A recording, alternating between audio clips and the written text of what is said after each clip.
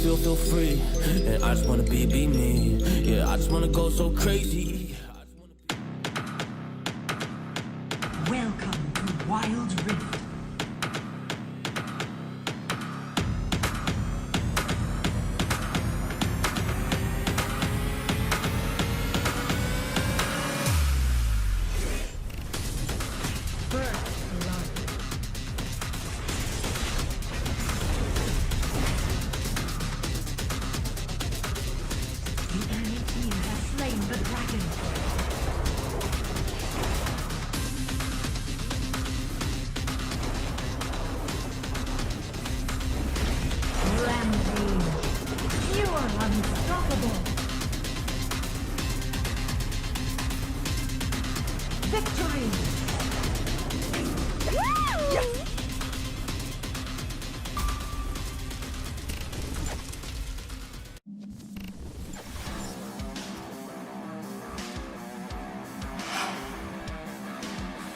Hey, I'm Noisy Boy, also known as J. Tonight in 5, 4, 3, 2, 1, go game! Actually, sebenarnya saya minat dalam bidang e-sport sejak zaman CSGO. Korang mesti pernah dengar zaman CSGO kan? Yes, time tu kita orang main dengan kawan-kawan. So, much later, Mobile Legends pula yang keluar. Mobile Legends was way more fun. It's a short game, interesting, it's best played with friends. And it's a mobile game. Siapa tak nak main? Main je lah. Yes, so kita orang main Mobile Legends. We played in tournaments. Yes, we win some, we lose some. But that's the nature of the game. Who just wants to win? You need to lose to learn some. So after that, I thought to myself, how can I enhance my career in esports industry? So that's where I found an opening as a producer in EGG Network. Yes, EGG Network is a gaming channel in Astro. And that's where I started working to grow my career. And I was way more happier after joining EGG Network because I was the producer for this MPL MYSG first season. We initiated the season with Munton and I was very happy to work on a game that I love playing myself. So, as you can see, when you love gaming, there's an opportunity for you to grow. There's a place for you to build yourself up, not just in a gaming career, but as a sideline as well. So, that's where I stopped EGG and I started working in IRL. Currently, I am in IRL. IRL is a gaming company that brings out more out of me. Yes, we do organize more tournaments. I am the TriCaster producer here. I'm the head of the TriCaster producer as a matter of fact. And I can't wait to see you join our tournaments, not just in Mobile Legends but in other games as well. We'll be coming out with more games for you to play, more exciting tournaments with exciting prize pools. Drop by to say hello if you all are joining us, you know. Can't wait.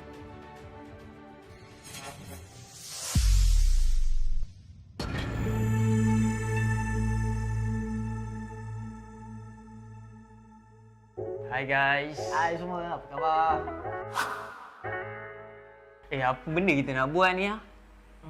Aku pun tertanya. Producer, apa kita nak buat hari ni?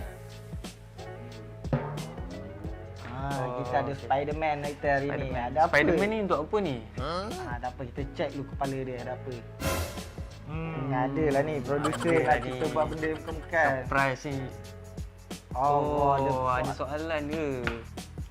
Soalan yang producer kita minta kita jawab hari ni adalah bagaimana anda bermula menceburi bidang e-sport? Peace, macam mana kau bermula dengan bidang e-sport ni? Bidang e-sport ni secara tak langsung lah aku masuk dalam bidang e-sport ni. Masa tu aku still kerja as a sales assistant dekat Orange Sport.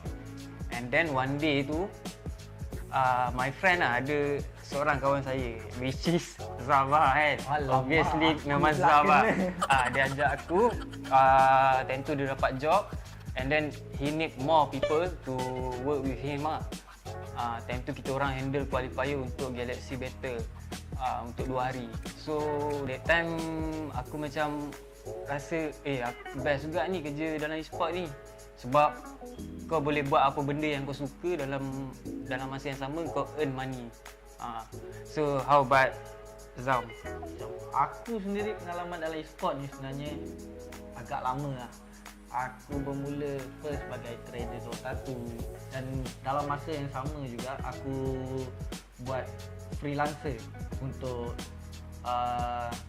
company-company seperti TGC, Orange Sport, Genesis, dan setelah beberapa tahun aku berkecimpung dalam bidang ni, aku rasa macam aku boleh buat lebih lagi daripada tu. Dan kemudian tu aku dapat tawaran daripada seorang kawan untuk menjadi Fire Dragon FIFA Division as a manager.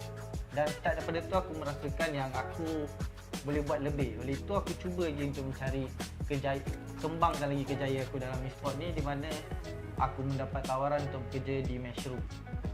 Dan daripada situ aku dapat belajar macam mana nak uruskan tournament, macam mana nak anjurkan tournament, macam mana nak handle player-player di Malaysia ni. Dan pada masa yang sama juga, setelah bekerja di situ beberapa tahun, mengambil pengalaman, dan aku mendapat tawaran untuk bekerja di IRL Asia, di mana aku berada sekarang. IRL Asia ni dia bukan sekadar e-sport channel. IRL Asia lebih pada multi-talent channel, mana ada music, talent, ada pengurusan e-sport, ada penganjuran tournament yang di mana hari-hari ada. Daripada situ aku dapat belajar lagi banyak benda.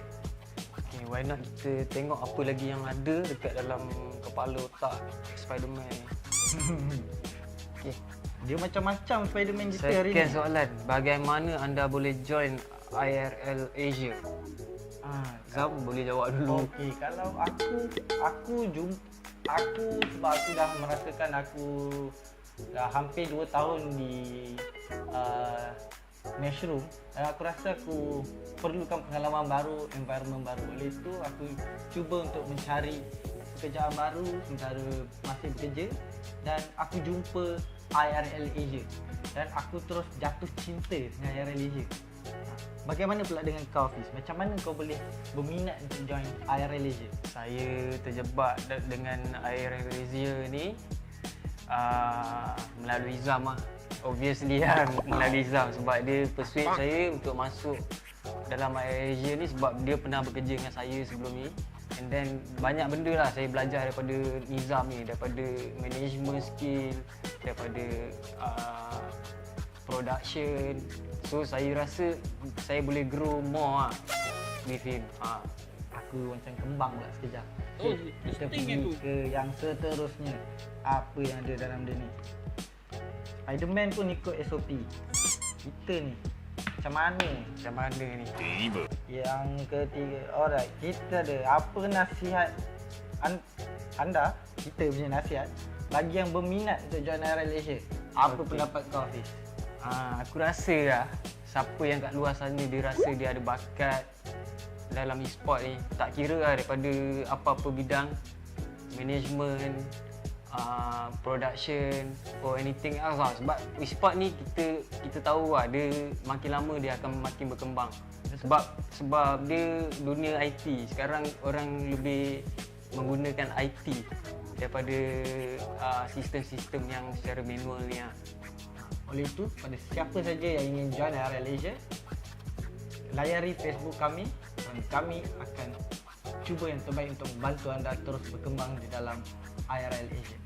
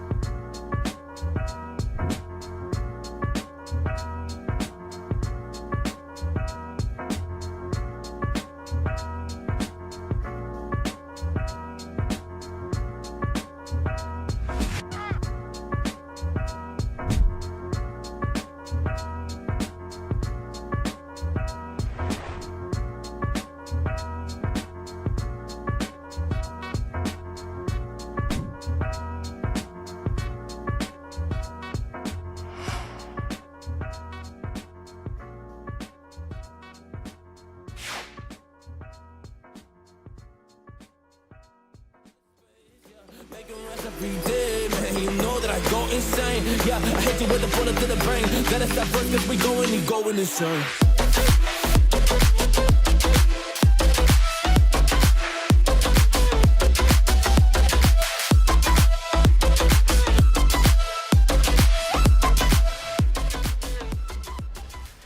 Welcome to Walrus Summoners Odyssey. My name is Ship. And I'm downright fierce. And of course, this tournament is organized by IRL Asia, and we have our partners HOMIEE, Scope Solutions, and Fan Education.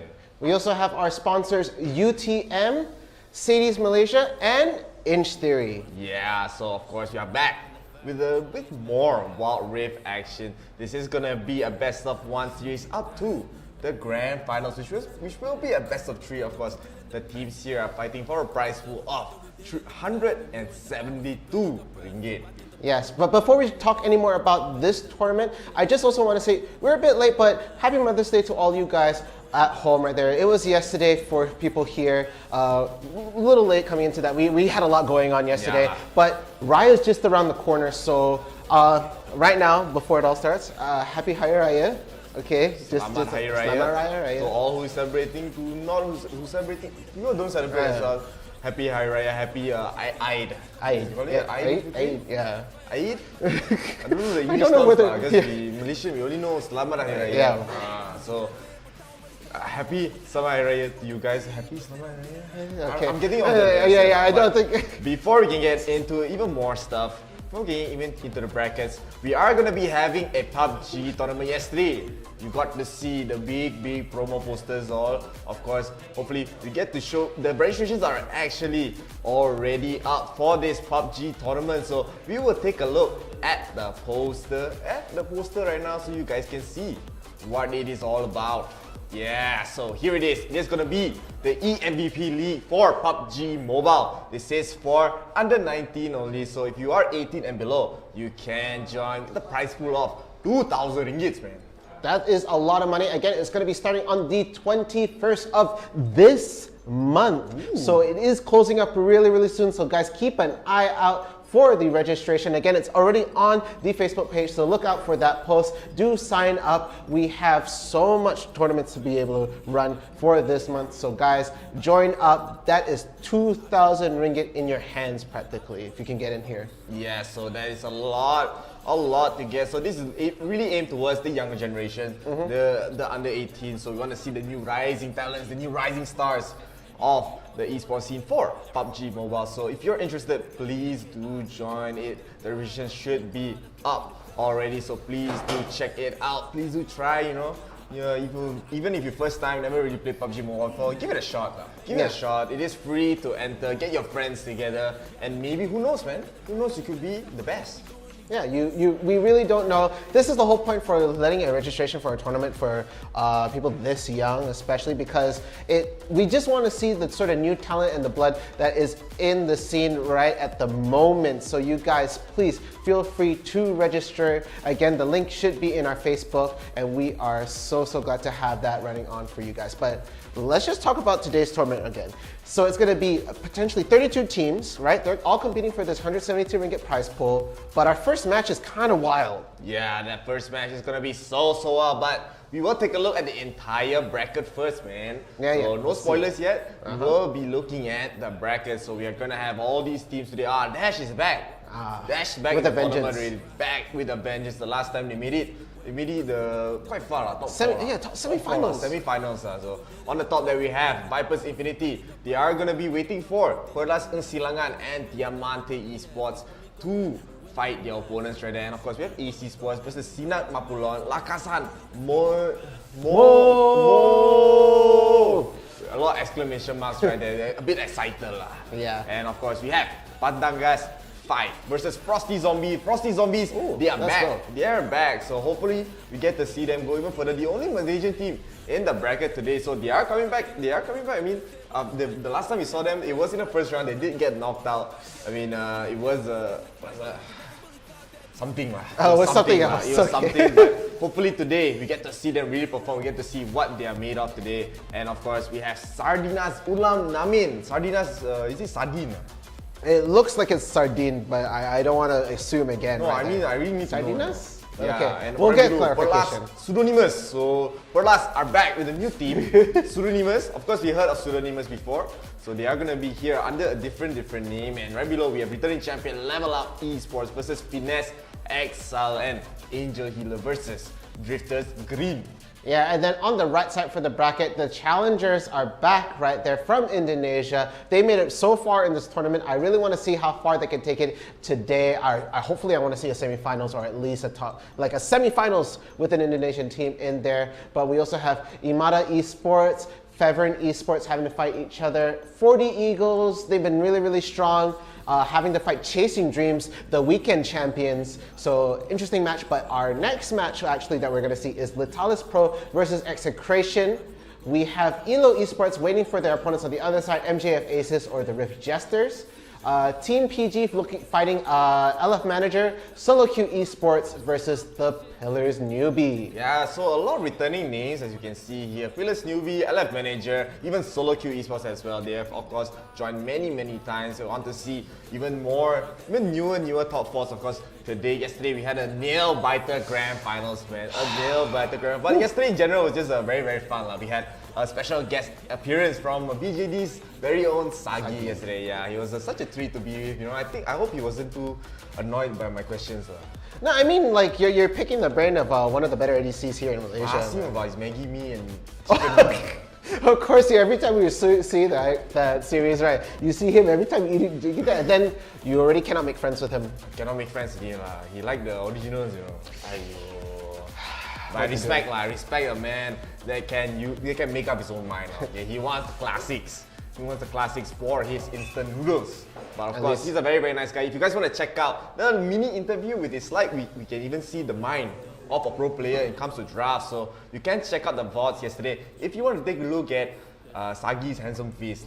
Yeah. Very handsome, that guy. I think we have all the VODs for our tournaments. They're also available on YouTube, and we do also stream on Twitch. So guys, if you don't enjoy the Facebook stream for whatever reason, or Facebook, whatever, we have all sorts of platforms that you guys can watch. So keep an eye out for IRL Asia on Twitch and YouTube. But guys, we also have a TikTok. Yeah, so please do follow our TikTok as well. We have new content coming up very soon. Of course, the most recent content is our milestone video for 3,000 followers on Facebook. So thank you guys all so much, but we are still not there yet. We want to get to 10,000 likes and follows. So please do like and follow the page on IRL Asia's Facebook. We want to give you more games, more content, and more tournaments. See, we already say more tournaments. We're going to give you a PUBG tournament already. So please do continue to support us. Of course, you can get a supporter badge as well to really ferment yourself as the real supporter. Ferment yourself? What's the term? Cement. Cement yourself. Yeah. Ferment yourself is different. Ferment? It also applies, but in a different way.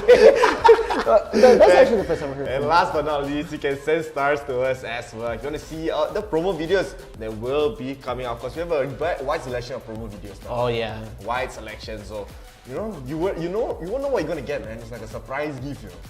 And already in the chat right there, Viper's family, shout out IRL Asia. Yeah, so shout out to Viper's family, of course. I do believe they are playing this tournament. They are Viper's Infinity. Oh yeah. He's playing the tournament today. So good luck to you. And thank you so much, man. Thank you so much for all the support. Thank you guys all for joining as well. And while waiting into the game, I mean, still yesterday.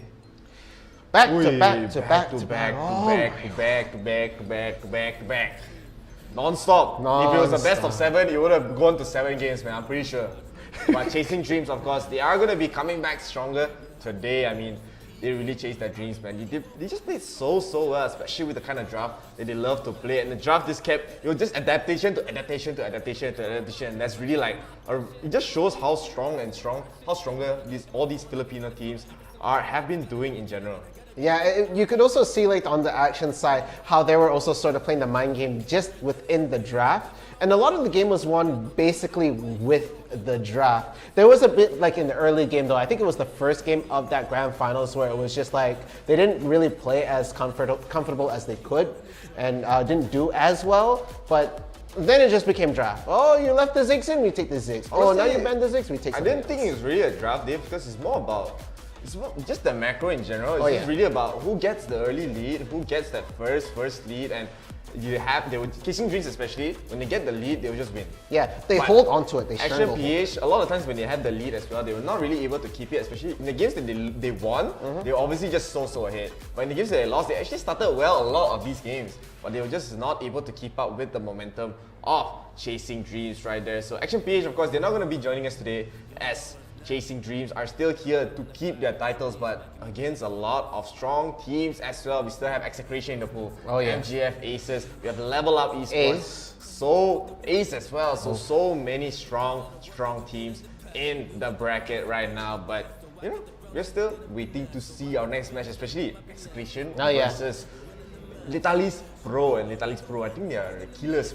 Yeah, they've been up to the semifinals, I believe. I feel like they've also made it to grand finals before, but they haven't quite sealed the deal and got the game under their belt right there. So they're not a champion, but Execration, 4-time winners. You know, if we count the other times where they were like, that is 5-time winners. Actually. Yeah, five-time winners. 5-time winners, and there's no other team that's done it 5 times. There was one other team that made it 4 times in a row, but haven't seen them since. And you know, Sir Divides right here. I think a lot of them are actually in Argent, but that's a whole nother topic. No, not all of them. Just one of them. It's Hide. Oh, just Hide. Yes, Hide. But we will be getting into the bands of the first game. Of course, it is going to be a best of 1 here, so you got to go all out, especially in this first round. You don't want to get knocked out too early. Litalis Pro, they will be having the first ban.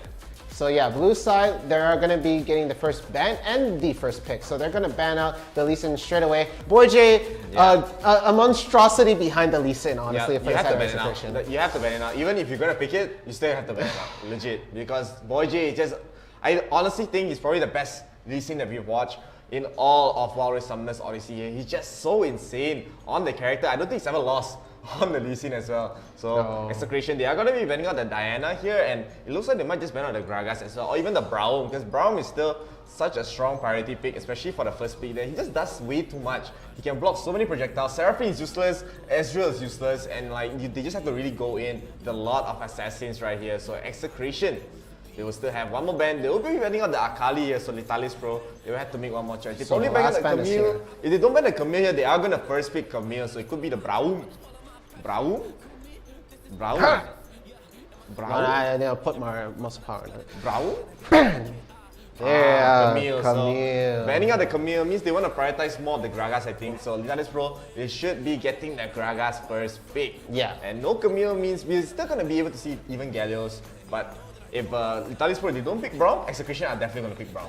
But let's also remember there's also like 𝐿𝐴𝐿𝐴 in the pool. They're going to first pick Braum is still a very possible thing. But leaving the combo on the other side, you're going to have 𝐿𝐴𝐿𝐴. Then they might play a Vi with the 𝐿𝐴𝐴 or even a Jarvan with the 𝐿𝐴𝐴, and that could be a really good combo coming in from that side. But let's see what the first pick coming in from Litalis Pro is. In the pool, I think Remis might just pick the first pick 𝐶𝐬𝐴 here. First pick 𝐶𝐬𝐴 actually could be very strong. But I mean, if you first pick 𝐶𝐬𝐴, you're going to give up Gragas. If you first pick Braum, you're going to give up Gragas and 𝐶𝐬𝐴. So there's a lot of stuff to really think about. And Litalis Pro, my first prediction, I made a lot of prediction already. They are going to first pick the Gragas here. And Execration, I mean, they don't really have to pick the Danish champion yet. The Danish is quite flexible with the champion. So they could even go Orianna, they could go Ahri. We've seen him, I think, play Aurelion Sol as well. So yeah, they want to prioritize 𝐸𝐸n on the 𝐿𝐴𝐴. So 𝐿𝐴𝐴 is just way too strong to give up, especially in the early phases. And yes, you're going to get the Braum. So Execration, they're still leaving the other lanes, the jungle and the top, a little bit open to see what Litalis Pro might pick.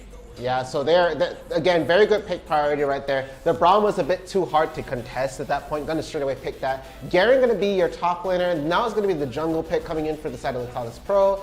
Now we know that Camille is out of the picture, Lee Sin's out of the picture, so that leaves like Wukong, Vi, you got Graves technically can also be in there. We're not going to see Rengar and Kha'Zix, by the way. That's still a little bit too early to see them in the professional rotation right at this moment. So we're not going to see them until like maybe next week. Yeah, I mean, Rengar and Kha'Zix will, as Sagi mentioned it yesterday to me, it's like they're really strong assassins. They can just go in and kill the backline. Because right now there's no real way, besides Akali or even Katarina, to go into the backline. And Didani will be getting his.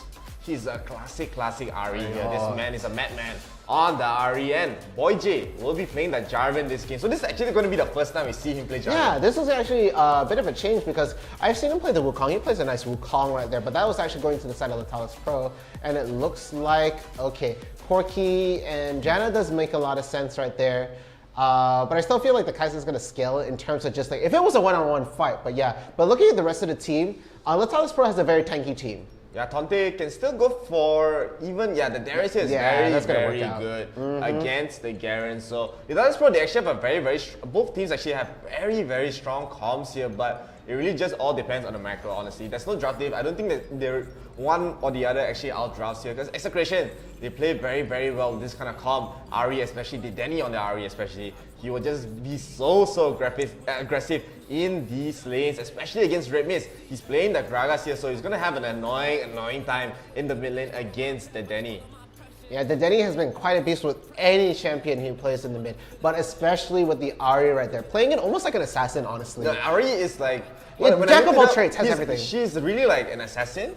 She's a burst mage. She does have a lot of CC and she has a lot of escape as well. So she's just basically like an assassin in this game. If you do, you have to be really in a really good position because like you think assassins, alright, Akali, Evelyn, Katarina go in and out. But Ahri, you have to really play it well as well because if your ultimate only has 3 charges. And if you lose all those charges, you're just gonna get taken down. Like you miss that charm, it's over. Yeah, if you miss a charm, it literally can stop you from engaging entirely right there. But that's what the rest of the team is gonna be in there for as well. She's not gonna just play the front line. She might just go for a poke at the back right there. She's not gonna really start the fight unless she lands a beautiful charm on a high priority target. But never mind, we're gonna go straight into the first game of the first round of Summoner's Odyssey today. Take it away right here. Yeah, go. Take away, bungkus this match. We so have now, to go home. Latalis Pro will be on the blue team here. We might see Sere actually go for the classic Brian play where he just walks into the brush and go harass the Denny. It looks like he was thinking about it, but he would just prop down or what. Nothing really unusual there. So both teams are actually just playing a very standard lane. No invades. They're just gonna farm out for probably the first 2 minutes here. But I do think 𝐿𝐴, especially, he is gonna be a little bit more aggressive on his side because he's just that kind of jungler. He'll just go level 3, he'll try to find as many opportunities that he can to help his lanes. Yeah, and I feel like both junglers on either side right now in this game are going to have really good chances to initiate. So we're definitely going to see something at level 5 for both of them.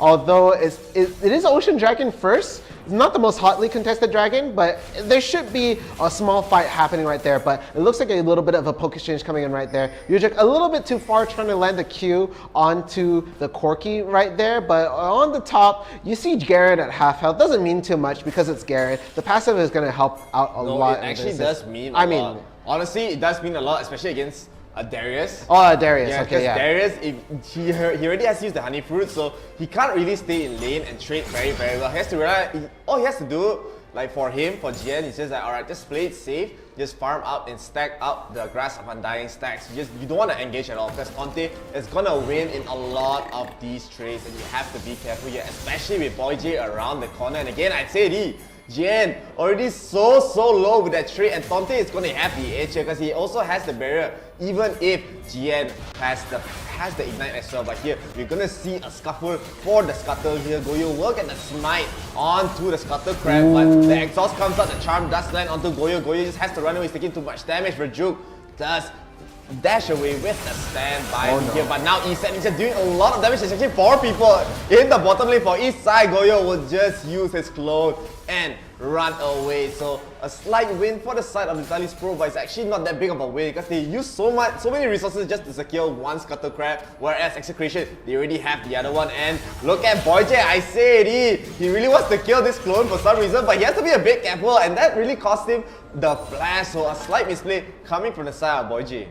Yeah, again, this is the first time we've seen 𝐿𝐴 with the Jarvan right there. He could have actually gotten something, but a little bit too confident, a little just stepping over on that side for the jungle. He is going to have to recuperate a little bit. I think he's going to be able to just use the smite to get a lot of health back. And it's just not a lot of early game aggression besides those two exchanges right there. We're probably going to see something at top though, because that's where a lot of the game is going to be. Those are your tanks at the top line right over there. 𝐿𝐼𝐻 is quite low though. 𝐿𝐼𝐻 already taking 5 stacks. The dunk does land, but 𝐷𝐄𝐈 will be able to escape with the barrier. So 𝐿𝐼𝐻 a little bit close. Both actually use their ultimates right there. So 𝐿𝐼𝐻 is actually trying to hold its own in this lane. His honey fruit has just spawned, so he is gonna heal back up. And 𝐷𝐄𝐈, he still has the ultimate though. He hasn't actually used it. I thought he used it for that last fight. So now 𝐿𝐼𝐻 definitely has to be a bit careful, knowing that 𝐷𝐄𝐈 still has the flash, still has everything, and 𝐵oy𝐲 might actually just go for a gang onto the top side. Look at Garen. Garen is stuck in the pit. It will almost get taken down. 𝐿𝐼𝐻 with the 5 stacks, but 𝐷𝐄𝐈 will get taken down here. It will it be? No, it will not even be a trade. So a misplay coming from the side of 𝐷𝐈𝐻, thinking that the 5 stacks will land, but 𝐿𝐻 actually gets killed. Wait, what?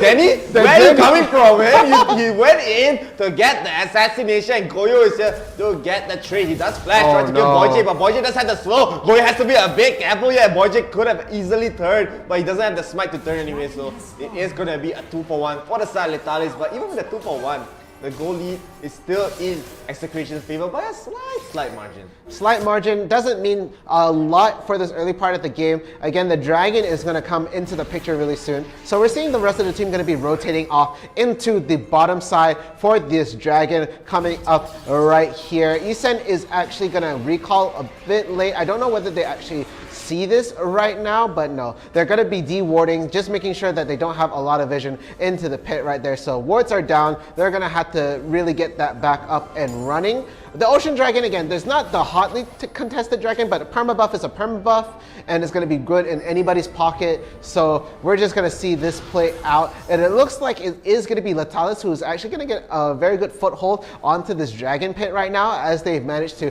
really scuff out the vision coming in from the other side of the team. But I haven't seen the rest of Execration actually mobilize and go on this. They might look for a pick in the mid lane and shove that before they go for the dragon pit. So 𝐵oy𝐲 is looking at LP right now. Red Mine could be really in danger right here. Garen is going to just walk in. They're setting up the death brush. At any point, it could turn around right there. But there's the initiation coming from 𝐵oy𝐲. Solo on health, and there's the pick off. They do manage to take out the mid laner. There is no Gragas right now. It is a 4v5, but it looks like the rest of the team for Letalis is near the dragon pit. But 𝐵oy𝐲 is going to get the head start on the Ocean Dragon right now, as it is going to be 4 people on that side. The Garen only going to be opposition right here, and I don't think they're going to be able to jump in on time. Half health on the dragon. Garen coming in. The tornado does land, but the smite goes down. No, it's not a smite. Garen just cues it right there. This is going to take away the dragon right there, and that was a great exchange coming in from that side. But Letalis is still up the kill lead, but the gold is pretty much even. Yeah, I mean, that was a nice... 𝐿𝐻 actually got the kill with the Master Justice right there. That was actually such a close call for their side. But this is not the end of the world, of course. It's just an Ocean Dragon. Not the biggest deal. After all, in Execration, they're not going to be that happy, especially losing these fights by a very close margin right there. But as you said, the kill lead is still in Letalis' favor, but I mean, the kill lead usually doesn't matter at this point. Look at Execration, their macro in general, even if they're down in kills, even if they're down in a lot of stuff, for some reason they're gonna get the goal, I don't know from where, and Reju is gonna get engaged on by 𝐿𝐻, but 𝐿𝐻 is just harassing. He actually rushed the Thornmail first this entire game, so usually you will see a Garen go for the Sunfire Aegis, but he is gonna rush the Thornmail because he knows it's 80 damage, but 𝐵oy𝐲 is gonna go in. He will get a Cataclysm onto 𝐿𝐻 though. He said, goes in with the ultimate. The barrier and the heals will save 𝐿𝐻, but 𝐿𝐻 will get stabbed by 𝐵oy𝐲 right there. They will already take 2 in the back. They actually killed 𝐷𝐻 before that fight even happened. So Letalis, they are still winning in the kill lead, but I don't know how this goal, it's still very even, but I don't think it's going to be even for that long, since even in the bottom side, Pergany will be getting the bottom turret right there, where his team is just getting the referral pretty much uncontested against Execration. They are not going to risk anything. Yeah, so that is going to be 2 objectives in their pocket right there. They're going to get their first tower goal. That goal lead is going to jump. It is right now at 1k, roughly 1.5k, and that's a decent amount at this part of the game. Again, it's going to switch around. It's not going to mean too much when we hit late game, but at this point, it is going to be a crucial amount. It's not to say that 𝐒𝐿 is out of it entirely. They could get another good engage and jump somebody right now and get shut down gold, but it's really hard to say. 𝐠ien is actually doing so well in the top lane right there. Some really good fights coming on the side. Very good calls, and he's been able to seal the deal on a lot of the kills, especially with his ult on the Dene earlier on before they started the Rift Herald. So a really good footing right here, but it's been a struggle for Gragas in mid. I feel like he hasn't really had the time to shine. Yeah, so 𝐒𝐿 in general, I mean, they are going to be in the back foot as you said, but I mean, they are still being so aggressive here, and it just doesn't look like they think they're losing, as they are just trying to siege in the top tower right here. 𝐠ien will be getting the engage on Dene. He is in the flank though. 𝐤𝐸 is taking a lot of damage. He still has the 𝐠ien. The redemption does come out to try to hit him back, but now 𝐠ien will get the execute onto Brown. He will flash away. Looks like Redmage is here. He really wants to get the kill onto 𝐿𝐴𝐻. 𝐿𝐴𝐻 is taking a lot of damage right there. Now 𝐤𝐸's GA will finally get used. 𝐿𝐴𝐻 has to use the flash. He does not have the GA anymore. And now Letalis Pro, they're gonna trade the turret right back towards the top side with that Rift Herald there. And I mean, Tante, he can come in, but I don't think he's gonna get anything much. Then he's trying to run away. 𝐠ien really wants that kill, but the charm will come up. 𝐿𝐴𝐻 is so low, 1 HP to get taken down right there. So a close call, but now Letalis, they will be in the turret lead, in the gold lead, and in the dragon lead. So they have a lot of stuff in their pocket. Letalis looking very good in this game, but 2k gold lead. Again, 𝐒𝐿 plays his macros so well. So they lost the dragon, they lost 2 towers, but they got 1 in their pocket right now, and they're really focusing a lot on the gold. So they're still very much in this game. On the back foot, sure, but their engages have been kind of messy as of late, and 𝐠ien has been just in the way for a lot of the time. So and he knows this. 𝐠ien knows that he's doing so well, that he's such an obstacle, that he's a wall, that he's constantly standing in the way of the other team. And I think that's exactly where he wants to be, especially as a Garen.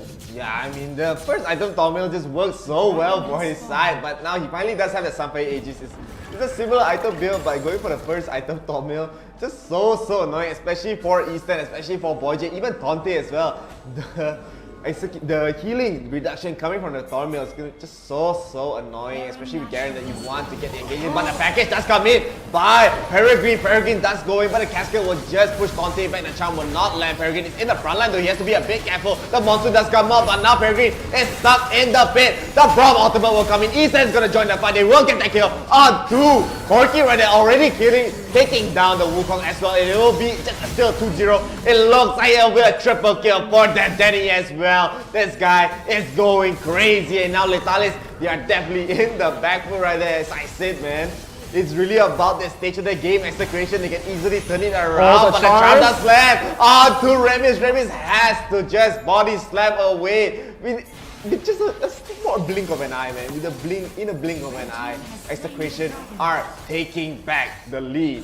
Yeah, that was one of their cleaner engages so far in that game. Again, they got a little bit jumped on, but they collapsed really on the proper targets right there. So they were able to finish them off. And 𝐿𝐴𝐻, I feel like he's already finishing up a lot of his core items right now. So it's such a huge factor when it comes to damage, right? They're going to be able to really melt the backline. It's going to be a lot of trouble for the Wukong, for 𝐤𝐸, to really go in, especially on 𝐿𝐴𝐻 when he does have the first sight and vision on top of him, and he's not going to get jumped on straight away. 𝐿𝐴𝐻 is going to, as long as 𝐿𝐴𝐻's alive and getting some free fire in the back, it's going to be looking really bad. So it's going to be in the target for 𝐤𝐸 and 𝐠ien to really shut down 𝐿𝐴𝐻 before the fight starts or while the fight is going on, just to make sure that 𝐴𝐻 can't get anything going on. Because if he does, it's going to be very tough for Letalis to really do anything about it. I mean, Dene in general, he's really just starting the fights every single time. Once the charm lands, the fight has started. And Letalis, they just have to try to re-engage here. 𝐠ien is all alone on the bottom side.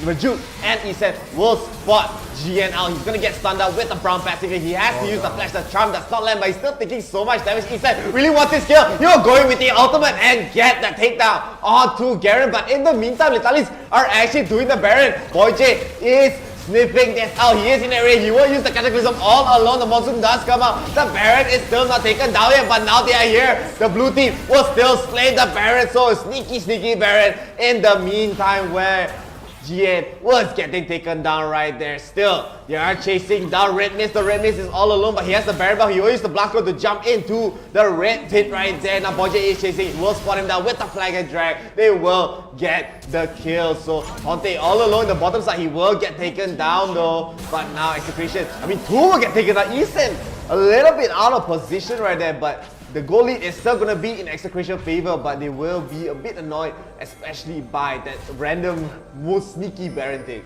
Yeah, again, I feel like that's one of the first few plays that we actually see someone taking or actually keeping up with the pace that execution sets up, but no, it's going to be a quick engage. Coming in the mid right there, it looks like Braum is so low on health. The jumping coming in from 𝐸𝐸, the package coming down as fast as possible to 𝑑𝐐𝐸, and 𝐸𝐸 so low on health. 𝐻𝐲𝐬 now standing in the front line. It was going to look like a pick-off right there, but no, they're going to be able to get the mid tower right now, and it's going to be the second mid tower that is just going to be defended by 𝐻𝐲𝐬 alone, and he's not going to have enough health or time, and the Cataclysm goes down really late, but no, the package is still left right there, so he's going to be able to pull that off. The Apprehend does not land, and the rest of the team is forced to disengage right there. So that is one tower with one Baron buff, and it looks like Execration is going in for a bit more. Yeah, Execration, they don't want to give it the lead that they worked so hard to get, so they are going to continue to push there where the Baron buff is going to be expiring quite soon here, and Letalis, I mean, they're still in this game though. The next dragon will be spawning very, very soon. It will be the Inferno Dragon. It's going to be quite a strong dragon to take. But Execration, I do think they want to prioritize getting the turrets, getting the bigger objectives here as they need a lot of map pressure. They are even in turrets, though 𝐻𝐲𝐬 will be spotting out by Seri here. Seri will just be a nuisance, especially on the Janna, because 𝐻𝐲𝐬 knows that he can't just go in. There's a lot of peel coming from the side of Letalis, because going to be damaged from the 𝐸𝐸, from Peregrine, from GN as well, and Rejuke is in the front line, but they're just going to take their time as 𝐒𝐮 is not in the fight and Tonte is not in the fight as well. They're just farming up. They want to wait for the next power spike, and they're going to be setting up for this next dragon. Yeah, meanwhile at the bottom lane, there are super minions for the side of Execration, so that is going to be a lot of push. So they don't have to really worry about the wave priority when it comes to the bottom lane right there. They're going to have, that is going to be constantly on the back of their minds right now. So it looks like it's going to be Execration who is going to try to get the jump start and try to get some vision into the Infernal Dragon pit right now. So it looks like it is Execration starting off on the dragon right here, but the rest of the team is collapsing right now. Tonte making his way slowly into the river right here. 𝐸𝐸 is on the side right there, peeling off to the corner, and I don't think they're going to be able to contest that so clean. Meanwhile, 5-stack's going to be landing on GN right there, but it's going to be too much health for the Noxian Guillotine to be able to get the kill. So right here, it's just a big stalemate on the dragon, and I feel like they're going to just collapse in on this engage right here, since Tonte made so much ground for GN right there as the two Frightliners are fighting. But no, it could be a pickup from 𝐻𝐲𝐬. He's so low on health. Down goes the Aaron ult on top of 𝐻𝐲𝐬. So that is going to be one big pickoff. No jungler for that side. And with that, it looks like it is going to be Letalis Pro who are going to go straight for the Infernal Dragon, knowing that there is no jungler on the other side. Meanwhile, Tonte is going to be pushing onto the top lane solo. So they will lose that tower as long as they want that dragon. So there we go. It is going to be the mid tower down by 𝐒𝐮. Meanwhile, they're also going to take out the top tower, and now their focus is on the inhibitor. But yes, they do lose the trade for the Infernal Dragon, but that is taking too long for that side, as it is just two members for the side of Letalis Pro working on the Infernal Dragon, and it looks like they have their eyes set on the Baron. Yeah, I mean, still, Execration, as I already said, they just need to focus on the objectives here. This Infernal Dragon is a very, very strong dragon, but what really matters is probably gonna be the Elder Dragon. That it will be the Elder Mountain. That will really just change the game and shift the game's momentum really into whoever gets it here. He will get the charm onto GN. GN's all alone, but he's so tanky. He's just gonna go in. He does have the ultimate though. He can actually take down 𝐒𝐮. 𝐒𝐮 dies to the Tormil, but the dunk coming in from GN will get the double kill onto GN. It is gonna be a disaster for the side. Letalis 𝐻𝐲𝐬 once again gonna go for the steal, but it's a little bit too early. Rejuke will get hit by GN here. 𝐻𝐲𝐬 really wants to get his parents. Still, his GA will get taken down. The TP is coming in though by Tonte. Tonte might go in. The Cataclysm is out. They will take the Baron for the red side, but now Tonte is here. He wants to get the kill. He wants to really get the single down. Seri is all alone. The tornado does keep him away. So Execration, they were able to get the Baron, but it might be a disaster. Tonte will get the Apprehend onto GN as well. GN just has to run away. He is spinning to winning. He will get that 5 stacks down. The dunk will land, and they will get the kill. So it not just a kill, will be a shutdown. This game is so close, DRFierce. It is neck and neck right now. It is going to be, I believe, 2 people or 3 people left alive with the Baron buff right now. So there is going to be a potential for a split push right there. There is no bottom inhibitor tower for the side of Letalis Pro. So they're going to have to keep a constant eye out right there. And it looks like Gragas is going to be on the duty right there. Red Mist is going to be prioritizing that lane to push out right now. Meanwhile, looking at the mid lane, the Baron buff minion is going to be so much to handle. And it's going to be a push on the top as well. 𝐒𝐮 going to be leading the charge. But man, 𝐒𝐮 getting killed by Thornmail does not feel good. Nah, I mean, this is how strong Garen is, man. You can just walk around and just stand around there like a runway model, and just whoever hits him will die. That's just how strong Garen is. And GN needed a lot of pressure, a lot of people just to kill the one Garen there. But I think Tante right now is strong enough to slowly bruise out the Garen there, and that's land onto 𝐬𝐬 as well. They will be able to get his inner turret in the mid lane. 𝐬𝐬 will use his ultimate as well to get the knockup onto 𝐻omiee. 𝐻omiee doesn't have the GA though, so he has to be a bit careful here. He does not want to get taken down so early on before he gets to use his Cataclysm. But here, Execution, they are going to keep sieging the turret slowly but surely. They already got the bottom one. They're going to try to get the top one here. Garen is going to get chanced up and taking a lot of damage. The monster does come out as 𝐻omiee tries to go in for the flank. He has not used his Cataclysm yet. Then the Master Justice will land on Tante, but look at Tante. He's still alive. The Cataclysm is here. They will get the kill onto GN. The frontliner for Letalis is no more. But now they're able to get all the turrets in the game for the side of Execration. 𝐬𝐬 will get 5 stacked up by Tante. Tante will fall after he took that red mist here, but it might be the end for Letalis Bro's Execution. They still want to push, they still want to get the kill, but Letalis, they're still defending till the end of their lives right now. Peregrine will get taken down. He still has the GA though, but the Brawl Ultimate will not land onto 𝐬𝐬. 𝐬𝐬 will try to stop them from pushing. They will take down 𝐒𝐮. The Nexus is so low. 1 hit away. They will kill off 𝐻omiee, but it's not enough. Execration will make it to the round 2. My goodness, they were just fighting tooth and nail for that one. If they did lose that push, that could have been a big momentum shift in the change right there. But again, all the inhibitor towers gone. It was going to be really, really tough. But really, really well paid coming in right there from Execration. It looked like they were at the back foot for a lot of that game right there. But Letalis Pro was so solid in their macro as well. And they made really, really smart, crucial decisions. Something we usually see from top, really, really good teams. So good shout out, good plays coming in from both teams. Yeah, I mean, GN was just posing such a problem in this entire game up to the end when, I mean, 𝑑𝐷𝐷𝐼, he's the MVP. I mean, it couldn't really be anyone else, especially 𝑑𝐷𝐷𝐼, just so insane on the Ahri right here. I said it before and I'll say it again, ban 𝑑𝐷𝐷𝐼. Don't ban, just ban 𝑑𝐷𝐷𝐼 right here. And Tante, he was in the back foot of the first few of the games. I mean, he was just getting killed off by GN, by Peregrine, by Red Mist as well. And Tante, he was able to come back, man. This is why Garen, I mean, this is why DRFierce is just so strong against big boys like GN right there on the Garen. GN still played very, very well. He soaked up so much damage. You can see he soaked up 35,000 damage right there. But I mean, it was really the team's effort. And I think that last steal by 𝐻omiee on the Baron was really, really what Execration needed to get back into this game. Because if the Letalis Pro, they get the Baron, it might have been just over for the side of Execration. Yeah, they were going to be able to push all along that side, and there we have it. There was a bit of a dip up and down. I feel like the gold isn't a very good representative of exactly what happened right there. As we see on the XP, it was an up and down exchange right there. Letalis Pro, again, we've seen teams come from bigger deficits, right? From bigger shorthands and all this, going to be able to take the games back, but it was neck and neck and it was really close, and that's what we like to see from a lot of these teams when they're playing at their levels right there. So really good job coming in from Letalis Pro and Execration. But Execration looking like to be 6-time winners, huh? They're looking like they want to get the 6th time, but we'll be going into the replays of the last match. Let's take a look at this first fight over here. They will be fighting for the Scuttle Cry. I mean, Letalis Pro, they threw everything just to get this one Scuttle, to get the smite, but they won't be able to get any kills here. Both teams, they actually disengaged so well. 𝑑𝐷𝐷𝐼 still kiting, man. He really wants to kill onto 𝐬𝐬. 𝐬𝐬 is running for his life. 𝐒𝐮 even coming in. They all will just block out the Arcane. That will be hit. They wanted to hit it on 𝐬𝐬, but 𝐬𝐬 will just run away as he's I don't know how to make a joke with that name.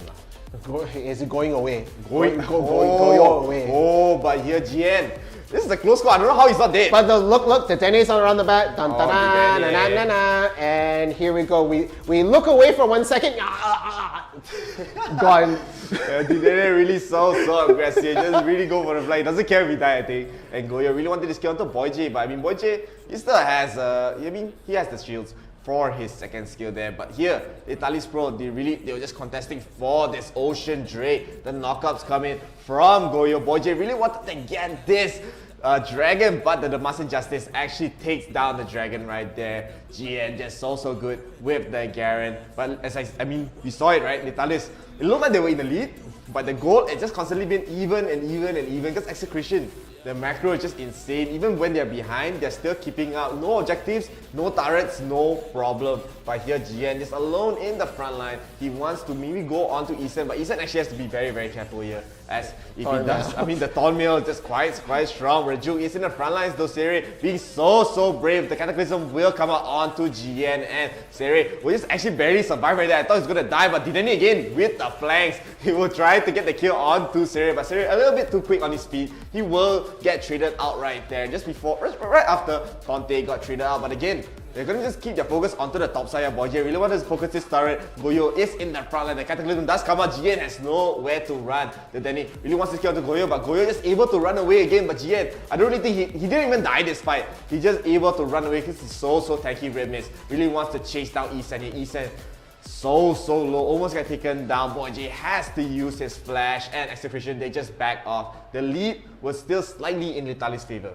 Yeah, again, they kept it so close, neck and neck, 6-4, but the kill lead didn't mean too much at this point. But 𝐸𝐺 tried to get the jump in. The Cataclysm does land on that side, but I think it was going to be a 𝐬𝐬𝐴 that was going to go down right there. And they get a 4-man knockup coming in for the side. 𝐸𝐬 doing so much work right there. But look at how well Execration focused down everybody right there. It's really splitting the damage, managed to take out 𝐺𝐸, and that is your two frontliners out of the picture right there. So it was going to be a lot of trouble. The Gragas, again, is also very tanky. Going to be able to help out a lot, but not going to be able to really provide a lot for this tower right there. So that was Execration's fight in general, and they finally get the kill lead in that game. Yeah, and 𝐺𝐸 here again getting focused down by everyone from Execration. I really thought he was going to survive right there, but I mean, 𝐒𝐮, he is a brave player. He will just run in with the ultimate. 𝐺𝐸 just throwing out the ultimate as like, okay lah, you try to kill me, I'll do some damage here. But during this entire time, Litalis was sneaking the Baron. The only one that was spotting it out is 𝐸𝐺. They weren't able to get a bottom turret, but 𝐸𝐺 really wanted to go for this. Still, this Baron is so low, but the smite does come out by 𝐸𝐬 to get the Baron right there. And Litalis,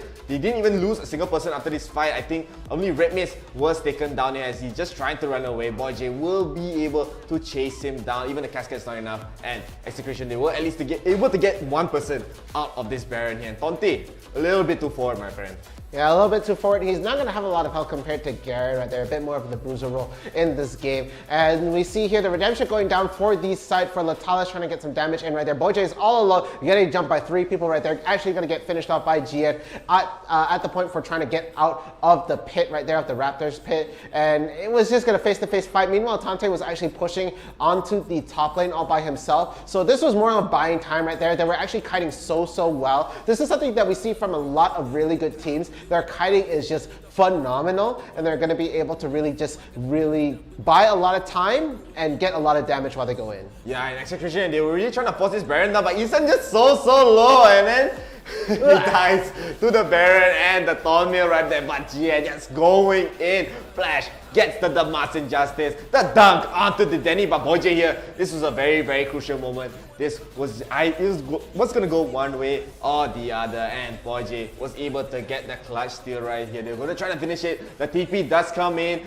Tante is gonna be here. The Baron so low. Boom! The smite will take down the Baron. And 𝐸𝐺, okay, bye-bye. As Tante really wants to clean up, but I don't think he's going to be able to get a kill here because, I mean, Italy's actually damn good at disengaging. Yeah, they're very good at just pushing the fight away and just getting their key members out in safety. And right here, and we see Tante actually working with Ryuju, gonna be able to get the 5 stacks onto 𝐺𝐸 right there, and bam, Noxian Guillotine will finish off that Garen right there. So 𝐺𝐸 getting out of the picture really early on. This is the last struggle for the base right here, pushing on all fronts. 𝐸𝐺 trying to get the fight in, but again, we haven't seen him use the Cataclysm just yet, so he's just waiting for the perfect moment in time to get get it right there, and Denny's really low, and bam, finally the Cataclysm goes down. The rest of the team collapses in right there. They do lose 𝐿𝐴𝐺 at that point, but no, they bought enough time for the top tower to go down. Both towers down, no inhibitor towers left for the side right here for the Latalis Pro, and with that, the minions were ready and really free to go in, and it was a collapse at that point. So very good focus fire coming in from 𝐿𝐴𝐺,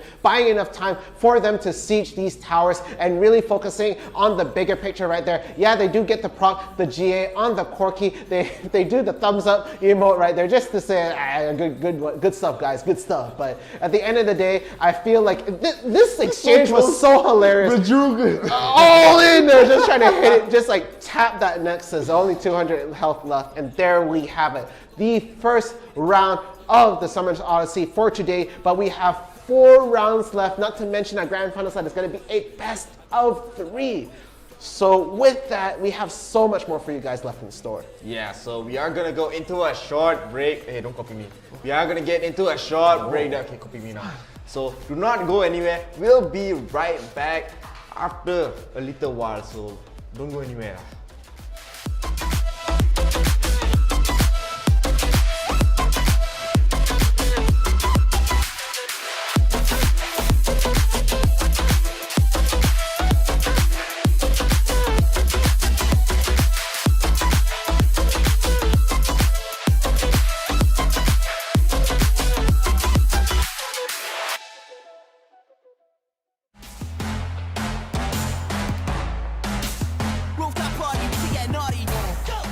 Ladies and gentlemen, welcome to IRL ASIA's YouTube channel. I'm 𝐸𝐸𝐸𝐸𝐸, and today we'll be taking a look at Summoners Odyssey's plays for the week.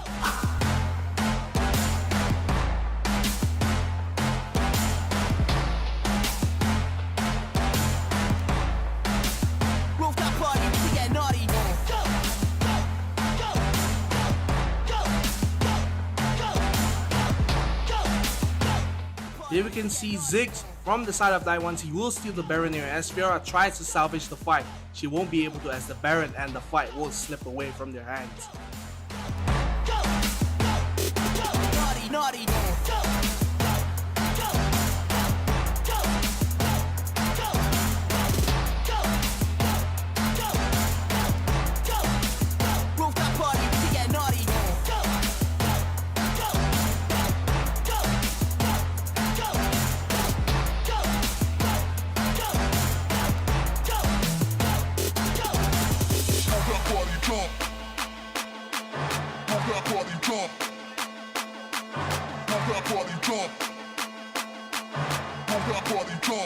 That was some fantastic plays this week for Summoners Odyssey. Remember to subscribe and like our YouTube and Facebook page for IRL Asia. This is 𝐸𝐸𝐸𝐸𝐸 signing out, and I'll see you in the next video. Make it clip.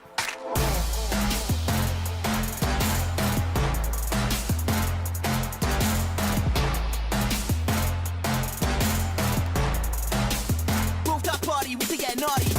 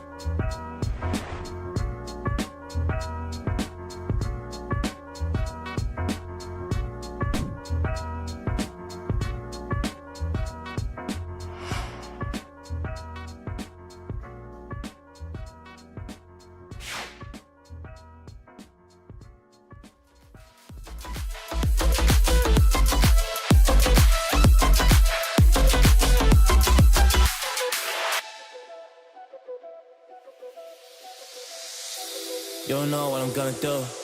You don't know what is next. And I'm loving the fact, truly it's making me blessed. Cause I work on my team, no snakes in the grass. What's up, guys? Welcome back to Summoner's Odyssey. I'm downright fierce. I'm Chef. And we are back. Now, before we go any further, I just want to thank everybody responsible for this tournament. So this tournament is organized by IRL Asia, partnered with HOMIEE, Scope Solutions, and Fan Education. And of course, we have our sponsors, UTM, Inch Theory, and CDs Malaysia.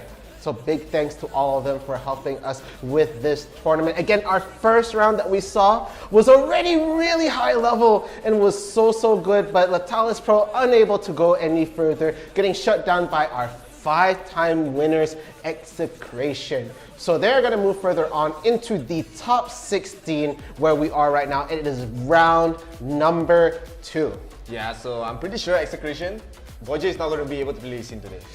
Yeah. He's not going to be able to play Lee Sin today, as a lot of teams, they just have to ban his Lee Sin out. But honestly, it's not just him.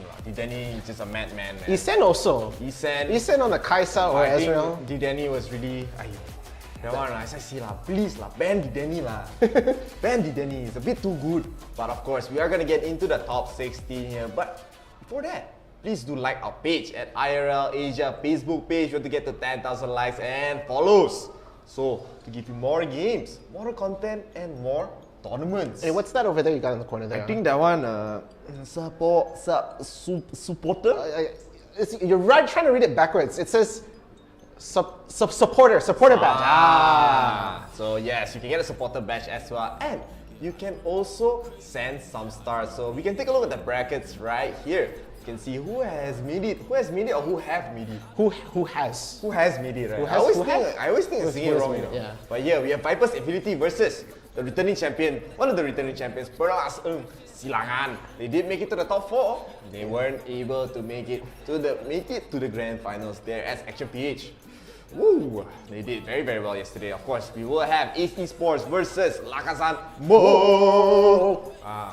Exclamation mark is how?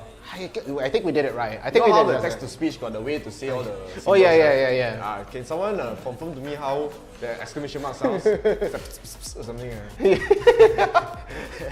But yeah, we have Batangas 5 versus Pearlas Suriname. So both of the Pearlas teams, they have made it to the top 16. We also have another returning champion. Man, this one no need introduction lah. Level Up Esports versus Angel Hila. Yeah, and then on the other side, the challenger from Indonesia right there. So they've made it past to the top 16 right now. Chasing Dreams having to fight 𝐋𝐿 next as well in the top 16. Very hot match right there. Again, Chasing Dreams was our winner for the weekend edition. 𝐋𝐿, the 5-time winners. Let's see how they fight. ELO Esports, the Law, having to fight MJF Aces as well. Very hot match. And Looking for Manager gonna have to fight Solo Q into the top 16 for the tournament. Yeah, so it's gonna be very exciting. Of course, we still have one Indonesian team still in the bracket here. The Malaysians, Frosty Zombies, they got taken out. Team PG, they got taken out. The Pillars Newey as well got taken out. So the challenger, you're the only one in this tournament to give some hope to Indonesians out there. So please do support your team, support your regions. This tournament is for every single country, all the countries. Southeast Asia. In Southeast Asia, Brunei, Malaysia, Singapore, Philippines, Thailand, Indonesia. We have players from Pakistan as well. We have players from Bangladesh as well. So as long as you're in the Southeast Asian server, you can join. But you know what we can join in? What? The bannings. Let's get into the ban for the second round of the tournament. It's going to be Looking for Manager on the blue side. Blue side. And of course, Solo Q Esport will be on the red side here. And I Love Manager, they will be banning out the Braum. No Braum. Braum gone from the pool. Braum is still such a strong champion. He's just so flexible. You rarely see supports get banned out, but Braum is just one of those that so obnoxious. It's so obnoxious to deal with. But Solo Q, they are gonna be banning out. They are gonna be banning out the Diana here. Yeah, so it is gonna be Diana. Well, I said it like the way you said. Diana is going to get banned, and it's going to be the 𝐒𝐿𝐼 ban as well coming in from Solo Q. And all that's left right now is the final ban coming in from Looking for Manager. You want to try to give it a shot, try to give your ban powers right here? You got the pointing power right there, but the flick got the champion wrong right there, but still going to be the Galio. So I do the flickings in Name Labs, you know. Flick shot. Flick shot, but here, Now, LF Manager, they have the first pick. They do leave Akali in the pool, they leave 𝐼𝐸 in the pool. I think they might want to prioritize the 𝐼𝐸 here, as 𝐼𝐸 is just so strong. I mean, she's just so flexible, she can do anything pretty much. She can split push, she can engage, she can gank, and but hey, don't lah. Calm down. Looking for manager. You're in Looking top for 16, manager. dude. It is it's probably gonna be the 𝐼𝐸 here. It's either 𝐼𝐸 or Gragas. 𝐼𝐸 or Gragas is the pick here yet. And Solo Q Esports, they still have 𝐼𝐸 should be picked up for sure. 𝐼𝐸 should be picked up, but they are gonna be picking 𝐿𝐴𝐼𝐸 and Darius so early on. No way lah. Pick the 𝐼𝐸, man. 𝐼𝐸 is open. You don't want to give 𝐼𝐸 and Gragas in the same pool? Maybe they're a bit more comfortable with the Darius and 𝐿𝐴𝐸, just want to make sure to cement it out, but that's still going to leave that pick coming in from looking for manager. Garen, okay. I understand will make more sense. Will make more sense because they don't want to see maybe Gragas go to the mid lane. They want to get the Garen. That's just so much tanky, so much frontline. Coming from the side of LF Manager, they will be going for the Lux Lee Sin though. So they might actually, they're not able to get the 𝐿𝐴𝐸 here, so I think they're going to go for the Kai'Sa or the Xayah for the AD carry, but Solo Q Esports picking the Orianna so quickly and hovering over the Leona here. This is spicy. Spicy. Okay, so they're trying to get their support on there. So many support champions left in the pool. Braum, again, not going to be taken out, but it's going to be the Janna. Very, very good pick coming in from the side for Solo Q. But looking for manager, 𝐼𝐸, not going to be really taking at that part. I think they really solidified who's going to be at the top, who's going to be at the mid. Okay, let's go. It's going to be a cat mid at this game. Again, there's a lot of trouble with the cat mid. Ooh, Miss Fortune. Let's go. Haven't seen Miss Fortune in a long while. So that is going to be your ADC for the game, coming in from the side of looking for manager right here. And on the other side is going to be the Wukong getting picked up for the last pick coming in from Solo Q. You know who's a strong Miss Fortune player? Pernell Jeshuran para Miss Baran. Oh. You can do the pentakills in the Aram. Serious. Yeah, bullet time all the Pentakill, time. man, this guy. But Miss Fortune, of course, you haven't seen her in a long time because a lot of the meta now is favoring a lot of mobility. A lot of just go in and out, poke style champions right there. But Miss Fortune, she has a lot of damage, though, a lot of AD damage at that. So, but I don't really know how they're gonna make it work because they don't really have that much CC. Besides, if the binding doesn't land, the body slam must hit like multiple people to have like a really nice combo. And then Gragas is sort of anti-synergy as well. Yeah, like, just pushing away. You want everybody in the bullet time, but maybe you might go for a different build right there. Might go for the lethality and might just try to work on getting the single shot Q and maybe working to just stack a lot of damage, maybe with a champion build and going for love tap. That is also very good. But Miss Fortune's mobility is basically strutting really fast. Yeah, she just moves faster. I'm running. Oh, I want to run faster. Second skill, I'm a little bit faster. But that's all you got right at that point. So not really in the meta, but still very viable. We're just gonna have to see exactly what goes on into this game. Again, this is round 2 of the match. As we are getting into it, on the left side, we will have. Hold on a second, right there. I need to recompose. Need to breathe. Looking for manager on the blue side and Solo Q on the red side. This is round number 2, a best of 1. Yeah, so before, I mean, there is going to be a slight engage. The bind will land onto Yanka, though Yanka has to he's actually trying to fight back. Now Gragas is taking a lot of damage and I bet it's like, wait, what? I thought we were getting the engage there, but I mean, since the game is going to be a very standard game, I will take some time to look at the new comments a bit. Let's see, we have a lot of new fans. We have Api Zoops, say, I am noisy boy. No, you're not. You're Api Zoops. And of course, we have Jerel says, this is the best kata right now. And I mean, Ibiza, you just have to show up right there. Of course, we have Kelly Xiao say, lead. Just lead. Just lead. I don't know why it's lead. I don't know why it's on fire. But of course, there's a lot of fans, a lot of the support for Execution the last game. But please do show your support for your teams today. Would you want LF Manager to win or would you want Solo Q Esports to win here? Please do make your choice. There will be a poll right below as well. Yeah, and I feel like in that bottom lane, it's going to be super annoying for the Ezreal and the Janna right there. If they're going to get rooted on, the follow-up damage is going to be really dumb. You're going to be able to get the slowdown, the third skill coming in from Miss Fortune, going to be able to stop you from moving in, and even a first shot Q might land with that misfortune is going to be really, really hard. But looking at the top lane right now, we did see Gragas take quite a bit of damage coming in early on in this game, but he's slightly down on the levels by just a little margin right there. Yeah, practically the same. You see the orb right there. But, looks like the Wukong actually just barely able to avoid danger. Orianna actually stepping in for a really, really long amount, but they get the delete on the Lux right there. The combined effort will get the pickup, and we see the flash having to be burned on the misfortune. So low on health, the barrier just gonna go down, but there it is. It is gonna be a 2-for-1 trade down in the bot lane right there, and it is 𝐒𝐿𝐿 who comes out on top, and Misfortune is looking very scared right now. The rings is gonna be on her, can't afford a hit from the Mystic shot. That was, I think this is quite bad for LMNG. Honestly, look at how aggressive Taco can play this game. For your Tito is gonna be a level down against this Ezreal here. This is so much priority. You don't want to get this Ezreal so far. Vito has to be so careful. That Mystic shot, if it landed, that would have been a kill, I think. So, I mean, this lane is going to be quite bad, especially for the bottom side. But even in the mid lane, Orianna is putting a lot of pressure onto Katarina right there. But Lee Sin is in the area. But look at 𝐸𝐵𝑖𝑧𝑎. He can't even farm because he knows Francis already has the shockwave. There's just so much farm for that one early engage right there. And 𝐒𝐿𝐿, if they're able to keep up this lead and shut the Katarina down, LMNG will not really have that many win conditions left. Yeah, and even looking at the top right now, it is an all-in assault coming in on the top lane. The ult coming in from Gragas just to buy some time. He has to clear this minion lane before they get the push in, and no, he's not going to be able to come in time, so he's running in the wrong direction. There is no escape for him right now. The Master Injustice is going to land, and the spin to win literally wins that kill. So another kill onto the side for 𝐒𝐿𝐿. They're up to 1 kill again. They managed to get a pick off much earlier, but there we have it. 2-3, and 𝐒𝐿𝐿, a negligible amount of gold in the lead, but it could turn around later on in the game, especially if this Katarina gets the game started up. But as we saw earlier, Orianna was on the aggressive trait right there and just going to be able to push her back. I mean, Orianna got ganked in the middle during that top fight right there, so there will be a kill for the side of 𝐸𝐵𝑖𝑧𝑎, I believe. And it is going to be still quite even so far. LMNG were able to come back, but this next dragon will be definitely for both teams to take. They really want to go for it. Maxwell's going to take a lot of damage from the True Shot Barrage though, but it will just be for poke. Just want to get Maxwell out of this game. But Maxwell does have the Honey Fruit, so he will be healed back up. Not the most, he's still down around 20% here, but now Lee Sin, 𝐶𝐻𝑖𝑚 wants to go in and get the skill. There will be a ward in the barrier, in the Dragon Pit.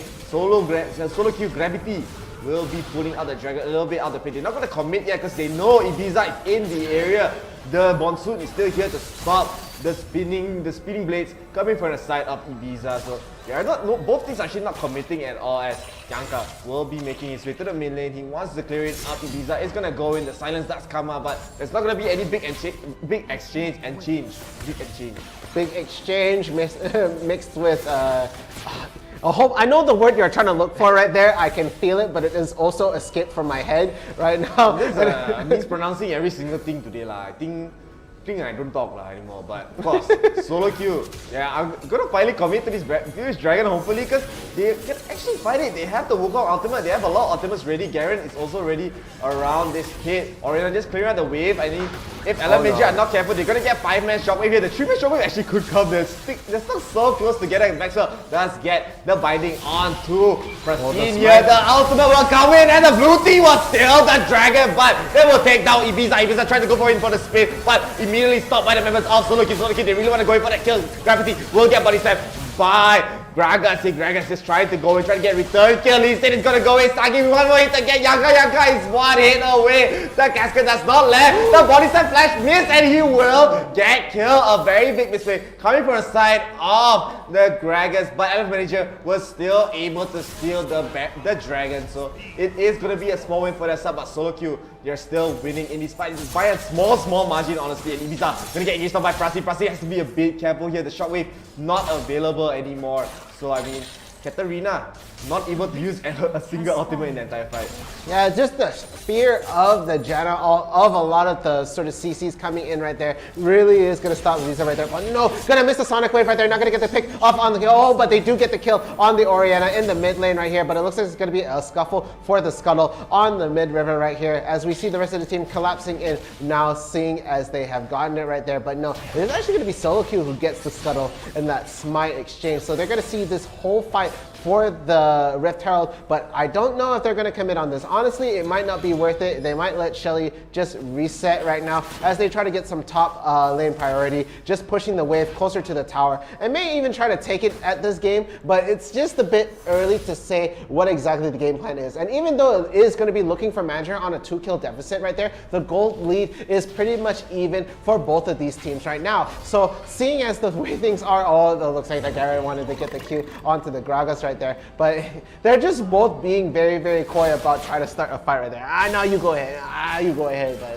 what? Nothing happens. Huh? The kill at the bottom. They didn't want to do anything. I mean, Garen's not going to get a kill to Gragas. No. No way lah. No it's way. Just a high buy. Next year only they can kill the Gragas. They can kill each other, but I mean, SoloQ. Now it's actually the best time for them to fight. They have the Woka ultimate, they have the Shockwave, they have all the abilities they need to start this fight here. Ibiza, as I said, even if he goes in and uses his ultimate, he's just going to immediately get shut down, going to get stopped right there, and he's not going to have a fun time. This is way too much CC for the side of SoloQ. This was a bit, I mean, this Katarina pick can be very flashy, but I really believe that she just needs so much of a lead. Ibiza will get chased down by Solo Gravity though. Solo in Gravity will be just starting up the Rift Herald here. The Rift Herald is definitely for the side of SoloQ to take. I love managing. They need to land so many things. They need to land the binding, they need to get a nice body slam from the Gragas. But Gragas has no flash, so he just has to walk in and try to get a body slam. And Lee might be in the area. He doesn't have a flash though, so SoloQ will get this Rift Herald pretty much uncontested. Mitako wants to get the kill onto Gragas. Gragas taking a lot of damage right there. So SoloQ able to get the Rift Herald, but not the biggest thing in the world. It's just a Rift Herald. You still have to find a way to use it as Gravity. Wanted to go for a gang, but will not get it.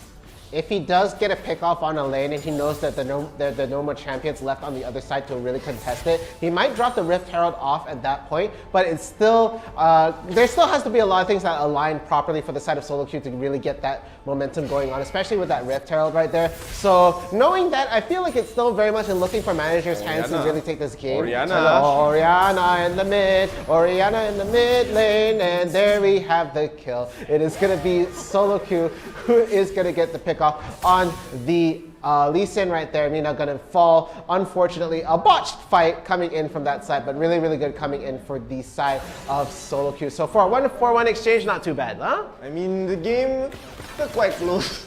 Dead even. Oh, I'm joking on my saliva. What's happening right now, but I mean, still SoloQ. I mean, both teams, honestly, I love Malaysia and SoloQ, they're just quite even so far. It really depends on the team fight here. This Ocean Dragon, as I said, especially in this stage of the game, if it's the first dragon, you'd probably see teams go for it, like if they don't have any other objective. But the second dragon, teams just give it up because they can get any other objective here. The turret is worth as much as this Ocean Dragon. It's going to be able to give more man pressure, a little bit more engaged, but now SoloQ, they are going to be starting it up. They still need a dragon though, since they are down a dragon. They want to have anything they can get. The TP is coming in from Gragas, so the dragon is half HP. SoloQ are not going to fully commit, but now Elimination, they are going to be in the pit. No steals for the side of SoloQ. They will already take down Praskeen right here. Praskeen does not have the ultimate to try to fight back. Maxwell will just get the nice fighting once again. They're all solo though, but now it looks like Yamka is here. He wants to Speedings to win inside the Beyblade. He is, but he can't get in. He's getting kited by the members of Elimination. He's so solo, one hit away. Pito will not get the kill, but the binding once again will let. He's still solo, man. 1 HP. Oh, I thought the Misfortune's first shot was gonna go through and hit. Oh, he goes all the way in and gets himself killed. Mina gonna go down by the turret right there, trying to get that last kill. And this is what we constantly see from Looking for Manager. They do really, really well. Oh! Okay, Fido. Oh, Misfortune, please. Almost getting picked off by the Ezreal ult right there. Maxwell does get tapped by it, but the barrier will do a little bit to try to save it right here, but it's Katarina going to be back on the board. And they were getting a lot of pickoffs on this Orianna in the mid much earlier, so Katarina's going to hit the scaling pretty soon. Now the power spike, I feel is going to be real. Danshu. I don't think she's hitting a power spike anytime soon, though. She is actually quite under-farmed compared to the other cores in this game, and I mean, she is trying to get the ultimates in, but she's not really doing much in this game so far. It's really all about Lee Sin going in, it's Gragas going in, Pito dealing the damage, and 𝐸𝐵𝐲 is not really able to play the game, honestly. And the Rift Herald does come out onto the top side there. As I said, you need to find the right timing, as solo Gravity was not able to get it. And from the bottom left of the screen, there is a fight, but the top side is still going to keep pushing in. Garen does get taken down by Lee Sin right there. A little bit out of position with the turret in that top side. So low, literally one hit away. I think Mitako will get the last hit. So 𝐸𝐴𝐽, they will get the first turret of the game. Wait, what? First turret of the game? I thought many turrets have been taken down again. Yeah, I feel like we've already seen turrets go down, but no, it is going to be a 1-for-1 exchange right here, as it is going to be a race coming in from the bot side. The Redemption is going to go down just to help clear a little bit of the minions' health right there, trying to clear the way. And it is Mina and now the Gragas right here going to be really on the chase right there. Going to get the 2-man knock up right there, but Mina is going to split away, but the casket going to actually push him away, so going to be able to save the Lee Sin skin. And that was a really good disengage coming in right there. It did cost an ult coming in from the side, and look at that, they're going to actually be able to push all the top lane as well. Garen going to be able to really stop that momentum. So there we have it. It's just looking for Manager, really good priority in terms of getting the objectives done right now. They do have 2 dragons under their belt, and 𝐸𝐴𝐽, they've been doing pretty awesome in these fights, but that's not what's going to win the game. Winning the game is going to be that Nexus, and Lux Final Spark does land quite a bit of damage, and all that's left is 1 minion, so they're going to disengage entirely, and they might look to clear out this pit for Vision right now, as they want to try and set up for the Mountain Dragon. Yeah, while you were yippity happenings over there, Francine actually got a 𝐸𝐴𝐽 onto 𝐸𝐵𝐲, you know. So I said, 𝐸𝐵𝐲, he can't really play this game at all. He getting 𝐸𝐴𝐽 by Francine this entire time, and I mean, it's almost a 4v5 here. No diss to 𝐸𝐵𝐲. It's just that this kind of comp is very hard to play the Katarina. That you really need to have the perfect situation. No cooldowns for the side, but now Lee Sin is going to go in onto Gravity. He will get Dragon Kick. He will just splash on the other side. He will also get a smite to heal back some HP. The Redemption does come out with just some damage to the side of LF Manager, but 𝐸𝐴𝐽, they were able to disengage, but losing the flash onto Gravity might be a lot, especially in the next fights. Not many opportunities to get the engage, not many escape, so you just have to go in and commit right there. So 𝐸𝐴𝐽, this game is still very even, very neck and neck so far. LF Manager are up 2 dragons though, but this next dragon, it's not, I mean, 𝐸𝐽, they can still give it up if they want to, but it is going to be a lot of resources going to the side of LF Manager, and I know that LF Manager, they definitely need the resources, especially for 𝐸𝐵𝐲 here. Yeah, they really need to get something going on for the Katarina right now, because it has been a very null factor in this game. So it looks like they are going to try to start the Mountain Dragon, but no, there is going to be a kick coming in from the Garen right there. The Janna ult is going to go on the back of Katarina. Does manage to land the ult, but to no avail. The Zhonya is going to land. Bullet time going down. After that, going to be able to do so much damage. Down goes 2 people in that exchange. They're going to melt down the Garen, and it looks like Looking for Manager is on the strong end of the fight. Now there are 4 people on their side left alive, and they have the 1 pickoff.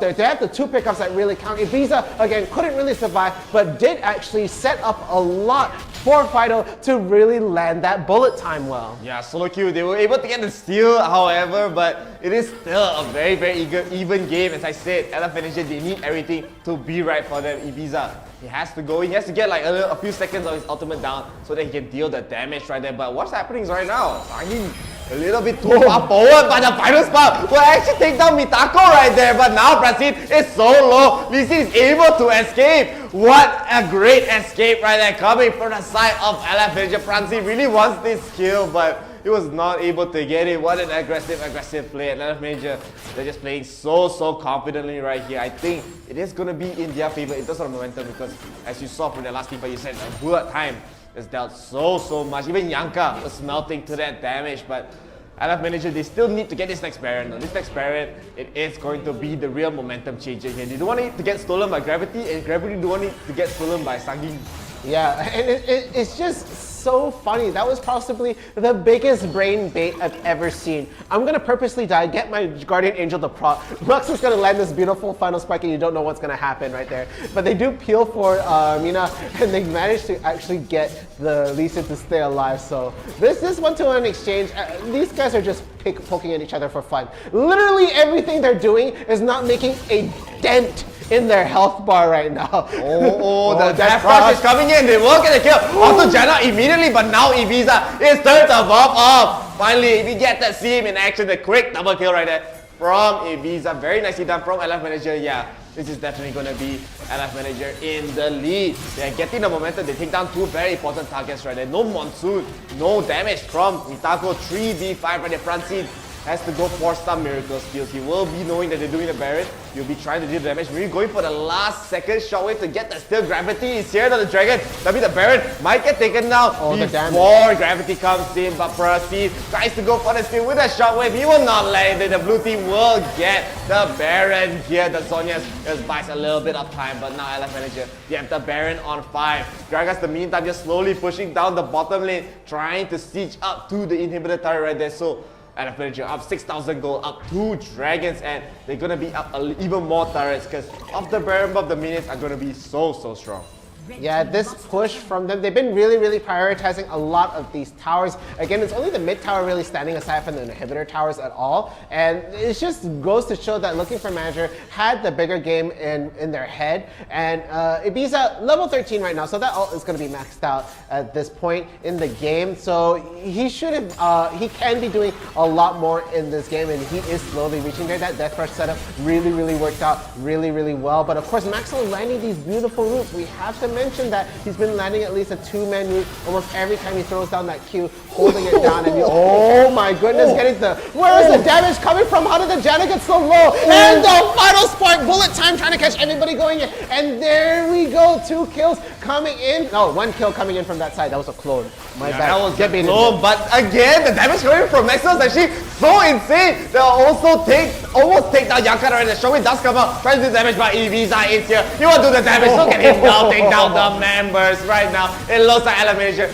will just take the game against solo queue. Solo queue, they try to beat it. They try to defend it here. The Nexus is quite low. 900 HP, 600 HP. They're pushing them back, but it looks like 𝐿e will get the last hit right there. I'm Shift. I'm DRFierce. That will be the end of the round 2. Oh my goodness, that was just it looked a bit scrambly at the end right there. I just blinked and I saw like half the health disappear. I was like, hey, who shot what? Was it the Misfortune? It was all Maxwell. It's all Maxwell. I think it was just literally the third skill right there, just the E. It's like, pop. Let's take a look at the items. Let's take a look at I want to see show me. Let's see the stats right there. Go Maxwell. He went Harmonic Echo into Rabadon. Okay, that's where the item, that's where the damage came from. This guy, so amazing with the binds right there. And I was doubting the comp a lot because at the start especially, 𝐸𝐵ZA was not able to get really anything going in this game. And I mean, until the end of the game, then later on he got all the damage done. Look at his score. He was 3, 6, and 8. But he was 6 deaths. Until that last few fights, he got that nice 3 kills right there, and he was able to match up with Francine and match up with the damage from 𝐸𝐴𝐷𝐾 and Gravity as well. So very well done. We can even take a look at that damage right here. Pito doing a lot of damage, but actually the most damage does go to 𝐸𝐴𝐷𝐾 on the Ezreal. Yeah, and of course we can't forget about how do I pronounce that? Francine, the Orianna right there, gonna be able to do a lot of damage, but just a little bit less than Fido. Fido was really good in just landing really good bullet times, just trying to catch everybody either coming in towards the rest of the team as they collapse or trying to disengage. So it's been such a good factor. So even. Yeah, it was a neck and neck for a lot of the fights right there. The game was in anybody's hand, but after that last engage coming in right there, it was all Looking for Manager. So really well done to them. They're going to be able to go into the top 8 of the bracket. Again, guys, this was only round number 2. We will have 5 rounds in total, so we have so much more content coming to you, by the way. But before we talk any more about content, we're gonna see the replays as well. So we're gonna get into that right now. Let's relive some of those moments in the game. Yeah, so here, this is the first fight of the game. Francine was a little bit caught off guard, but I was not expecting Maxwell to die right there. I mean, the damage from the mistake shot and the auto attack coming from Francine was a little too much, but now Saging Nemina really wanted this kill on to Francine. They will get the kill, so it's still 2 for 1 for solo kill. I really thought it was going to be very bad for LF Manager because and sure, getting that amount of farm so early on is a big deal, but here is a very slight misplay coming from the side of LF Manager. I mean, they were trying to get the kill on to the Gragas for so long. And in the meantime, Francine was taken down in the mid lane, and here the Dragon Steel will be coming as Yanka will be trying to engage, trying to keep them out. Solo Q, they were hesitating a lot for this Dragon. They didn't want to commit, but the Dragon Kick, the final spark, and the Smite will be able to let Saging Divina steal the Baron. Very nicely done. They immediately disengage right there. They don't want to give any kills up. Gragas all alone, just pushing them back with the body slam. Look at them. They're all so low. So low Q esports. But yeah, there Mina is just going all in for these kills and really wanted that one. Went for the belly slam and the flash across the side, but no, not gonna get a kill. And it was all a bait. The Janna all just pushing away Mina so that there wasn't gonna be any steal. So really good exchange coming in from that side. Really well played from the Janna. This is gonna be the fight for the Ocean Dragon right there. The teleport was, we didn't think they were gonna actually engage right up until the teleport happened. And there we have it. Mina is gonna stand right at the pit. So gonna be able to really take the dragon away. And this bullet time gonna be helping get the picks off right there. And finally we see 𝐸𝐵𝑖𝑠a really going in, trying to get as much damage as possible. But Mina landing that beautiful kick with the clone across the members over there. But it looked like they were so low health and they were trying really hard to get another kill. We see how far Mina goes to try and get another kill on the board. Oh, but look, under the tower he goes. He gets a Sonic Wave and he, oh my goodness gracious me. Yeah. Oh my, why? What happening right now? But Mina here, a little too confident right there. Going in with the Sonic Wave. Really wanted to get a kill onto Gravity, but Gravity had the ultimate. He just gets the knockout, but whoo! It's a close call for Fito and Maxwell. But here, Elimination, they were able to just defend the top turret. Almost defended as Solo Q. They had to waste a little bit, even more time just to get this top turret right there. So Mitako was able to get the top turret the entire time, and in the bottom lane, they were able to take down Yanka as well. So Yanka has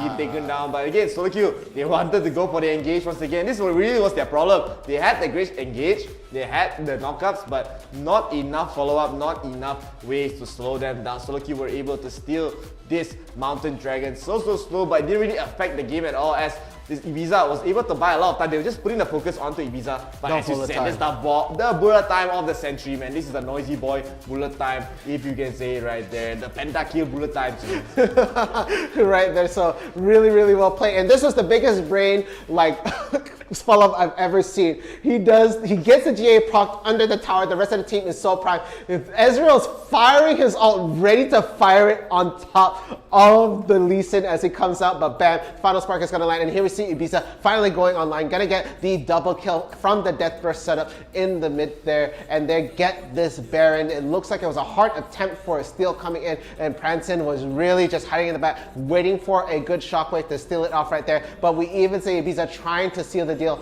off, trying to kill Prancin. The Zhonya's gonna go pop off, and there we have it, a secured kill coming in from the side of looking for manager, and it was looking all over with this push. They were able to really collapse the rest of these towers and push it all the way towards the Nexus in the next exchanges that they had right in this match. Yeah, so again, they just didn't really not be able to do anything. Maxwell just did so much in his fight. You can see the fire spark almost takes down every 4-man final spark, and I mean, Gravity a little too low for me. As now Solo Q, they're just gonna fall here. The binding once again. Maxwell, stop lah. Calm down, man. You're already gonna win the game here, as they are just gonna take down 𝐸𝐵𝑖𝑠a. Finally able to get the kill. Almost get the kill onto Mitako. Mitako was able to get a return kill though, so a little bit unlucky, but it doesn't matter. Elimination was still able to push and end the game. And I mean, 𝐿e Sin, I think they forgot that 𝐿e Sin was here. Yeah. 𝐿e Sin was able to get the kill, but then Yanka, hey, what's happening, sir? He got the double kill, and they were focusing so hard on the Gragas. It was like, double kill. Oh wait, does that mean everybody's at the Nexus? Oh! He looked back and it was really over. It was all gone.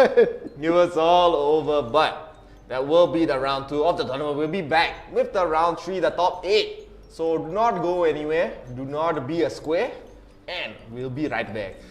I just wanna feel so free, and I just wanna be me. Yeah, I just wanna go so crazy. I just wanna be a freak. Yeah, I just wanna rise to the top. Yeah, I just wanna go reach the peak. So I've been really well focused on success. Hey, y'all will see. Yeah, you won't see that I will get it, cause I'm really focused, man. I make it with the rap and I just follow my path. I just follow my passion. To me, this is what's precious. Yeah, in my soul, and I can feel it. So every single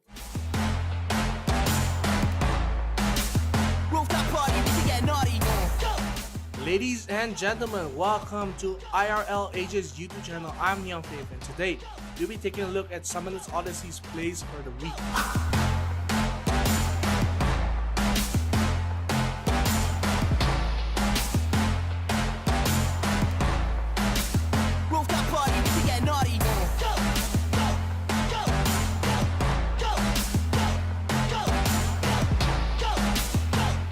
Here we can see Ziggs from the side of 𝐸𝐻𝐻. He will steal the Baron here as Fiora tries to salvage the fight. She won't be able to as the Baron and the fight will slip away from their hands.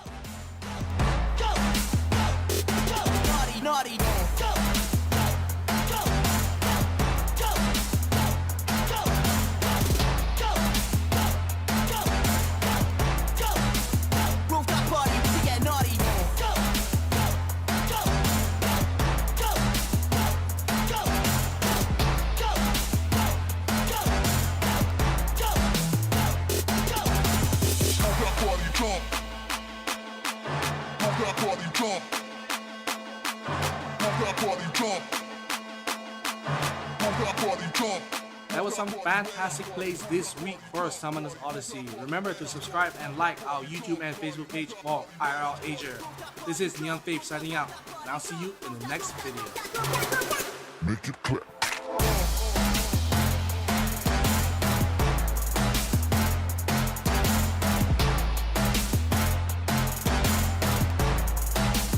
Rooftop party, we can get naughty.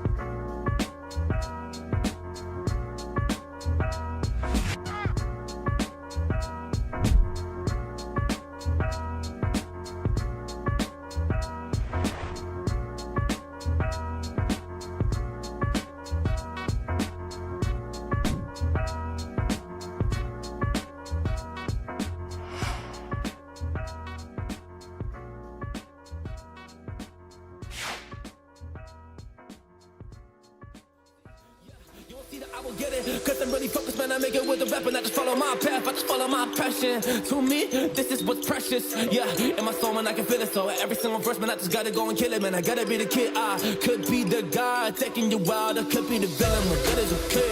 Lately, I'm painting my path on my way, yeah. I got no time that I can waste, so I've been sitting in the space, yeah. Making runs every day, man. You know that I go. Hey, you're back. Welcome back to Wild Rift Summoners Odyssey. I'm 𝐿𝐻𝐻. And I'm downright fierce. And of course, this tournament is organized by IRL Asia and we are partnered with Scope Solutions and Fan Education. Yes. And HOMIEE. And HOMIEE, yeah. And don't forget our sponsors. We have UTM as well as Inch Theory, and last but not least, 𝐶𝐬𝐻𝐻 Malaysia. Yeah, so thank you guys all so much for helping out with this tournament. Of course, please do like our Facebook page as well. We want to get to 10,000 likes. 10,000 likes, of course. We want to give you more games, more tournament, and more content. So we already have a lot of content up on the page. If you want to see even more content, you can check out our TikTok as well. So please do follow our TikTok at IRL Asia. Yes, and not to mention, speaking of more content that we are possibly putting out right there. Oh no, let's talk a bit about that badge right there. We have our supporter badge available. So I know a lot of you returning guys in the chat. If you do want to say that you support IRL Asia, feel free to grab that badge and wear it proudly in the chat. And don't forget, you send some stars, you get some love. We're going to be able to give you some promo videos for all y'all who do send some stars. And even more content that we're going to give to you guys. We do have the PUBG tournament coming in on the 21st of May. The registration sheet is already out and open on the Facebook, so please take a look. It is available for all of you who are under 19. That's right, that means 18 and under. Feel free to join in. It is free registration. The prize pool is $2,000.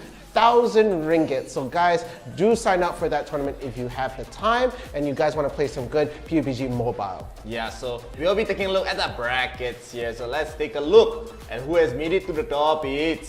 So on the top left, let's see Perlas 𝐿𝐴𝐴𝐻 will be making it, and they'll be fighting Lakasan Mo. And Lakasan Mo actually beat out a lot of strong teams. They beat out, I believe, was it Perlas and Perlas Pseudonymous? I'm not too sure. No, I don't think but, so. I mean, Perlas and Sri Lanka, of course, returning champions. They have players like 𝐒𝐮𝐻𝐻, of course. So strong. They have Brian as well. And I mean, Batangas 5 will be up against another returning champions lah. Level Up Esports. They didn't no introduction, man. I don't give you guys introduction. They're too good. Yeah, but looking at the bottom right there, we have 𝐸𝐼𝐼𝐼 Esports moving up from the top 8. But TBD making a double appearance on either side. It looks like it's go! And then looking for Manager having to wait for their opponent as well. So that is your top 8 right now. And it looks like our next match will be Lakasan Mo versus Perlas and Singalan. Yeah, so whoops. I'm really hoping for TBD to make a comeback today lah. I actually want to see their matches, you know. Kind of sheesh, man. Of course, we are going to be taking a look at the bans immediately. So let's see what is happening right now. As Perlas and Singalan, they'll be banning the first time, immediately banning out the Braum. And I think Lakasan Mo, they might actually ban out the Olaf here, because we do see ban out the Olaf. They're going to ban out the Lee Sin here for their side. They're scared of 𝐶hienese on the Lee Sin and 𝐶hienese.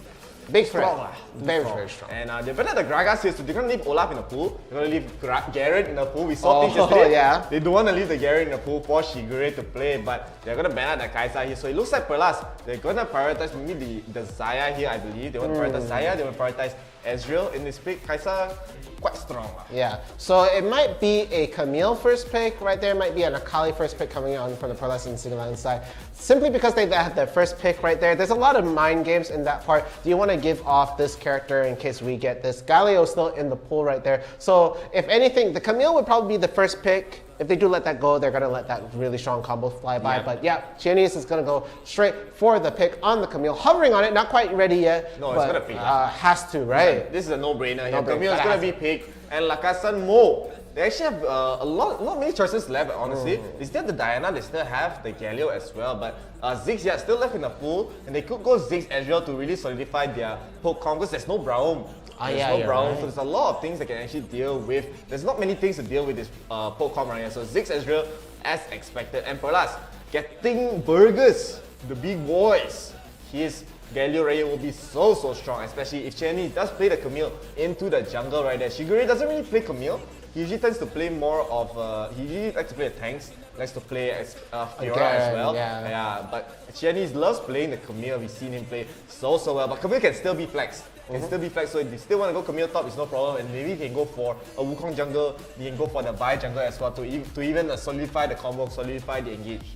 Yeah, but looking at things right now, it is going to be the Ahri as well. Raffi was also quite a strong Ahri in the mid lane right there. So that's going to be a lot of fun to watch. And it's going to be Garen getting picked on the side for Lakasan Mo. They still haven't fully locked it in right there. They're just hovering over it. But that being out of the hands for 𝐒𝐻𝐻 could be a bit of a problem. Post hovering over the Misfortune, but going straight over the Corki instead. That makes a lot more sense. Because again, top 3 would be Ezreal, Kaisa, and that Corki in most situations. 𝐒𝐻𝐻 could pick the Darius here. Oh yeah, Akali. How could I forgotten, man? Akali usually receive first time pick, you know.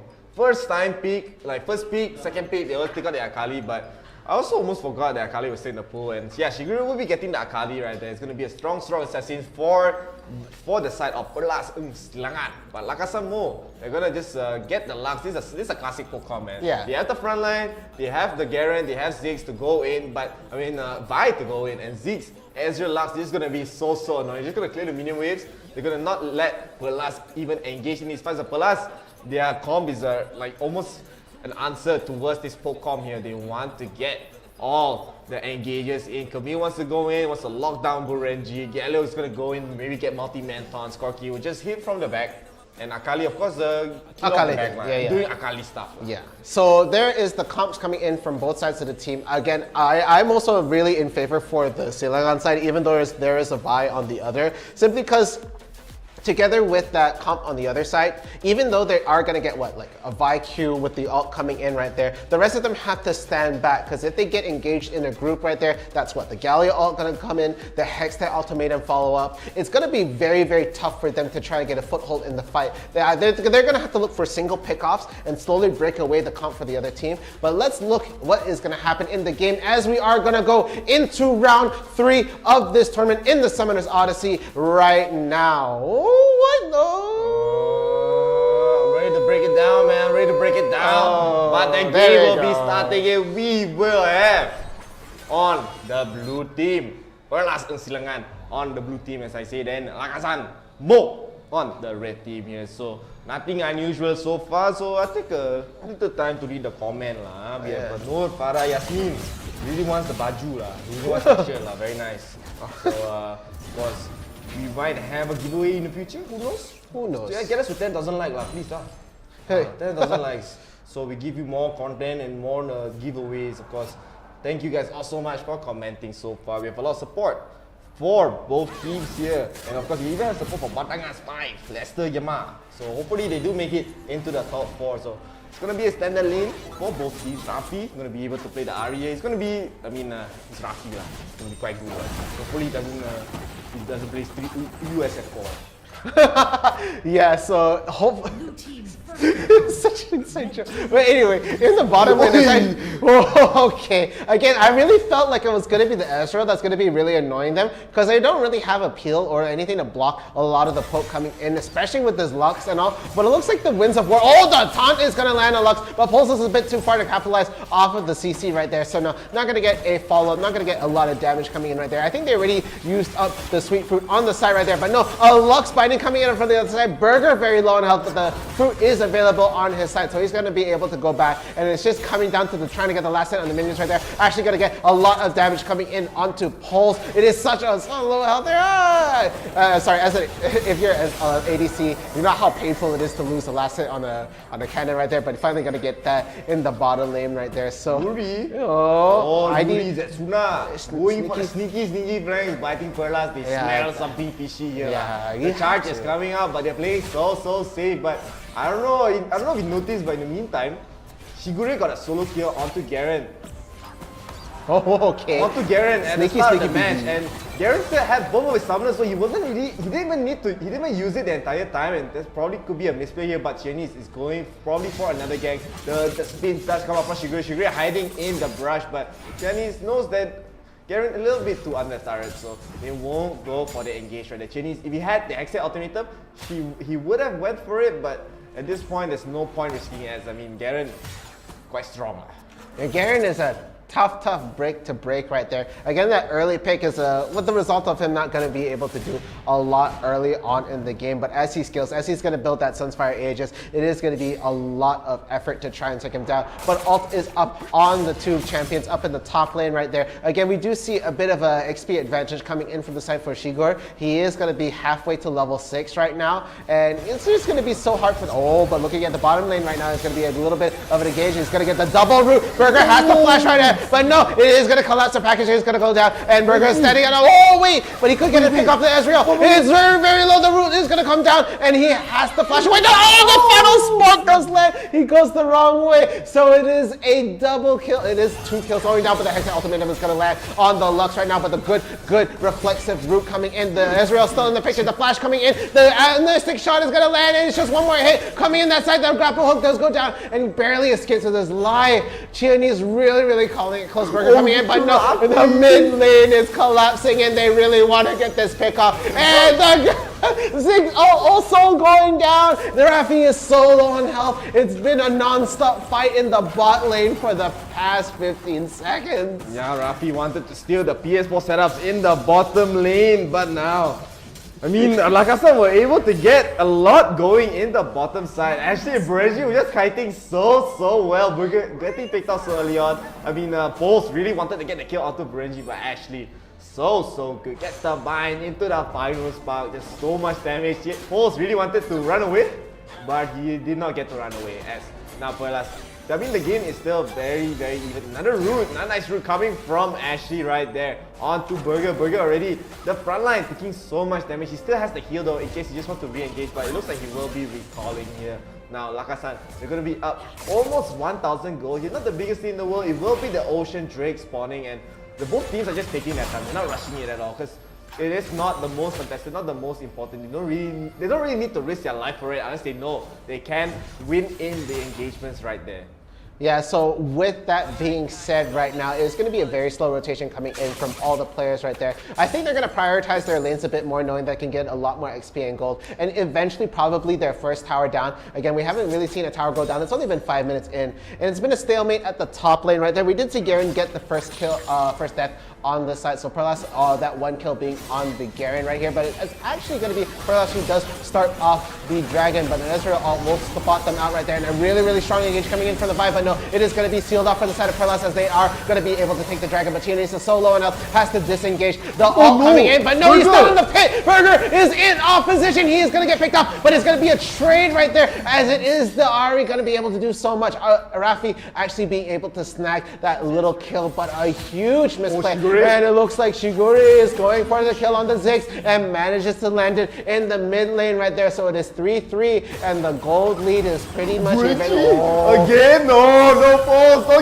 Don't fall for this again, man. You're all alone, and actually he will get the kill. Foles not catching a break this game, but I mean, the 𝐬𝐬𝐬𝐬 ultimate was a pretty good bait lah, honestly. Pretty good bait to give Rafi the kill. I think that was honestly so worth it for the start of Perlas. I mean, it was a misplay, it was an accident, but it worked out. It definitely worked out in favor of Perlas. But I mean, Poles dying right there, not the best thing in the world to happen, but they are going to be starting at the Rip Herald here. The Trisha Barata come out, almost takes the Rip Herald by the way, and look at Yuri already taken down. He does have the GA though. The Garrett in the front line tries to get the kill back, but they will get the blast back onto Burger, and Shigure is all alone in the top side. They might go for the dive. The final spot completely whips out. Hole is back for the fight. Chiani is going to join in. The Mega Net Bomb does not land on Shigure. The actual ultimate will land onto Garrett, but Garrett is still alive. The shields coming from Ashley just way too much for them to peel through. It's like the Bawang Putih. Too many layers, huh? All that white layer of shield. Oh, that is just so much shield. Did it already max out the W? So much shield coming in. Ashley definitely being a huge factor. Really layering on a lot of health for the rest of the team, for the shields coming in right there. So really been a huge pivotal point for that side. The Lux doing so much work. Ashley really laying on onions, since that's what we're going to call it right now. Yeah, we're going to call it onion, the onion shielding coming up from the side of Ashley right there. Of course, shout out to Pusha420 for that reference.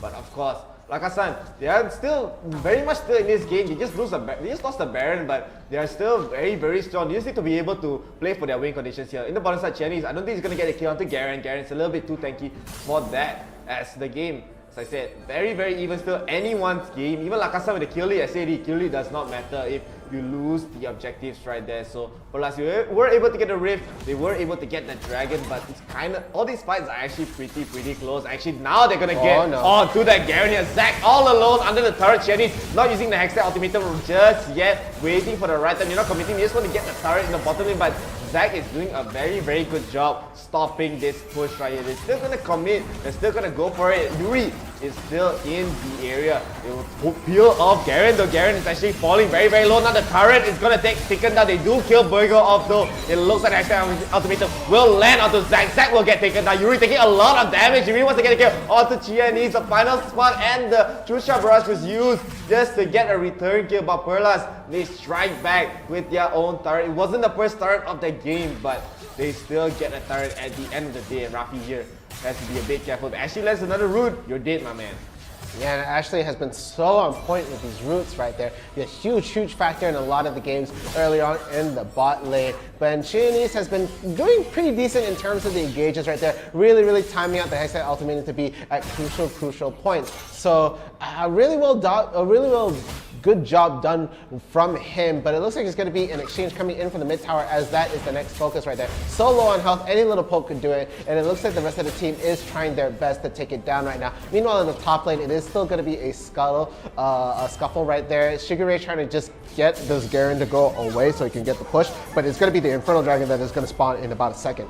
Yeah, so this Inferno Dragon is definitely a one for both teams to really contest for. This is going to be so strong, especially for the Lakasan side. Lakasan, if they do get this Inferno Dragon, I mean, they can actually turn back this game because the damage coming from 𝐬𝐜𝐴, coming from 𝐵urenji as well, is just going to be a lot for the side of Perlas to deal with, especially with their hard engage comp. If they're going to go in with half HP, they might not engage, and the White Onion shields will come in from the side of Lakasan. They will try to engage from the Dragon that Thorn just in time to stop the steal right there, and now Yuri is going to go in on two poles. Poles will get the GA off, and in the back, Jenny's doing a very good job keeping the fight away. Jenny's still alive in this fight. 𝐒𝐿𝐴, they get taken down though, but now Lakasan is turning. They are trying to get the kills. They already got 3 kills. They didn't lose a single person yet. 𝐵urenji already a double kill. They really want to get this kill to Burger, but Burger a little bit too fast on his feet. They will be able to escape. So Lakasan, they will trade the Dragon for 3 kills. There will still be a slight win for them as they, but honestly, I do think they still really needed that Dragon right there.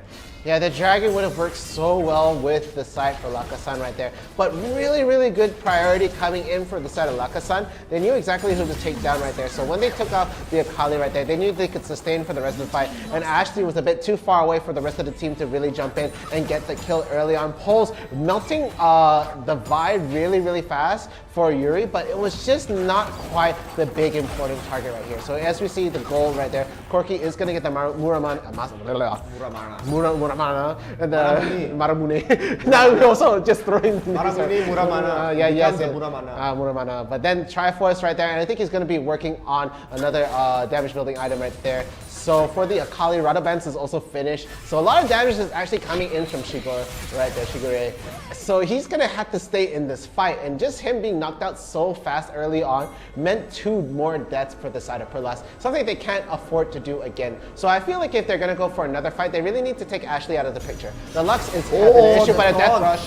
Oh, they're gonna get a kill on the 𝐬𝐜𝐴, but Humble God's still staying alive somehow. The Hexa Ultimatum will go down. They will finish the job, but no, the rest of the team is gonna collapse in. The damage is gonna be quite a bit, and Burger is looking so low on health. The Winds of War coming down and has to cut it the other way, but Poles is gonna actually fall down, and they will eventually get the pick off on the 𝐒𝐴LYO unless he wants to burn out defensively. No, he's just gonna die, and it goes to the Ezreal. Yeah, so they were trying to set up that pressure. They're almost catching out Humble God, but with that one, Zhonya's just bought so much time for Lakasan and their team to just get in and go for the trades. And this is a very big mistake, especially for Perlas. They're giving up this Baron here.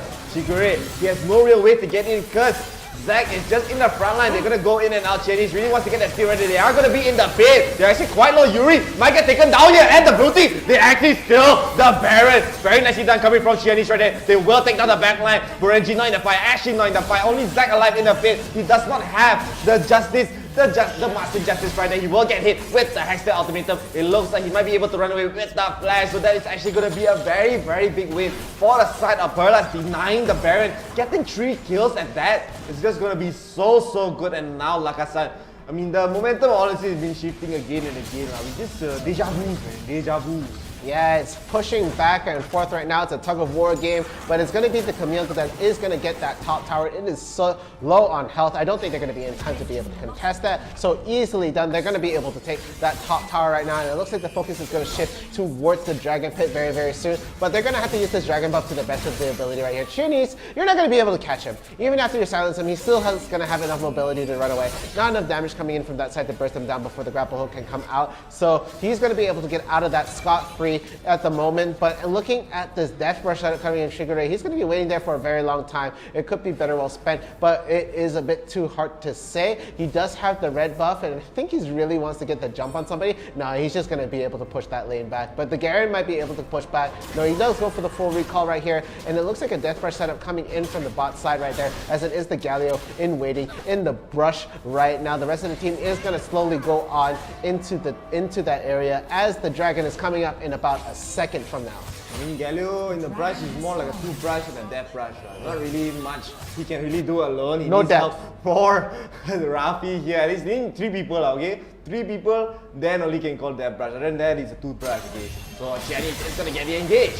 On to Ashley. Ashley going to get taken out so early on, so no shields for the team of Lakasan, but they're going to re-engage onto Poles. Poles does have that package though. He will be able to run away, and Perlas getting these pickoffs is very, very big, especially Ashley. They need him for the CC as Yuri, he has to go all in. He has to really just commit to the engage to actually get the engage. But Rafi from the back gets the quick pickoff onto Borenji right there. Now they're gonna go for more. The flash dot coming from Burger. They will take down 𝐻OMIEE so quickly. Yuri has nowhere to run. That's already an ace right there. Coming from the side of Perlas. And Perlas, they're just gonna siege. No more Baron buff, but they're able to get this inhib turret at least. The timers are gonna be quite long. Actually, the only one left alive to just defend it. He will have the final spot to try to clear the minutes. He will have the orb as well. It looks like the minutes might get taken down, but will it matter though? The matter of the members of Perlas are just pushing the Nexus right. The backdoor protection will actually take down Burger. So I mean, Perlas, they just have the back up. They lost 2 people. They're really trying to go all in right there. Just one Ashley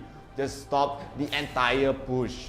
Yeah, this 15 minutes in that game, they were really trying to get it close, but the members were a bit too low on health to be able to take that out. And now they're looking at focusing on this dragon. The members are a bit too far away, so they will be able to clean up this mountain dragon right now. So that is a bit more sustain and defense in the pocket for the team, for Perlas right there. But coming from the deficit and now coming on top, they not only have the kill lead right now, and they have a pretty substantial lead of about 8k in their pocket. So they could really well finish this game, but it's going to be quite a while before the rest of the members come back up, but not too long, as it is going to be the Baron that is going to spawn. But 𝐻OMIEE is going to get the initiative right here, as they could get the head start. But no, 𝐒𝐿𝐴Nese is actually at the front line trying to get the scuttle right there so they can see whoever tries to go in the pit, I believe. So there it is, yeah. They are going to steal off the scuttle. They are going to get vision in front of the pit, but at the back it could be something else. But looks like the rest of the team might catch 𝐒𝐿𝐴Nese off guard. The final spark is going to land right there, but the grapple hook is going to go off and he's going to be able to disengage. Yeah, so right now 𝐻OMIEE, they are just afraid of this Baron here. This Baron,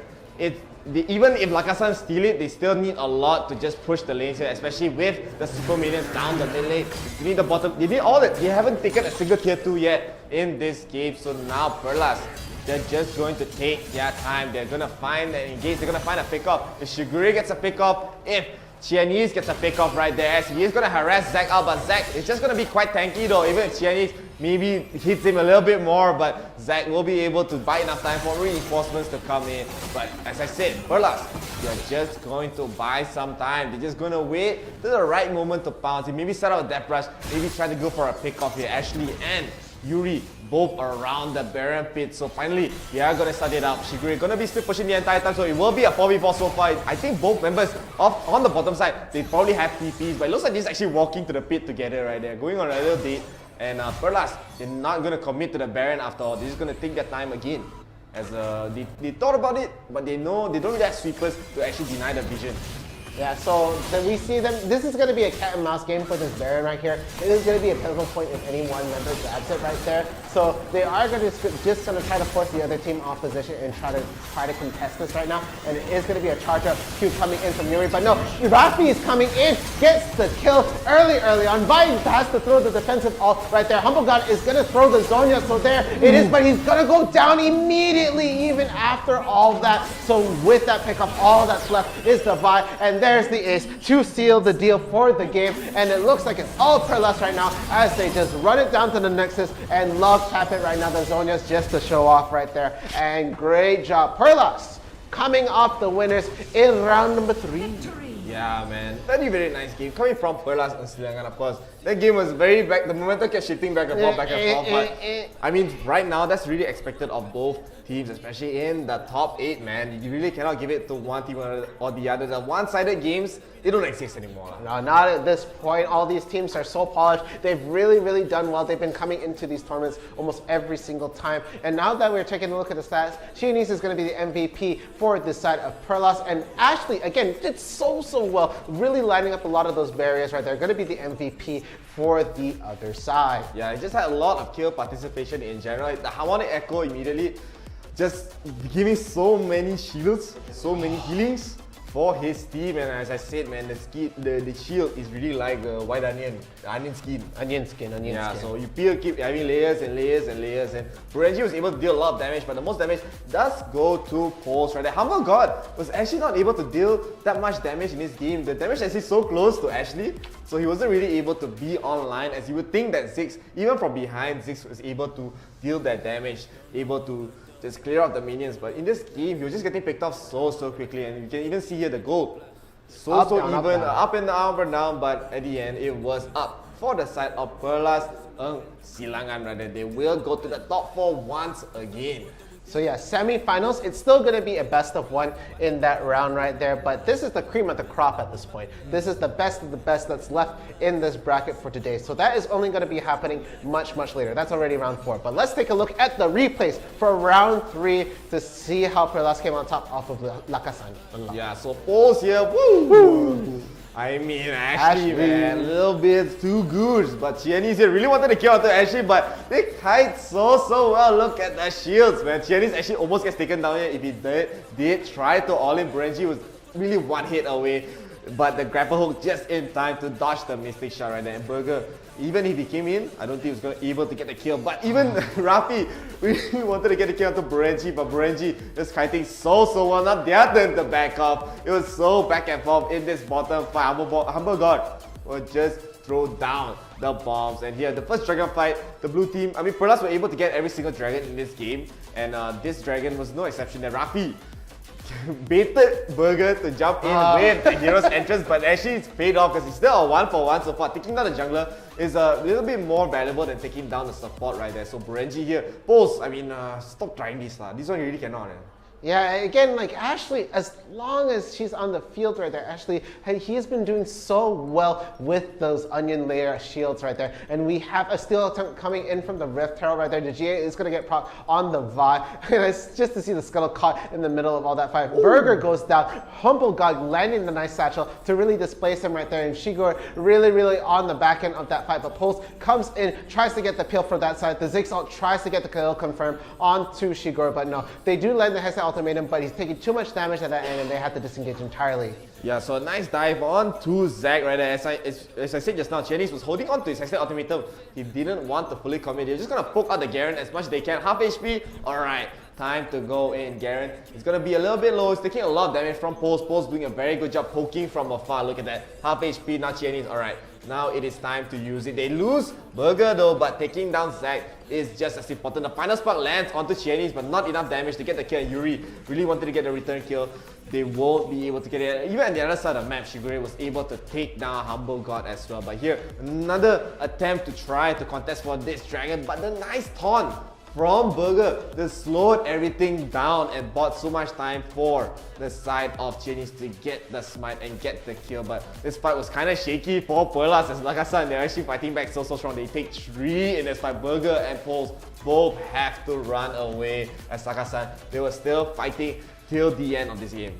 Yeah, again, that early pickoff off of 𝐒𝐿𝐼 was really the fall off for that last fight right here. But here we see Humble got bought enough time for the rest of the team to form up right there. And what was a death rush for one person ended up being the death of 2 of their members for the other side right there. Burger not going to be able to run away. And the pickoff off of Pols right there. Really crucial picks coming in from that side. And here we see Perlas actually going to be able to turn it quite the way around. So they were able to get the steal. Rafi comes in, goes towards the backline. But no, it is going to be the 𝐼𝐼 that gets the final smite on that. The Zhonya's still up and around, so the Ziggs ult was not gonna land. And there we have just the Garen left alive in the pit right there. The charm does land for Rafi. The Galio ult does go down for insurance. Hextech ultimatum just to go down and stop the Garen movement right there. And he has to flash away, so a huge victory for the side of Perlas. And this is where we saw that huge shift coming in for side Perlas. Yeah, so Perlas again getting the early pickup onto Ashley just means a lot of sustain coming from the side of 𝐿𝐼𝐼 will not be there. Just getting, that's a very important pick, especially because Perlas, I mean 𝐿𝐼𝐼,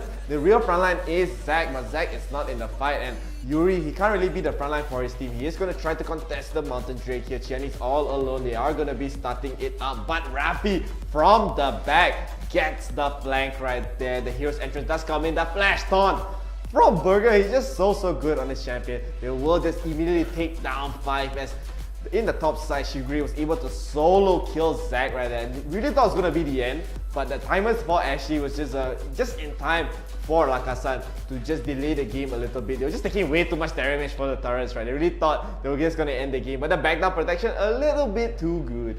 Yeah, this was where we're actually going to see he was getting a pick off off of Rafi right there. Gonna get that single third skill to land at the back, so the forces the rest of the team to disengage. And this Baron fight was actually really serious. I think they're gonna finish this off with an ace if I'm not mistaken. So they get the jump into the brush, they get the pick off onto the Ezreal right there. So down goes the damage dealer right there. Humble God is gonna have to burn the Zhonya's. Ashley opposition, not gonna be able to peel for the team in terms of damage right there. So they melt down Ashley right away, and there we have just Yuri trying to survive, and there it was, the ace to finish the game, and that was it. It was all per loss at this point, no chance for them to come back. They all attacked the Nexus and it was over. That was the game. So per loss coming in on top, sealing their way to round 4 into the semifinals. So congratulations, you're into the top 4 yet again.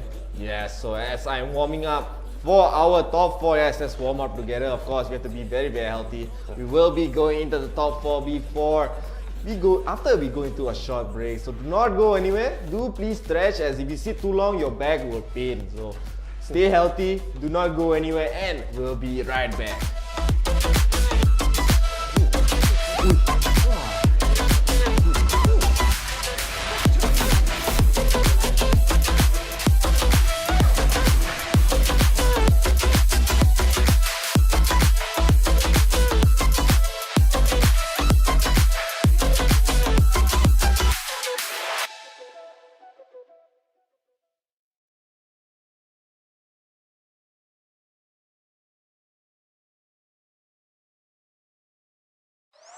Party, jump party, bomb party, rooftop party, jump party, bomb party, rooftop party, jump party, rooftop party, warehouse party, rooftop party, jump party, rooftop party, like to get naughty, rooftop party, jump, rooftop party, jump, rooftop. Make it clap.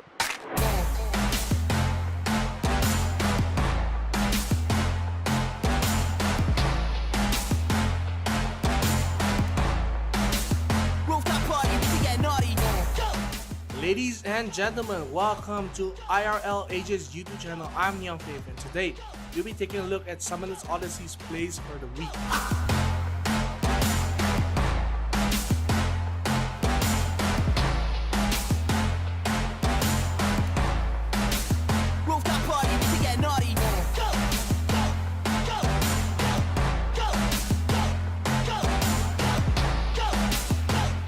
Here we can see Ziggs from the side of 𝐸1. He will steal the Baron here as Fiora tries to salvage the fight. She won't be able to, as the Baron and the fight will slip away from their hands.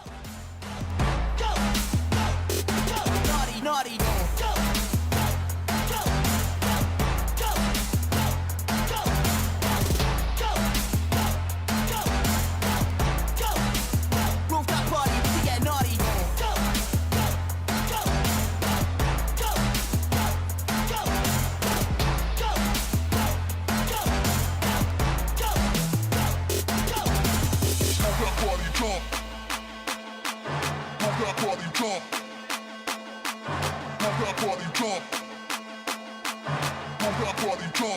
That was some fantastic plays this week for Summoners Odyssey. Remember to subscribe and like our YouTube and Facebook page for IRL Asia. This is 𝐸𝐸𝐿 signing out, and I'll see you in the next video. Make it clap.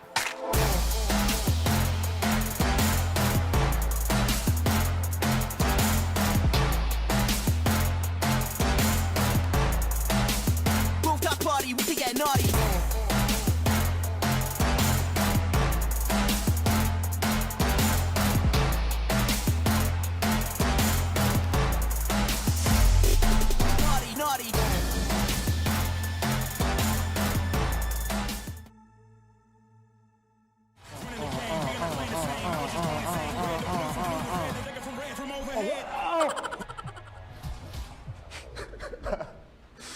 Can I turn off the fail?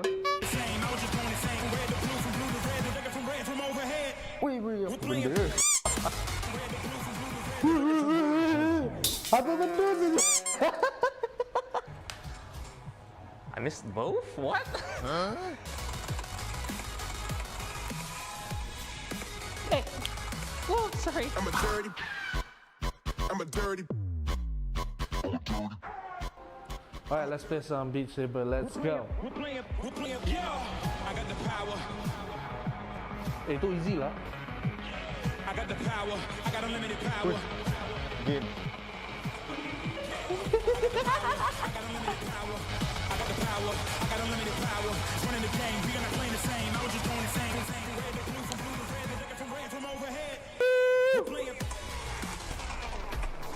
Habis.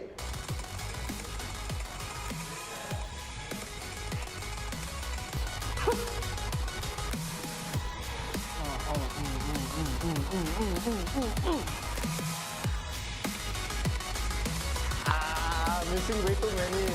Okay, I'm missing out. Okay.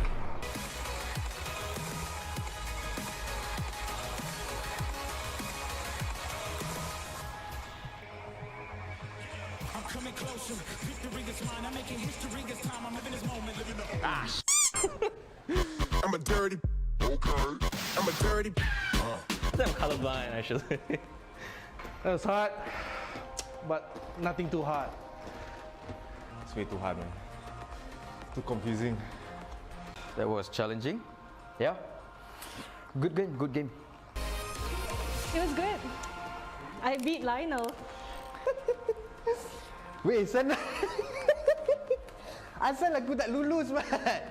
Serius ah. Tapi serius, susah. Tak boleh. Sebab dia bagi aku hard. Aku tak boleh nak main. I'm a dirty. Okay. I'm a dirty. I'm a dirty. I'm a dirty. Accelerator. I'm a dirty. Look, mom, that's a dirty. Nah, you ain't never heard me swerve. Swing by the swing. Yeah, I just wanna rise to the top. Yeah, I just wanna go reach the peak. So I've been really well focused on success. Hey, y'all will see. Yeah, you won't see that I will get it. Cause I'm really focused, man. I make it with the rap and I just follow my path. I just follow my passion. To me, this is what's precious. Yeah, in my soul, man, I can feel it. So every single verse, man, I just gotta go and kill it, man. I gotta be the kid. I could be the guy. And we are back in Summoners Odyssey. Caught me in the squat right there. I am downright fierce. I'm Chef.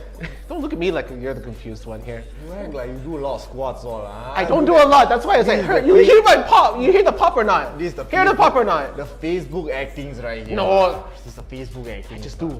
But of course, this tournament is organized by IRL Asia and our partners are HOMIEE, Scope Solutions and Fan Education. And not forgetting our sponsors, we have UTM together with Inch Theory and Sadie's Malaysia. Malaysia.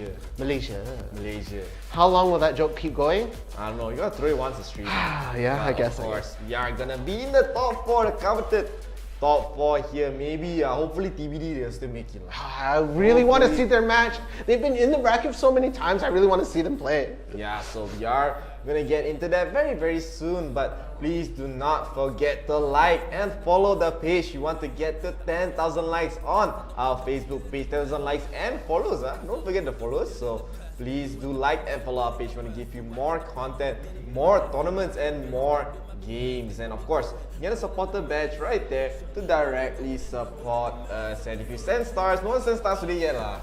If you send stars, you get to see the promo video. You can maybe even see me do the TikTok dance. And speaking of the TikTok dance, we are on TikTok. Yeah. Just you. You also on? Everyone here is on TikTok. So you get to see behind the scenes content, you get to see us in our workplace, and of course you get to see funny dances right there. And we are going to be having a PUBG tournament. Don't forget, there's going to be a PUBG tournament happening next week. So let's take a look right here. It will be for the EMVP League. It is going to be having our sponsors and partners here. We have UTM, Scope Solutions, and Fan Education, and also HOMIEE as well. So the prize pool is going to be 2,000 ringgit. It's going to be starting on the 21st of May. That will be for the qualifiers, and it's only for the under 19, so 18 and below. So yeah, we get to really see a lot of these fresh blood players really get into the match and probably have their first taste in a tournament. Again, this is because it's restricted to your age. We should be seeing a lot of new faces in the tournament in PUBG Mobile. So I can't wait to see what you guys really bring into the table. Again, registration is up and available right now. Please check our Facebook page for that registration link so that you can sign up. And again, 2K, not a lot. It's a whole bunch. I flipped. It's a huge amount for all of you right there, especially I don't know what I would have done if I buy had a lot, Maggie me, you know. A lot, you know, man. Serious. And you would get to keep all of it because Sagi doesn't like your flavors. Sagi doesn't like the original, so I keep the tom yum. So of course, please do try it out. For this tournament, it's free to join. It's for the under 19. We want to see you show your skills, man. Of course, you young stars. I mean, show your stuff lah. Show your stuff. We are all old already. We cannot join. Don't say old. We all no reaction times. All sometimes the fly comes and the thing fly away. Then we react. Yeah. So please do join. Try your luck. You know, first time play PUBG Mobile, join in. Yeah, it's really simple as that. You got a squad right there. You've been playing a lot. You know, you want to put some time in together. You want to even have a good experience with your friends and your squad. Jump into this tournament. We really want to see what you guys got going on. Be sure to look up the registration. I think all the forms are available for all you guys who want to try and get into it. Feel free to even ask some of the people in the page if you need any help going for the registration at all. So, guys, we again are a community and organization right there. So you can always talk to us in the Facebook if you want to get to know a bit more about the tournament. But speaking about, we are going to go into the round 4 bands. Bracket. So you're going to ban the bracket. So many pictures right there, so we're going bracket. So the bracket, you'll see on the left side, they'll be banning out 𝐸𝐿𝐴SIA here. 𝐸𝐿𝐴SIA bracket will be banned out, so we will not be able to see them versus Level Up Esports. I'm joking lah, just making fun of you because you messed up. But TBD! TBD, still in the bracket, but at the bottom left, this is an upset though. 𝐸𝐼MATA Esports takes down the 5-time champion 𝐒𝐿𝐴SIA right there. So wow. 𝐸𝐼MATA, they have their eyes set on this grand finals here. They are gonna be fighting up TBD. TBD, of course, taking up the slot of either MGF Aces or LF Manager. We won't know until later on. So 𝐸𝐼MATA Esports, man, another new killer is come to the party. Yeah, and it could be a fresh new champion for the side. Again, Level Up Esports and I think 𝐸𝐿𝐴SIA and Sinlang have been able to take it to the grand finals right there. But it's just going to be so close. It's going to be really hard to say who is going to take today's slot for the champion right there. But there is your top 4 decided right now in the bracket. Again, MGF Aces looking for manager. They're going to duke it out a little bit more, you know. There was a bit of a speed run on the other side of the bracket. So TBD there, you know what I mean, lah. I know lah. TBD is there. So Okay, TBD, hopefully they get to go to the grand finals today. We don't know, but 𝐸𝐼MATA Esports taking out 𝐒𝐿𝐴SIA, of course, is a big upset. So huge. Our next game, since TBD a bit shy, so we're going to be watching 𝐸𝐿𝐴SIA and Sinlang versus Level Up Esports. So it is going to be 2 returning champions duking it out. And Level Up Esports, of course, they're multi-time returning champions, and they met. I mean, the players here, they know each other. They know each other. At this level in the top 4 bracket, I feel like it's just a run-back rematch of so many things that have happened before. And it's been a while since I've seen Level Up right there. I kind of miss him. I kind of miss seeing Tokyo. I miss Level Up. I miss Tokyo on his Seraphine. Oh yeah, you like the Seraphine Tokyo. Seraphine I like the Diana Tokyo. Diana Tokyo, Diane Tokyo, all the Dianas. The 𝐶𝐿𝐴SIA Tokyo as well. The 𝐶𝐿𝐴SIA Tokyo as well. So Tokyo, hopefully you show us a show. But I think the meta has been shifting a lot, so we might even see more Ari as well if he wants to go for assassin role. And the 𝐶𝐿𝐴SIA, I'm pretty sure the 𝐶𝐿𝐴SIA will be banned out. The 𝐶𝐿𝐴SIA has to be banned. The 𝐶𝐿𝐴SIA has to be banned out lah. So it looks like the side of 𝐸𝐿𝐴SIA, they might just be banning out the 𝐶𝐿𝐴SIA, they'll be banning out the Gragas as well. I mean, they don't want to deal with the side of Level Up's all their Gragas shenanigans. So no. It will be a very dynamic draft, honestly. So we're gonna be able to see probably 𝐿𝐴SIA more, probably more 𝐒𝐴MELs. Because 𝐒𝐴MEL, I mean, if you're gonna ban all these champions, you have to take out the 𝐒𝐴MEL as well. So it will be a toss-up, honestly. I can't really tell who's gonna get banned. Yeah, and even then, I feel like they might try to leave Braum in the picture right there. I know that they do like to sort of keep that in there sometimes. No, actually you're right. They're gonna take away the Braum. You've got to feel that it's gonna be a first ban. It's gonna be a first pick 𝐒𝐴MEL. 𝐶𝐿𝐴SIA ban. A 𝐶𝐿𝐴SIA It's gonna be a 𝐶𝐿𝐴SIA ban. It's a Braum ban. It's a 𝐒𝐴MEL ban. It's Gragas? a Graga. No, it's not Graga ban. It's gonna be a 𝐿𝐴SIA ban. 𝐿𝐴SIA ban. So it's the 𝐒𝐴MEL. Oh yeah, Level Up has a good team. Level Up and 𝐸𝐿𝐴SIA, they have really good 𝐿𝐴SIAs. What am I talking So they're about? gonna take out the 𝐿𝐴SIA, especially 𝐸𝐿𝐴SIA. I think 𝐸𝐿𝐴SIA are gonna specifically ban out 𝐒𝐴MEL and also the 𝐿𝐴SIA. So gonna see 𝐿𝐴SIA Braum, 𝐒𝐴MEL, 𝐒𝐴MEL, 𝐿𝐴SIA. This is my okay, but it's going to be roughly those 4 in that order right there. Again, we are still waiting for the bans for this side because the players, I think they're just getting ready to go into the match. So let's do the comment lah. Go. Let's just see what comment lah. We have I don't know what he's saying here. Actually, 𝐸𝐼MATA, just in case you know, Ian Nayuba. Okay, then. We have a lot of support for last game's Burenji. We have fans of Burenji right there, and of course, the last game, Burenji played very well, but not enough to take the game, of course. And I mean, please do show your support to all your teams. Do you want Perlas to make it to the grand finals, or do you want Level Up Esports? Both of these teams, of course, are returning champions. I mean, every name also got lah. Every name, different name also, they're still all returning champions. 𝐒𝐮𝐬, Tokyo, we even have Brian right there. But let's take a look at the pick phase. So Perlas 𝐒𝐮𝐦𝐻𝐵 will be banning first. So Brown. Okay, Brown. So first one already. Alright, right for level one. up. What was the other two right there? 𝐿𝐼𝐻, 𝐸𝐿 is one. 𝐿𝐼𝐻, 𝐸𝐿. Sorry, wrong one. So Perlas, I think if they ban something else, they ban Gragas or they ban Akali as well, they could just pick up the Ziggs for themselves. And yeah, they will be banning out the Gragas. So I'm 50%. Oh yeah. So 3 out of 4. 3 out of 4. 4. You're pretty good right there. 2 out of 4 actually. Oh yeah, because you did call. I thought there was going to be a Lee Sin ban, but it looks like Perlas, they might have to make a decision here. Would they want to first pick Lee Sin? Or would they want to first pick the Ziggs? I do think they should prioritize the Ziggs more. Yeah, the Ziggs. The Ziggs has more control in terms of the objective right there. Akali's going to be able to do a lot more in the team fight. But looking at when it comes down to split pushes, Akali isn't the right factor to put in there. She can be annoying. She can shut down a lot of the people. But I don't think that's what they want. The Ziggs is definitely better. Honestly, teams have not been focusing on the Akali so much. Yeah, they're going to get the Ziggs first pick here. This is the better choice, I believe, as Lokrala, Noticer will have to really go all out, especially on the Lee Sin. Let's go. Perlas 𝐒𝐻𝐵, they are going to go with the Pocom in the looks of it. So they're going to go with the Ziggs, they're going to go with the Ezreal, they're going to go probably with the Lux as well. But of course, we have seen teams ban out the Olaf here. They are hovering over the Olaf, they're not picking the Ezreal yet, but Level Up, they are going to get their top laner and the jungler, so Lee Sin and Akali will be taken by them.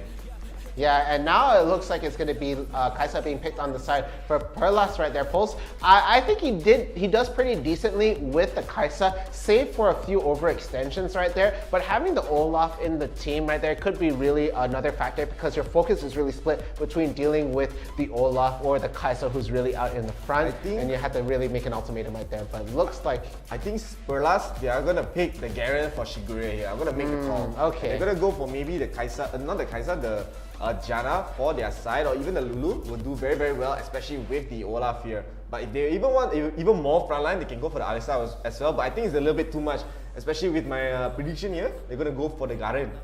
Yeah, so it is actually going to be a Draven lockdown for the side of Salvador. I thought he was going to actually pick Tristana. I know he likes to play Tristana every now and then, but it looks like it is going to be Rakan picking up for the side. So that's Burger going to be playing the Rakan if that is going to get locked down. And you really, really feel the Garen right there.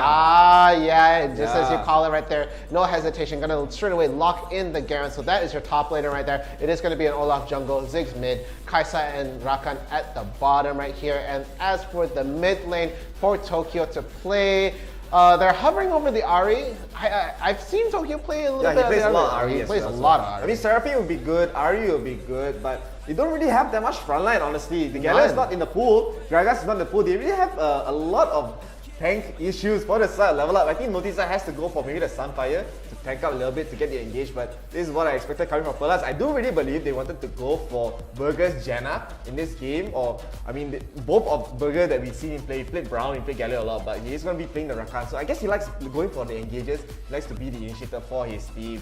And the reason why I suspected they're going to pick Garen, right? Yeah. Is because Olaf is not the tankiest person in the world. No, he's not. So you need to be able to have another bit of frontline to soak all that damage for Olaf to do his thing. Yeah, but I feel like the Rakan combination with the Olaf is just so good, and Garen gonna even be a huge factor as he goes in right there. So there are the picks coming in from either side. Again, it's gonna be Perlas gonna be on the blue side, so they are gonna, they had that first pick, they had that everything already right there. The drafts are already very solid from both teams, pretty close to the meta right now. Honestly, Level Up. Except the Draven. No, Level Up. I mean, Draven is reaching the meta. Calm down, man. Everything weird to you, lah. No, we haven't seen Draven so much. No, we've seen Draven a lot. Nowadays, yeah. Because nowadays, the meta has been shifting to the ED carry pool for the picks right now has just been expanding, It used to be just 𝐾𝐳A, Koriki, Ezreal. Yeah, but now it's Tristana is coming out, Draven is coming out. I like the Tristana. Even Misfortune is being played right here. So with that, we are gonna get into the game. And of course, as you said, Perlas are gonna be on the blue team, and the red team we will have Level Up Esports. And as I was saying, I really think Level Up, the issue is that they don't really have a lot of front line, so Lee Sin has to find a way to, I mean, it's either that they're like glass cannons at this point, honestly. Yeah, they have to really find their pick, really seal the deal and do it fast. They can't really afford to fight for too long, otherwise they will eventually lose the fight right here. But it's going to be pretty standard laning phase coming in from both sides of the team. Of course, getting a little help. Olaf is going to get a lot of help coming in for the red buff right there. The first dragon is going to be Infernal though, so that is going to actually be a big fight coming in to the game about like 2 minutes or so. But right now, I don't think they're going to try to do anything overextending. Of course, I will eat my words as soon as that happens. But nothing should happen too early on. Nothing is happening right now, because they are just not gonna. They're level 1, man. Unless Lotso got a lot of damage onto even poles, but Burger is just gonna be able to peel with the grand entrance. He is the Rakado. The nice double tornado though is gonna deal a lot of damage to the Perla's bottom side. It is gonna be quite close for that lane, but it won't really be a kill unless they really overextend here a lot, so it's going to be quite aggressive, especially because Burger is going to be a melee champion. You can't really get in, especially Sabarin. This is why Draven is so strong, because he just deals so much damage, especially in the early game, and even they get the lead, he's just going to start snowballing with his passive, his arrogance, you know, he likes himself, he's narcissist. And there we have, so that's something you always have to keep an eye out for the Draven right there. Again, not having the best mobility, but right now I feel for the side they actually have a lot of peel. The Janna are going to be helping him out so much if the fight does turn sour. Saverin does have his backup at that time. Going to have the Janna barrier, going to have the ult coming in very soon, and the Tornado coming in much earlier. But it looks like Noticer is primed and ready to try and go for an early fight right there as we see it. But no, they're a bit too close to the tower for Noticer to try to get the jump in right here. But we're also seeing a rotation coming in from mid right here. It looks like the Ahri is also going to make a show, and they're going all in. They really want to try to funnel into the bottom. Poles taking a lot of damage right there. Notice they're going all in. They get the kill on 2 poles right there. So down the 𝐼𝐸. It is going to be the Janna taking a bit of the tower health, but the knockup onto 2 right there. Saverin has to fall back right there. 𝐿𝐸 even taking a tower shot, has to get the knockup onto Rafi right there. And all good exchange coming in from level up, but it was really close on the way out. Not the cleanest of exits out. No, honestly, that was super clean. I don't know if you noticed, but they were taking turns, taking the tower aggro the entire time. Yeah, it went from Tokyo, it went from Tokyo Janna to Lotso, to Saverin, to Noticer. They were taking their time, and that gang was so clean. I mean, you were not expecting them to die, right? You thought they were going to be done. When I saw Noticer coming, I'm like, alright, he's going to come in. Tokyo is making its way here, and Tokyo came from the back, got the charm onto poles. Poles had nowhere to run. He even used the barrier right there. And maybe if he used the flash a bit earlier, he could have almost escaped, as if Tokyo did not land the charm, he would have been able to escape. So a decent start coming from level. This is what I like to see from Lee Sin. Noticer on the Lee Sin is going to be so aggressive. He's just going to be camping a lot of this bottom lane here. 𝐼𝐸 is not able to keep up with Draven. You always think 𝐼𝐸, yeah, she's going to get a power spike, but Draven, he's able to snowball this lead very well. Given that first kill, he's going to get like 2 items already. Yeah, and it's adding up a lot right now. It looks like they're trying to funnel it. But the knockout coming in from Lotso onto Lotso right there, gonna get a lot of damage. But the quick ult coming in from Saverin right there, already hitting level 5, managed to get the disengage coming in right there, going all to Burger and Pulse. So that is quite a bit of damage right there, evening it out. But Lotso is still in the danger zone right now, and Olaf is still hovering around the back, but too far away to get an engage. And it looks like the focus is gonna be this bot lane, as they are trying to just funnel it straight into the Saverin right now, right here, into Draven, as we see the game progress. Yeah, so I think Saverin is still going to be safe. He does have the barrier left. Burger will not even get the knockout. Saverin just positioning so well, and just dodging all these gangs. And at this point, Perlas are actually wasting a lot of time. I mean, Jenny's not going to be able to get farm. He waited so long just to get that gang, and in the meantime now, level up. They are just going to be able to get the dragon here. Perlas, Chinese wants to maybe go for the blast, but Tokyo will take it away, so Chinese has to use the flash if he wants to go all in. But even if he uses the flash, he will not have a way out. So level up, they're going to get this dragon very uncontested here, but the goal lead is actually very even. I think Perlas, they're still able to get a lot of farm. Their macro is still so good. I think in the top side, Krala is not having a decent time, especially against 𝐿𝐸. 𝐿𝐸 is pushing out the lane so much. He's going to get a single play. He's probably going to try to go for another. He's going to greed for a little bit more. He'll just clear out the minions, and we level up, they have to find a way to deal with this. If 𝐿𝐸 gets a lot of farm, it might, I mean, he's just going to snowball this game. Yeah, and it looks like it's going to be the kick to try and push him away, but it pushes it to no crawler right there. The Ziggs ult is going to land, and together with the Garen ult is going to try to finish that off, but the rest of them are in such low health. But the damage coming in from Rafi right now, putting Tokyo on low health as well. It is going to be two members really low coming in from the side of Level Up. They do get a single kill on their side. Level Up does get one, but they're really low and dangerous. And Noticer is going to get poked out right there, just with the edge of the Ziggs bounce ball, and they had to disengage, and Lotso is trying to set it up, gets the knockup off of Rafi, and it is going to be Noticer who is going to get saved in the back right there. Meanwhile, Sovereign is doing some work in the bot lane right now. A lot of this momentum coming into his favor. They do end up ending the first tower on the top right there, together with the Ziggs health. Three of them having that over them right now, as it was just at half health. And it looks like they're trying to get a sort of re-engage, or they're just trying to push out the lane right now. Maybe even try to break out the first tower, the top tower, instead of going for the mid like they were earlier. Yeah, I mean, still, for us, getting the first turret is not the biggest goal difference yet, because Level Up, they still have the Inferno Dragon here, and Sovereign is just farming up, man. Once this guy gets his spike, he needs just two items. He gets the Bloodthirster, gets the Infinity Age. Everyone on Perlas are just gonna melt, even Shigure right here. Notice he's gonna try to put a lot of pressure and try to de-ward. I mean, Kiani is actually de-warding, as you don't really have ward in the pit, so no vision for both teams. Perlas, they are going to be starting it up. Burger is hiding in the bush, waiting for an engage right there. As Level Up, they're going to go for the other way. They're going to go the big round, the U-turn. As now Noticer will get hit, but the Mines, he will go in and he will steal the repel. And now Shigure is so low. He will get taken down so early on, so no front line for the side of Perlas. They will get a double kill already. They'll kill Olaf as well. Burger, the only one left alive. Holes trying to run away from Shigure Nokrala the entire time, as Nokrala so low as well. But that's a very big win coming from the side. Level Up, they are able to just push this mid tower. You don't even need to use the Rip Herald, as the tower is just going to melt Burger. Woo, be careful, my friend.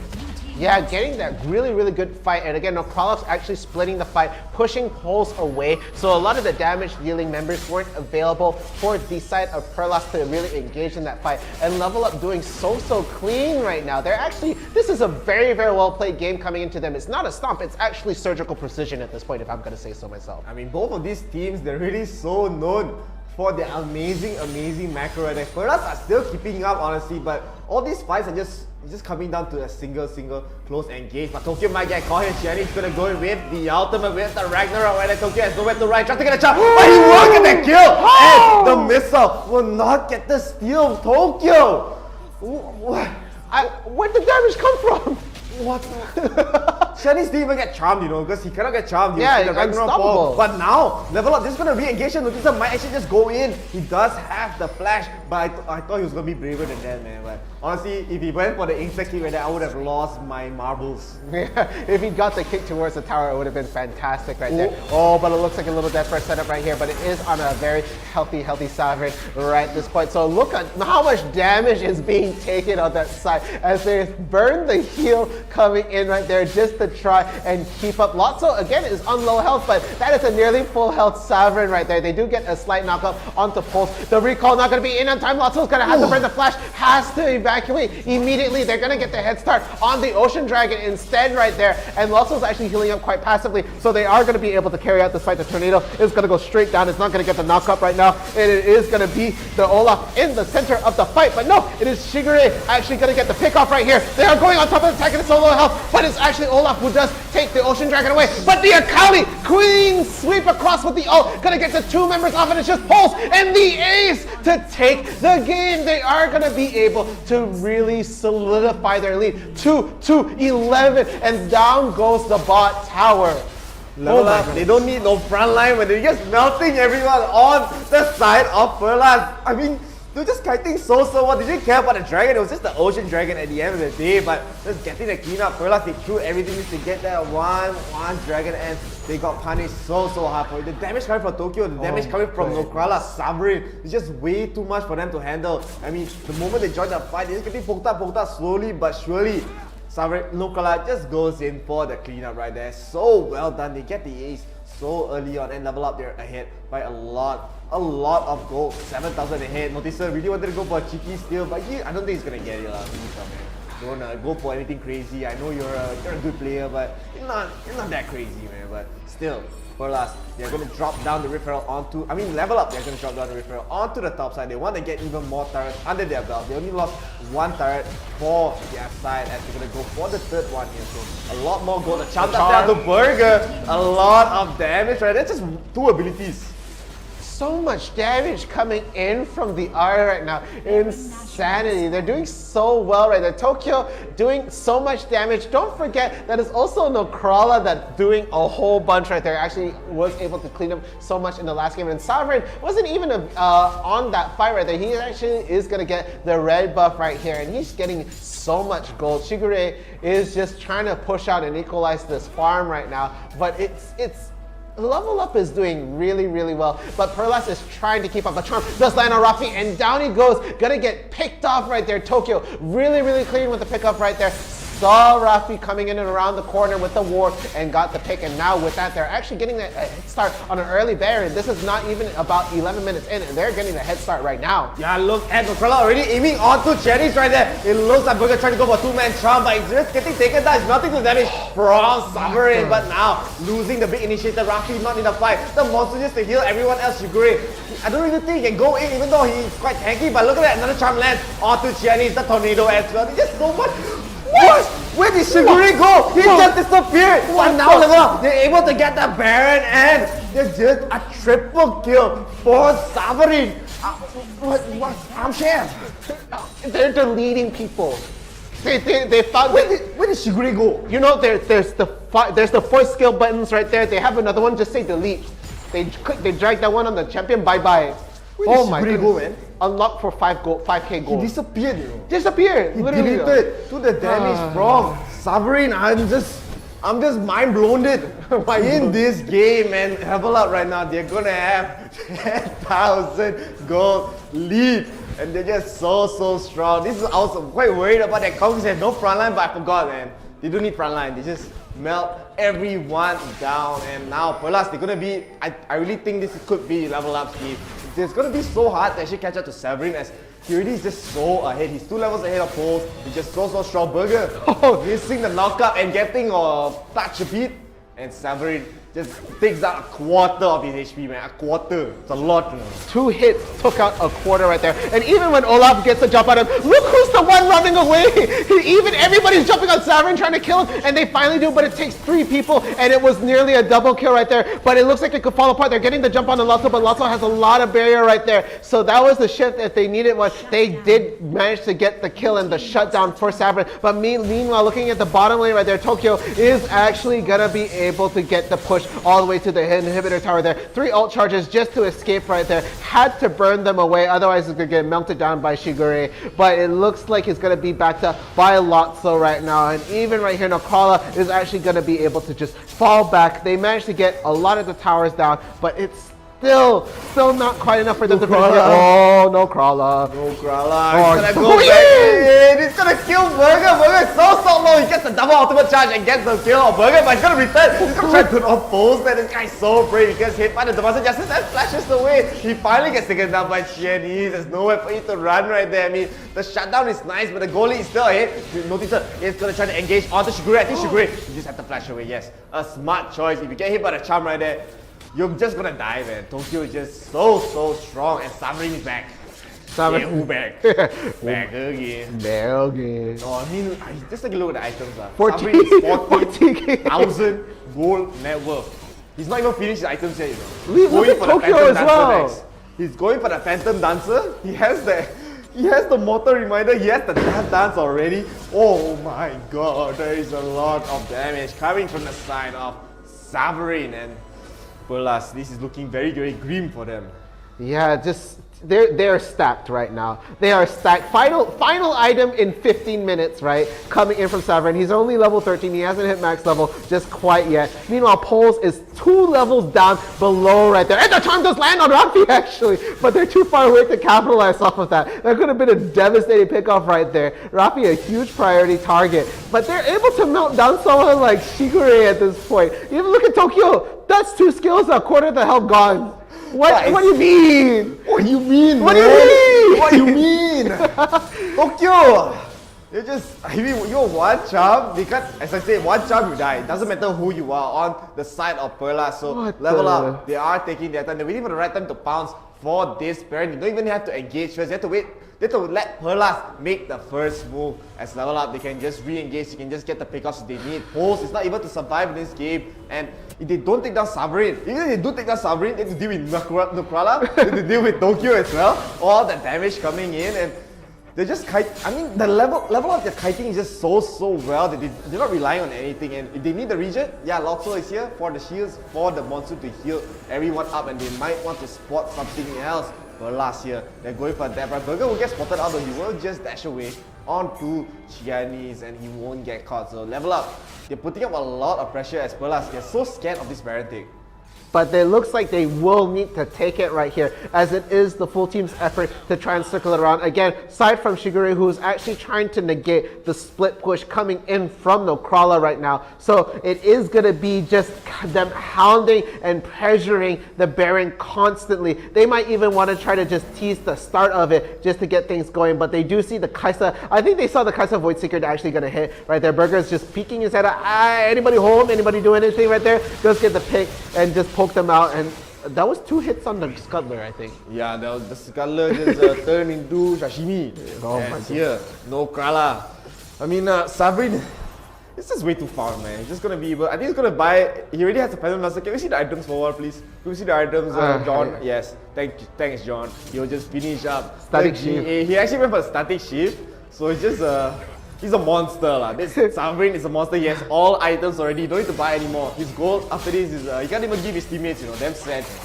Charity. No, you cannot give his teammates. I know. I'm just saying as a joke. I mean, it's way too much gold. 17,000 8. Everyone else is 11,000, and he's just gonna delete everyone. And I mean, Nukrala, he might catch out Chinese here, but as I said, Perlas is just so scared of this Baron take. And level up, they're just teasing them at this point. Are we gonna take it or not, man? You don't know. You can't see anything. There is no wards right there. I'm Noticer. I'm just applying a lot of pressure. Yeah, and he, again, while they're doing all of this, they're trying to get a push in right there. The bottom tower will eventually fall, though. Garen doing a lot of effort right there just to make that wave, get that finish off right there. But now it's going to be the Elder Mountain Dragon that's on the field. So the focus is going to actually split right here. So it looks like the rest of the team for Perlas is going to try to get some vision onto the Dragon Pit right there. But, oh, Sovereign, please. Honestly, Sovereign can just solo the dragon. Honestly, he could. Honestly, just solo the dragon, Sovereign. Your team, you don't need your team. You just Yeah. need too strong. Look at Yeah. that. Ooh, They want Oh. Okay, 5 hits. Cherries, but can take 5 hits right there from Sovereign. Zooming in. Yeah, we can see the creeps turn into sashimi as well. So now, level up. They're gonna start up this Elder here. This Elder is more important. Look how fast it's going down. Look at that. The Elder just melting Chinese. You have to go for this steal, man. This steal is everything. You need the extra buff, but Burger is gonna get caught instead. As Nukrala will try to get it. Burger is already taking a lot of damage. The ultimate will come in. They will take down to no jungler for the side of Perlas, and I think it might just be the end. There's no real way for them to contest this Elder here. This dragon is just gonna melt, and they go for a miracle still. I don't know what's gonna happen as Garen tries to go for the TP, but they're just keeping them out. Shigure is gonna go in immediately. He just flashes in. He does not care. He might fall though, but the side of level up, they're just melting the dragon here. They'll get the dragon, and no steals for the side of Perlas. I really do believe this could just be the end. There's no real way for Perlas to fight. It's just melting through this strong Sovereign.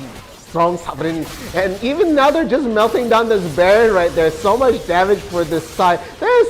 They took out the jungler with such a good pick. Bye.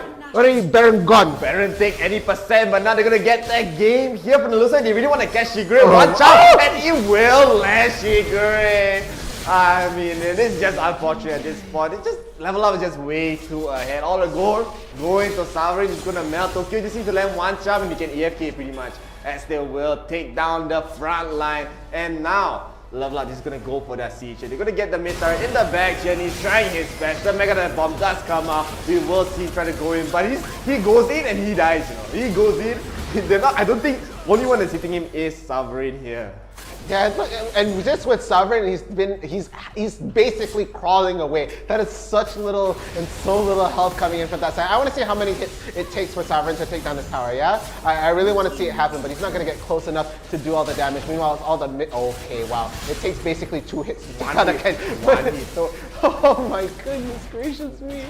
They're just gonna end the game, man. This is a formality at this point. Well, he's just gonna melt. Look at the turrets, he's melting to 2 sides, and now Sovereign is gonna push it. No, Sovereign actually AFK, he's farming the Grom. What does he need to farm the Grom? He already has a lot of gold, man. Don't want to lose my stacks. Don't want to lose my stacks. But now Burger is gonna go in as _KO tries to go in for the back. But look at that, just taking so much damage. The Mega Dome does come up, but the GA for will take him down, but it will be the end. Level Up are going to go into the grand finals here once again. So there we have it, Level Up. Your returning champion is going to be coming in yet again into that grand final slot. And now they have to wait for their opponent on the other side, who again are returning champions themselves. But taking out Perlasa with such strong showing, it's really, really head turning right there. Yeah, my heads have been turning upside down. As I mean, this is why they pick Draven. This is why they pick Draven. Snowball like they are playing Nunu. As we are going to take a look at the stats here. So let's take a look and see. The MVP is Sabrine, of course. Why you got 1 death? 1 death, throwing games here. Why throw? But his net worth look at Tokyo! 21,000 gold net worth. Still want to go back and farm the Grom for some reason when he has full items. I just noticed also, Sabrine didn't actually finish up his boots. He did never finish his boots. 32,000 damage. He had excess gold, you know. You don't want to finish his boots, you know. I don't need it. I like the vamp boots. I like the vamp. But now here, 32,000. Tokyo doing a lot of damage. Nokala doing a lot of damage. Rafi trying his best. But I mean, that's just not enough.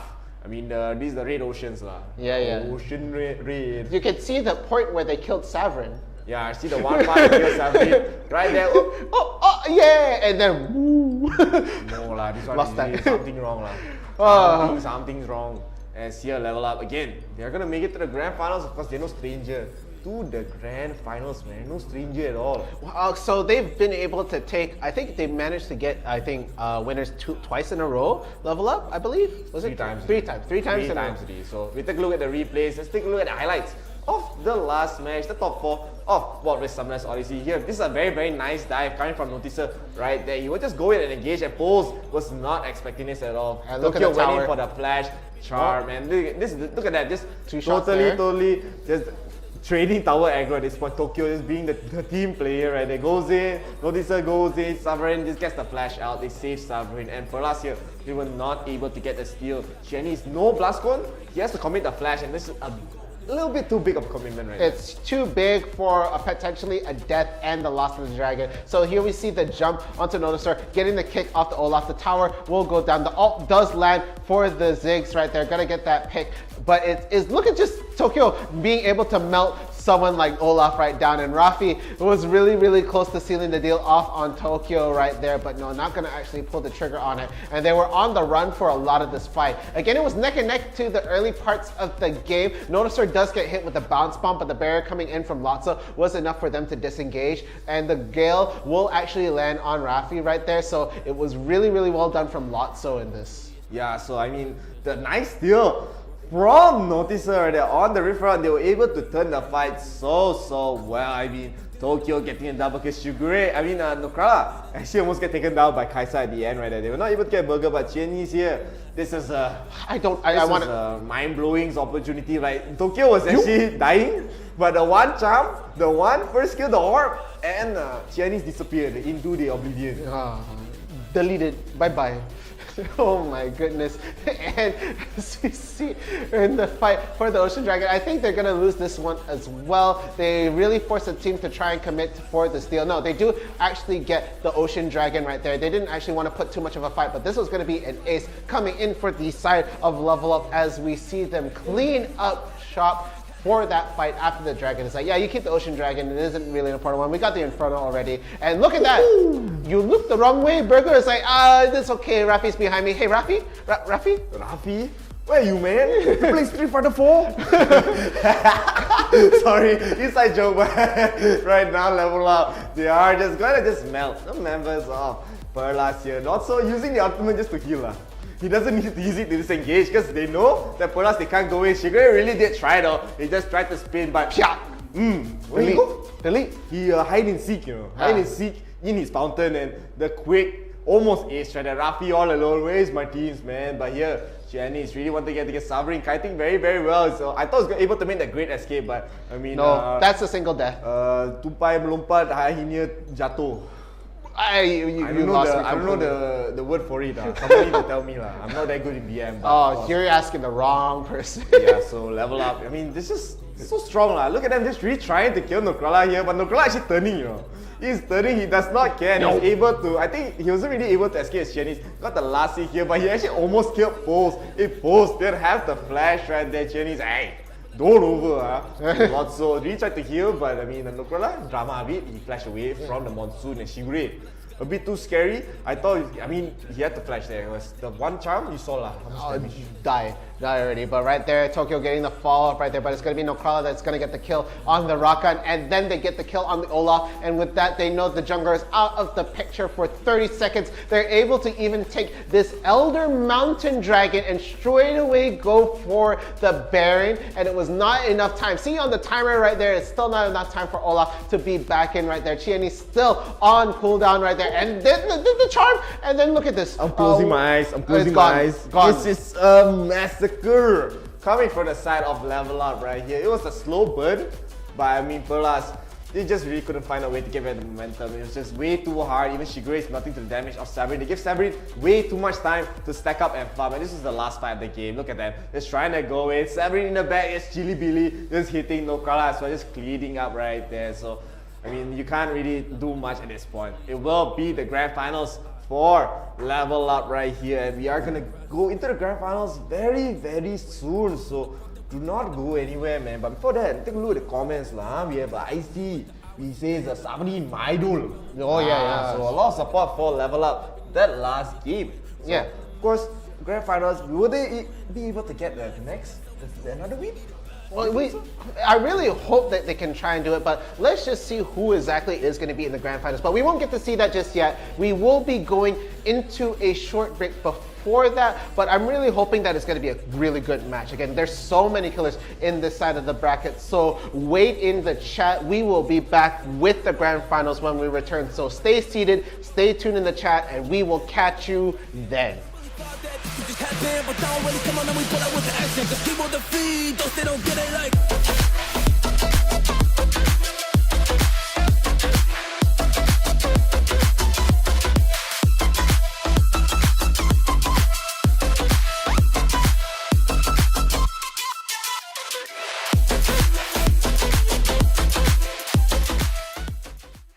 Rooftop party, jump party, bomb party, rooftop party, jump party, bomb party, rooftop party, jump party, rooftop party, warehouse party, rooftop party, jump party, rooftop party, like to get naughty, rooftop party, jump, rooftop party, jump, rooftop.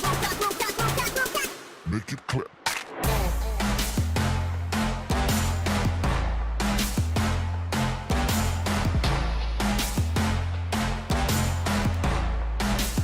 Rooftop party, to get naughty. Ladies and gentlemen, welcome to IRL ASIA's YouTube channel. I'm 𝐿𝐴, and today we'll be taking a look at Summoners Odyssey's plays for the week.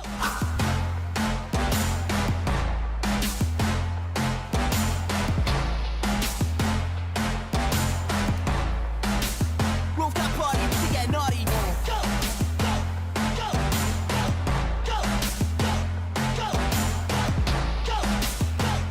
Here we can see 𝐒𝐻𝐾 from the side of 𝐷AI1. He will steal the Baron here as Fiora tries to salvage the fight. She won't be able to as the Baron and the fight will slip away from their hands. Naughty.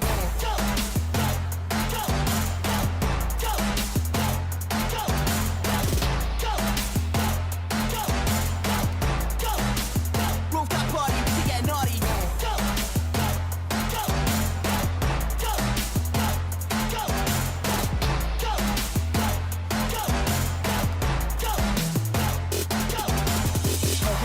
jump.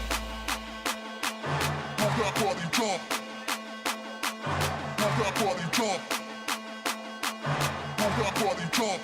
That was some fantastic plays this week for Summoners Odyssey. Remember to subscribe and like our YouTube and Facebook page for IRL Asia. This is 𝐒𝐮𝐻𝐵 signing out, and I'll see you in the next video.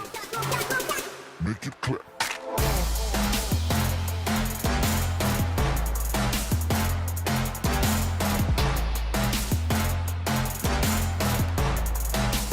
Rooftop party, we can get naughty.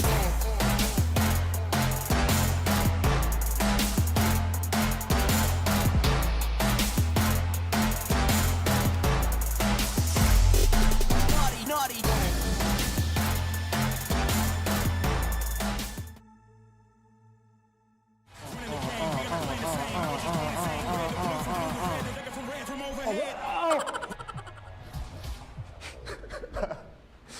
Can I turn off the fail?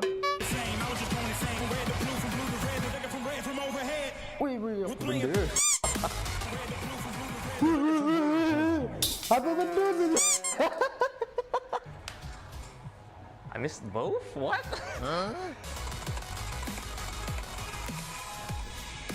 Hey. Whoa, sorry. I'm a dirty. Alright, let's play some Beat Saber. Let's go. We're playing, yeah. I got the power. Itu easy lah. I got the power. I got unlimited power. Again. I got unlimited power. I got the power. I got unlimited power. Running the game, we are not playing the same. I was just doing the same. Red to blue from blue to red, the nigga from red from overhead. We're playing. Habis.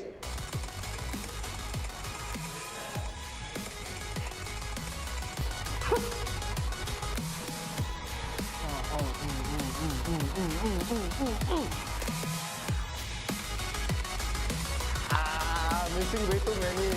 Okay, I'm missing out. Okay.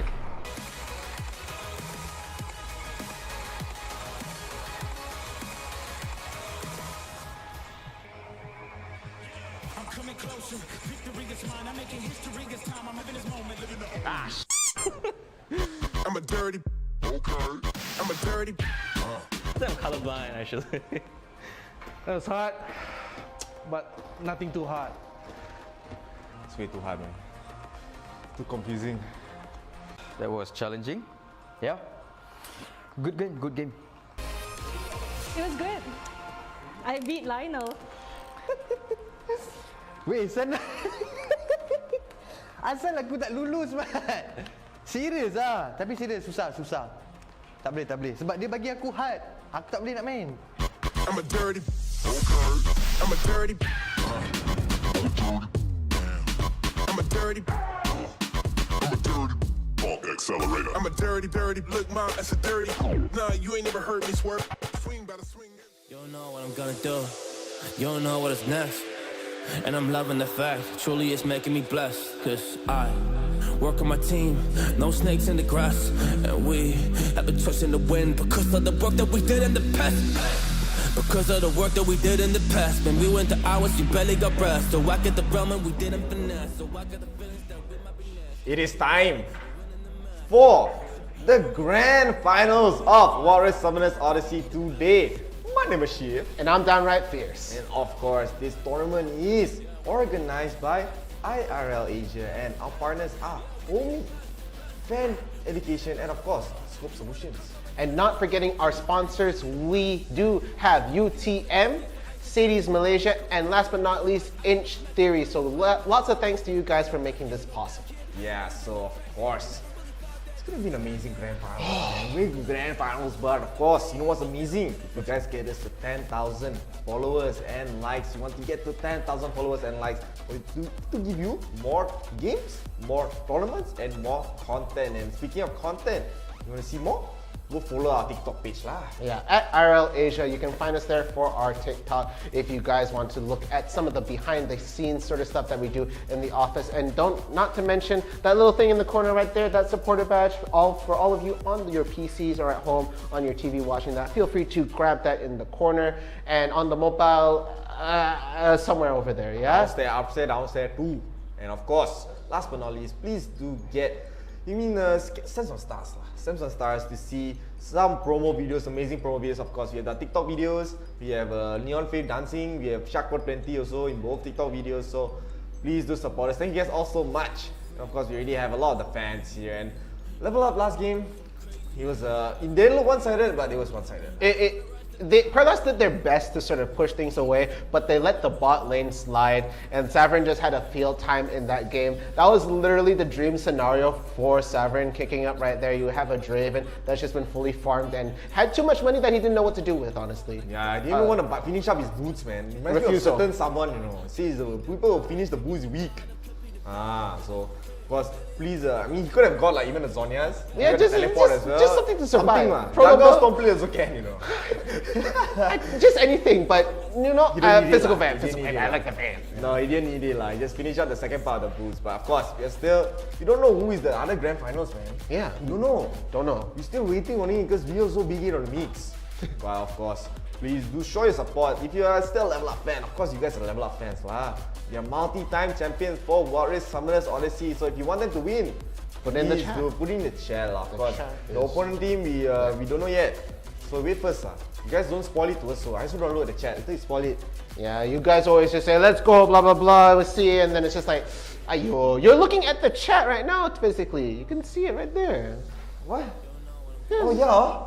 What do you mean? I trick you. But of course, we do have another big announcement to make. We are going to have a PUBG mobile tournament coming out next week. So let's take a look at the promo that will be coming up very, very soon. Of course, this tournament is going to be on the 21st of May.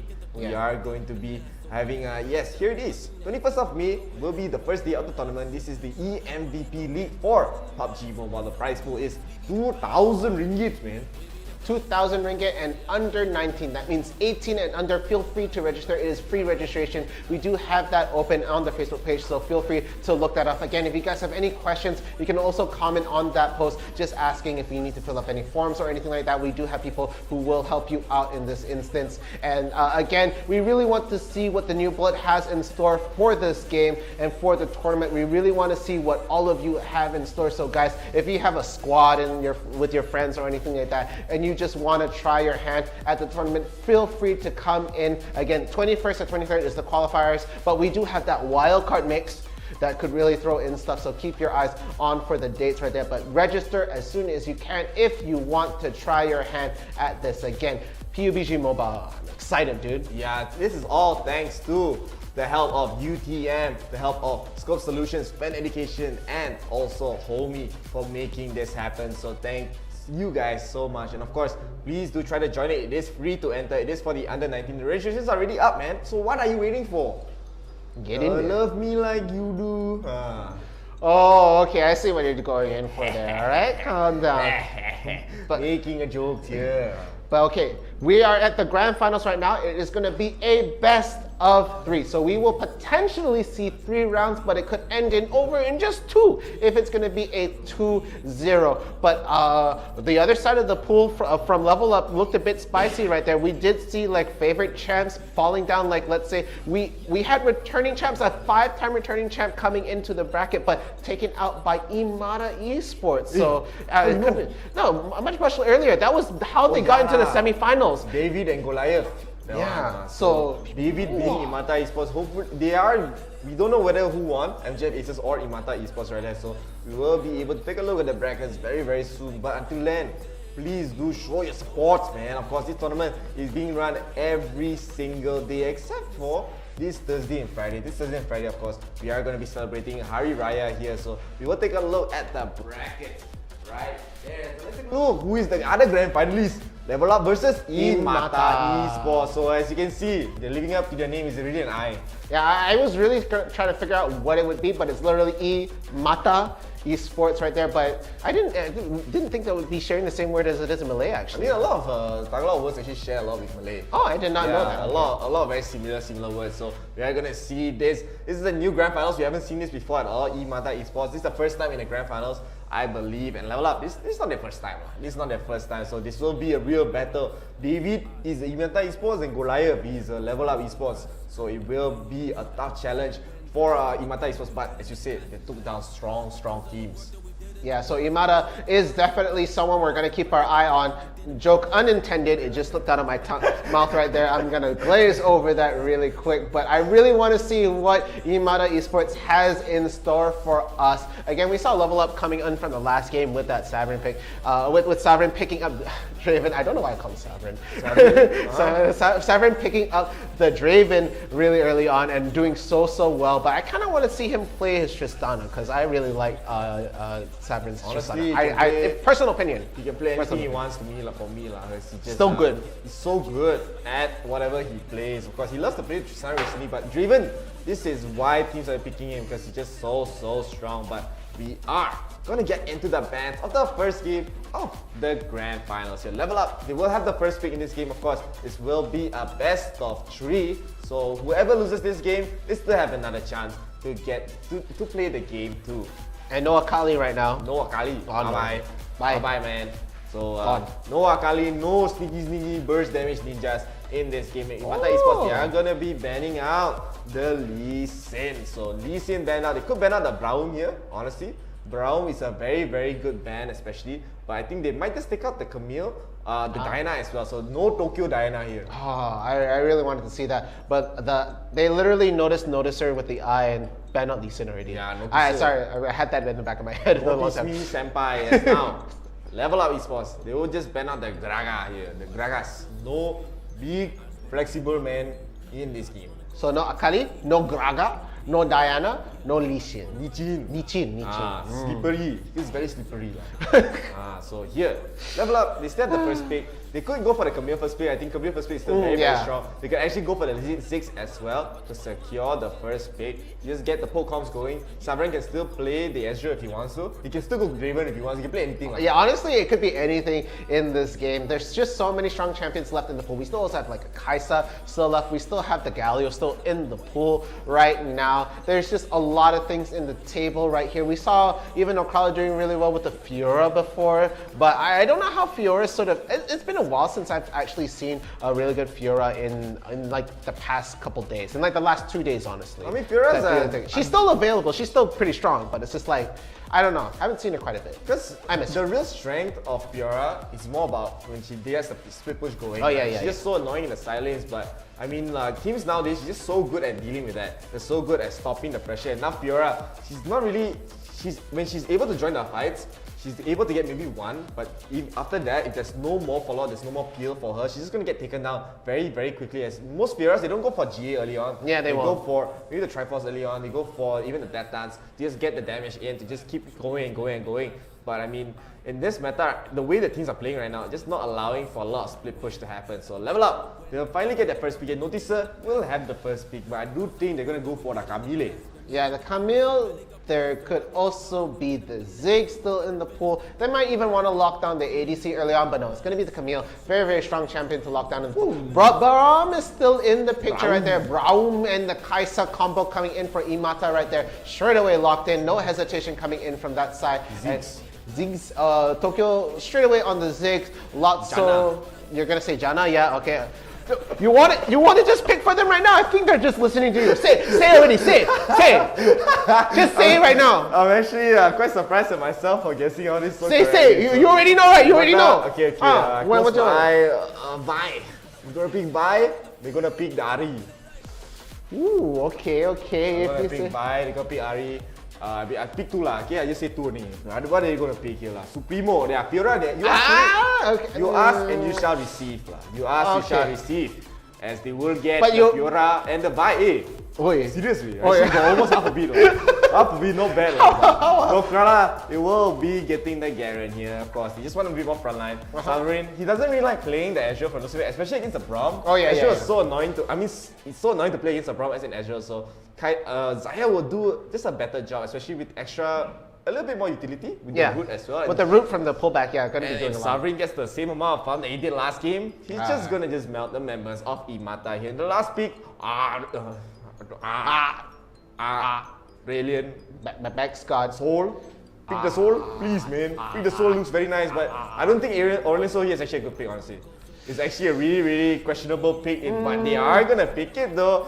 but I don't really like it because you need a lot of way to set up the Aurelion Sol and That big stun, yeah. Yeah, so big stun on the mix here. Big stun. Yeah, Bex got play the Aurelion Sol and we have Supremo on the Vi, we have on the Fiora here, we have Carl on the Jet, Kaisa and Braum being played by Mobile Legend, very similar name. I heard the name before.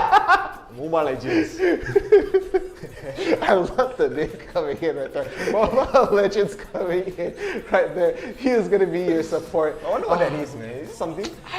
I don't know. I feel it's like the Legends part speaks to me a little bit. It's League like, of Legends, like. Yeah. Just saying League of Legends is on the mobile. That's why he's playing Mobile Legends. Big brain, man. So smart. What a nice name. Very original. Coming from Braum right there. So we're gonna get into the first game. Of course, please do vote for your favorite teams. Will it be Level Up taking this first game, or will it be 𝐸𝐴TA Esports taking this first game? Please do vote. There will be a poll right down there. There is a poll. Yes, it is a poll. It's right there. Ooh, very nice, huh? Very nice colors all. Yeah. And of course, you can vote it in the chat as well. So with that, we are gonna get into the game, the first game of the Grand Finals. We will have Level Up Esports on the blue team, and we will have 𝐸𝐴TA Esports on the red team here. And nothing unusual is happening. No early invades. Just gonna have a standard lane. Nothing really gonna be happening for quite some time, especially for the Level Up side. Level Up side, they having noticer on the 𝐿𝐴𝐷 here. He'll only go for an early gank and from level 5. And 𝐸𝐴TA, we will have to see whether Supremo will go for the early gank or not. If people like BoyJ, people like noticer as well, they'll go for the early engage. So we will have to see how 𝐸𝐴TA will try to get a tempo in this game. Yeah, and I think the Aurelion Sol pick was for that skin because it's really neat. I'm sorry, I'm a sucker for that sort of thing. What? The Aurelion Sol skin is really cool. Ooh, this is very nice, man. Yeah. It looks so clean, like a robot. Yeah, I'm getting the Power Rangers vibes from it right there. But looking at the bot lane, I feel this is where the focus of the fight is going to be a lot on, because again, Sovereign, same for the last game, being able to net so much farm. Again, he was using Draven just that time, so he did have that passive being able to stack the gold. But Sovereign on the Xayah is going to be able to do a lot of damage right there. So it is going to be up to the duty of Mobile Legends to really try to block a lot of the Q and try to stop a lot of the callback to get the root in. So we're just going to have to see how that lane goes right there, but it is going to be Supremo who is going to be hovering around the bot lane right there. Might try to get an early scuttle and might try to get a jump on the 𝐿𝐴𝐷 right there. Oh, sneaky play as they do get the jump in, but the passive for the 𝐿𝐴𝐷 is going to pop up right there. They do try to get the slow on Supremo. They do get it. The flash has to come in, and it's Mobile Legends who is stunned up right now, and it looks like it could be a pickup. So low on health. They go for the flash follow, and there it is. First blood coming in. Level Up is going to get it on the Braum right now, and they're going to be able to take the scuttle, but I think they're going to trade for the top scuttle right there, as Supremo is hiding over at the top, trying to seal the deal on for the scuttler at that point in the top lane. Yeah, I do think that was a big mistake coming from Supremo, honestly. Big. Because he thought that, I mean, even if Noticer was alone, he was not even going to get the kill. Nokrala being a bit aggressive onto the top side there, he did have to use the flash, but as I was saying, like, that was a very weird rotation. That punch was so unneeded, and just made too many risks for the side of 𝐸𝐴TA right there. So I mean, Level Up, they were able to get basically a free kill onto Mobile Legends. What a very nice name coming from there. But in the top side, it looks like Tabu, sorry. We'll say sorry to Nokrala. Nokrala gets taken down on that top lane right there. I mean, Fiora is always just going to be so good against Garen, because Garen, he does have a lot of innate tank, but I mean, the damage coming from the vital points from Fiora is just going to be a little bit too strong, and Nokrala had to be a bit more careful. Yeah, but again, they managed to bring so many summoner skills in that exchange right there. In fact, I felt like they only needed to actually flash for one member there, but two members flashing for the Braum at that point. So they actually trade over for they want the kill. They got it. And with that momentum right there, Sovereign's already at level 5. And it is going to be the Kaisa who also gets to level 5 right now. But again, it's going to be the Infernal Dragon that's going to be spawning first in this match. So that is going to be a hotly contested dragon right now, as it is the Aurelion Sol just hovering over, just trying to make sure everything's all right, trying to set up for a nice big stun, trying to get it on all the minions over in the mid lane right there, trying to help with the wave clear. And he's actually doing really well competing with the 𝐒𝐳�gs right now, because 𝐒𝐳�gs has easily a whole bunch of wave clear right there with the bounce bomb and the landmines right there. Oh, but the spinnings, not quite winnings though, but they're gonna be able to get a lot of vital points, just get a small follow up with the lunge. And that was an even trade in my opinion. Yeah, I mean, 𝐼𝐴𝐴𝐿 actually went for the early Primal Vest just to stop the healing. The extra healing coming from, on the Fiora right there. So it is going to be very, very good in this lane. But I mean, 𝐼𝐴𝐴𝐿, I'm quite surprised. He actually went a bit of an aggressive route. He went for the Ignite here rather than a barrier. But I would think that Fiora will go for the Ignite here, because if you get the Ignite, 𝐼𝐴𝐴𝐿 is going to have an annoying time, especially because all the big stars coming in. Big! A little bit out of duration right there. So it won't hit even the minions. As so you're gonna have a fun time just clearing out the minion wave. But as I was saying, I mean, this dragon has to be contested. Level up. They are gonna take their time. The Noticer is gonna be recalling, but 𝐼𝐴𝐿 is in the area. The root does not land, but now Imata, because of the fact that Noticer he did back off, they are gonna have the initiative for this next dragon fight.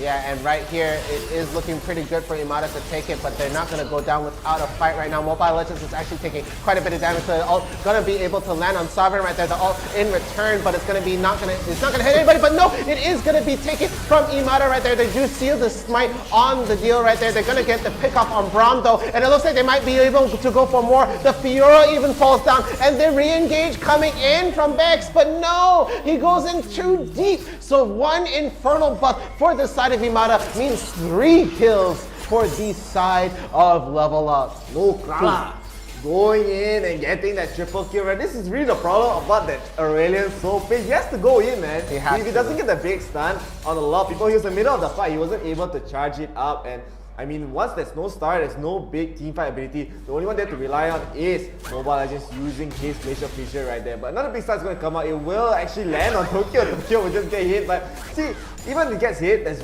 no real follow. It's just going to be a slight annoyance for Tokyo right there. So this is why I didn't really like the Aurelion so big. I think Orena would have been better. Ahri would have been better for this kind of matchup, but they will be carefully for the Scuttle. The top side, the Hextech Activator will go on to Mobile Legends. Mobile Legends just running away to the other side. Looks quite level up. They are just going to let them go as there's no real way to get the re-engage right there. So a little bit of aggression coming from the level up side, but not much of an overcommitment as it looks like they just want to set up for this Rift Herald take.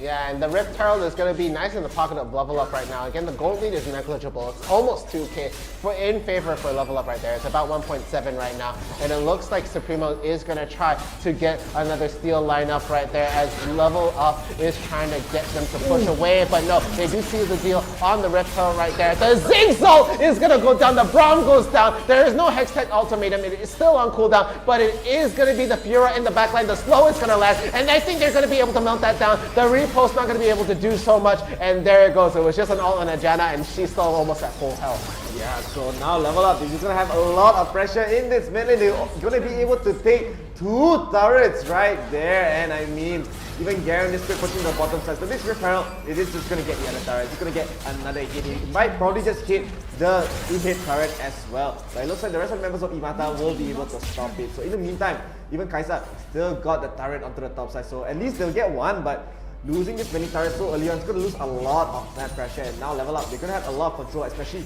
around the bottom side of the map, which is very, very important because the next Dragon take is going to be so annoying for Level Up to deal with. I mean, for Imata to deal with. Yeah, again, it's going to be the Mountain Dragon though, and that sustain is going to be really good in the pocket, especially with 𝐿𝐴𝐿 on the Garen right there. He's just going to be so annoying. He's even out-tanking the Fiora damage right now, and Fiora hasn't been able to really get her game on started. She should be winning a lot of the 1v1 situations right there, but really, really good play coming in from Level Up. The great kiting, and it's just been so hard for her to get in and get things started, especially when it comes to damage right here. Again, Level Up positioning is so good. Noser is even going to spot out Fiora right there, but no, he just wants to scuttle. Will even go for the smite, gets the true strike from the Q right there, true damage, and that's it. I think he wanted to grapple hook and get the minions right there, but you know, we don't see that. As long as we don't see that in the big fights, it's fine, honestly. Yeah, so now you can see Level Up, their gold lead is around 5,000 gold lead here. It's going to be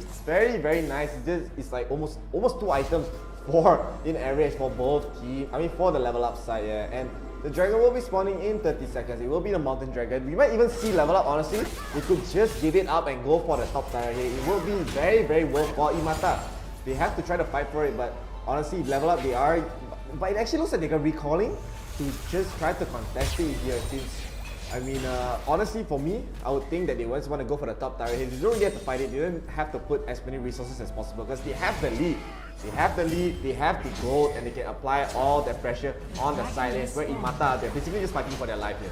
Yeah, so that tower is gonna go down really, really swiftly right there. But it's gonna be the teleport coming in from the Garen as he is gonna be coming into the Dragon Lane right now. It looks like gonna be engaged. The tactical sweep does hit, but Mobile Legends is gonna land the great ult. But the damage coming in right there, he is gonna be melted down. It is gonna be 𝐿𝐴vern doing so much. The sustain coming in from Lotso. No contest right there, as it is gonna be a literal clean sweep over the Dragon as they take it really, really easy. The flash follow coming in. Noticer wants to get the slowdown on the Kai'Sa right now. So much damage coming in right now. 𝐿𝐴vern is even trying to land the Q, but running away for his dear life right there. But the top tower so low on health. They aren't afraid to fight under this tower right now. But the stun is landing up and they get the kill. 𝐿𝐴vern is going to be really, really low.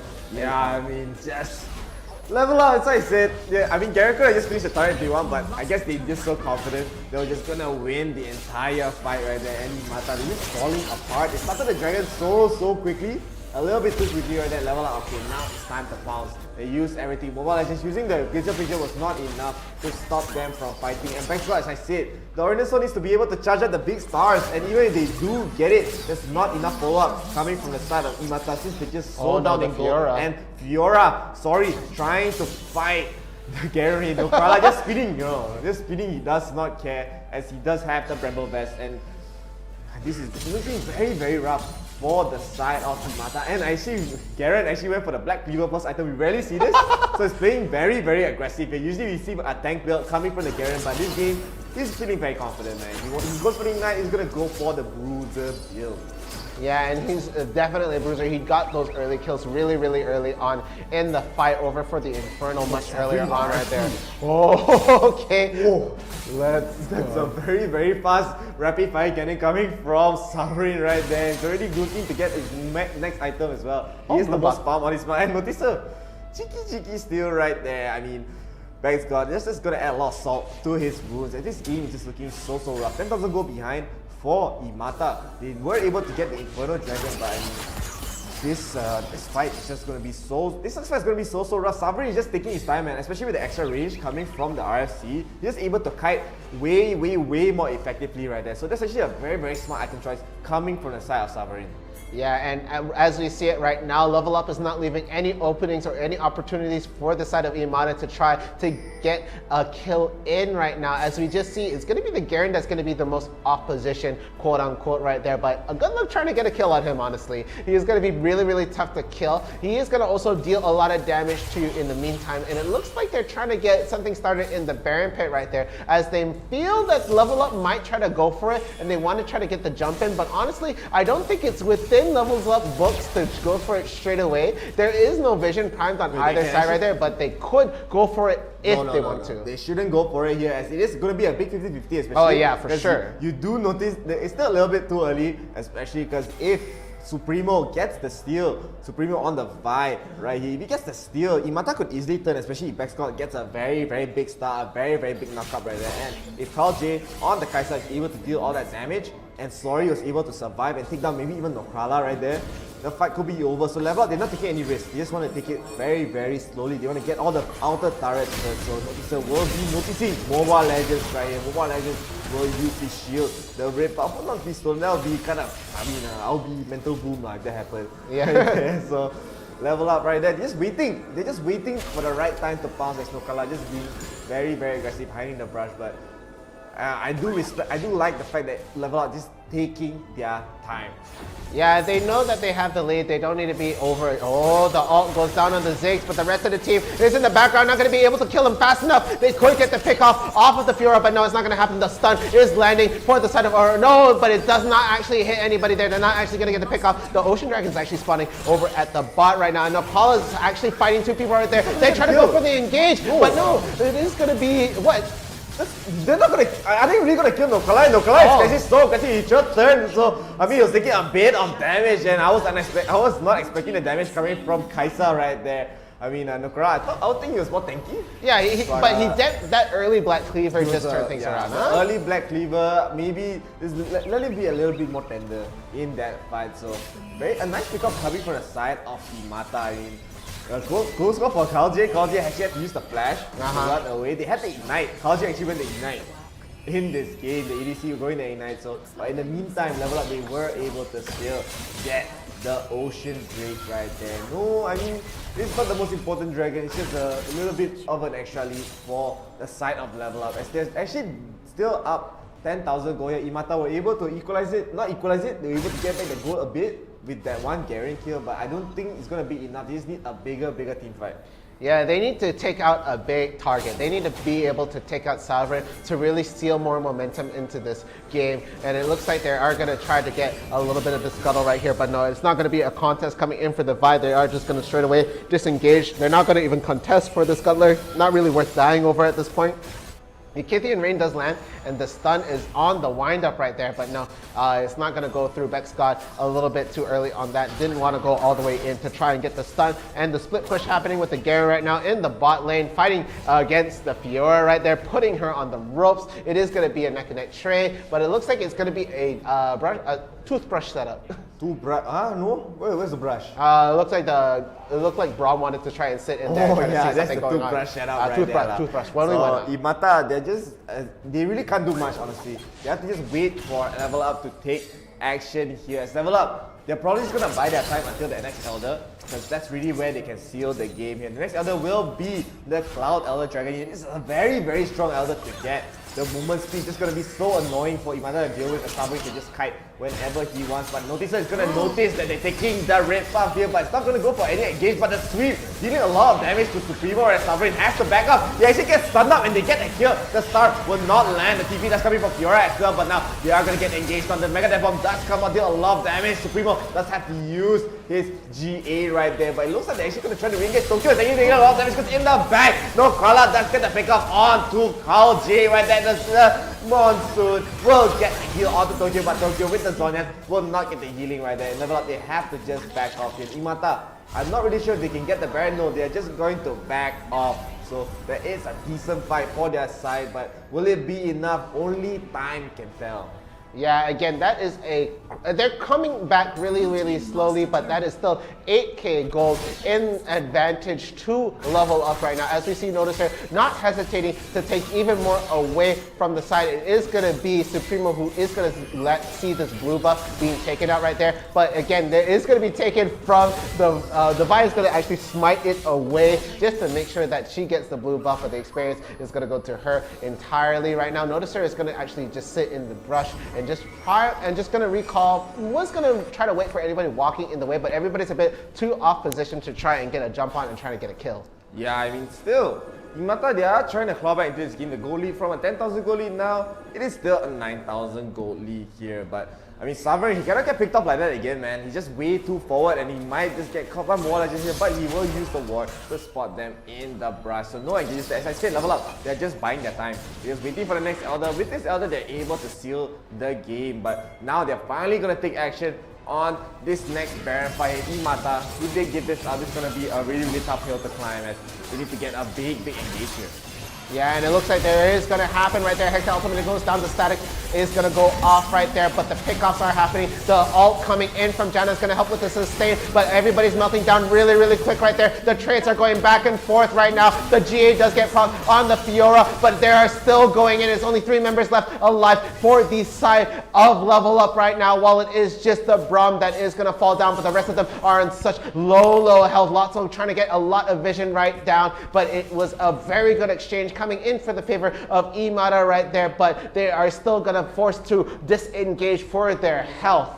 Yeah, so 𝐸𝐼𝐼, they were actually able to win that fight, but as I said, Sovereign, he cannot get caught in his fight. Just a lot of damage gone for their side, but now 𝐸𝐼𝐼, they're actually taking this time. Any chance that they can get, they will go for this Elder Dragon here. No vision for the side Level Up. They don't know whether this is happening. They are going to check it out right now. The Dragon is half HP though. Will they make it in time? No Krala does have the flash to go in. They will ward it up. They will spot it. No Krala waiting for the right time. They will get the steal on the Ocean Dragon right there. This is a disaster for the side of 𝐸𝐼𝐼. Oh my god, Supremo got taken down. He was not able to get the smite down. And now Level Up with that steal, they're just going to be able to get this Baron. No jungler for the side of 𝐸𝐼𝐼, no steals, and this is a free Baron, and this might just be the end for 𝐸𝐼𝐼 here. They are walking there, they are trying to go for the engage, but it's just going to be way too late.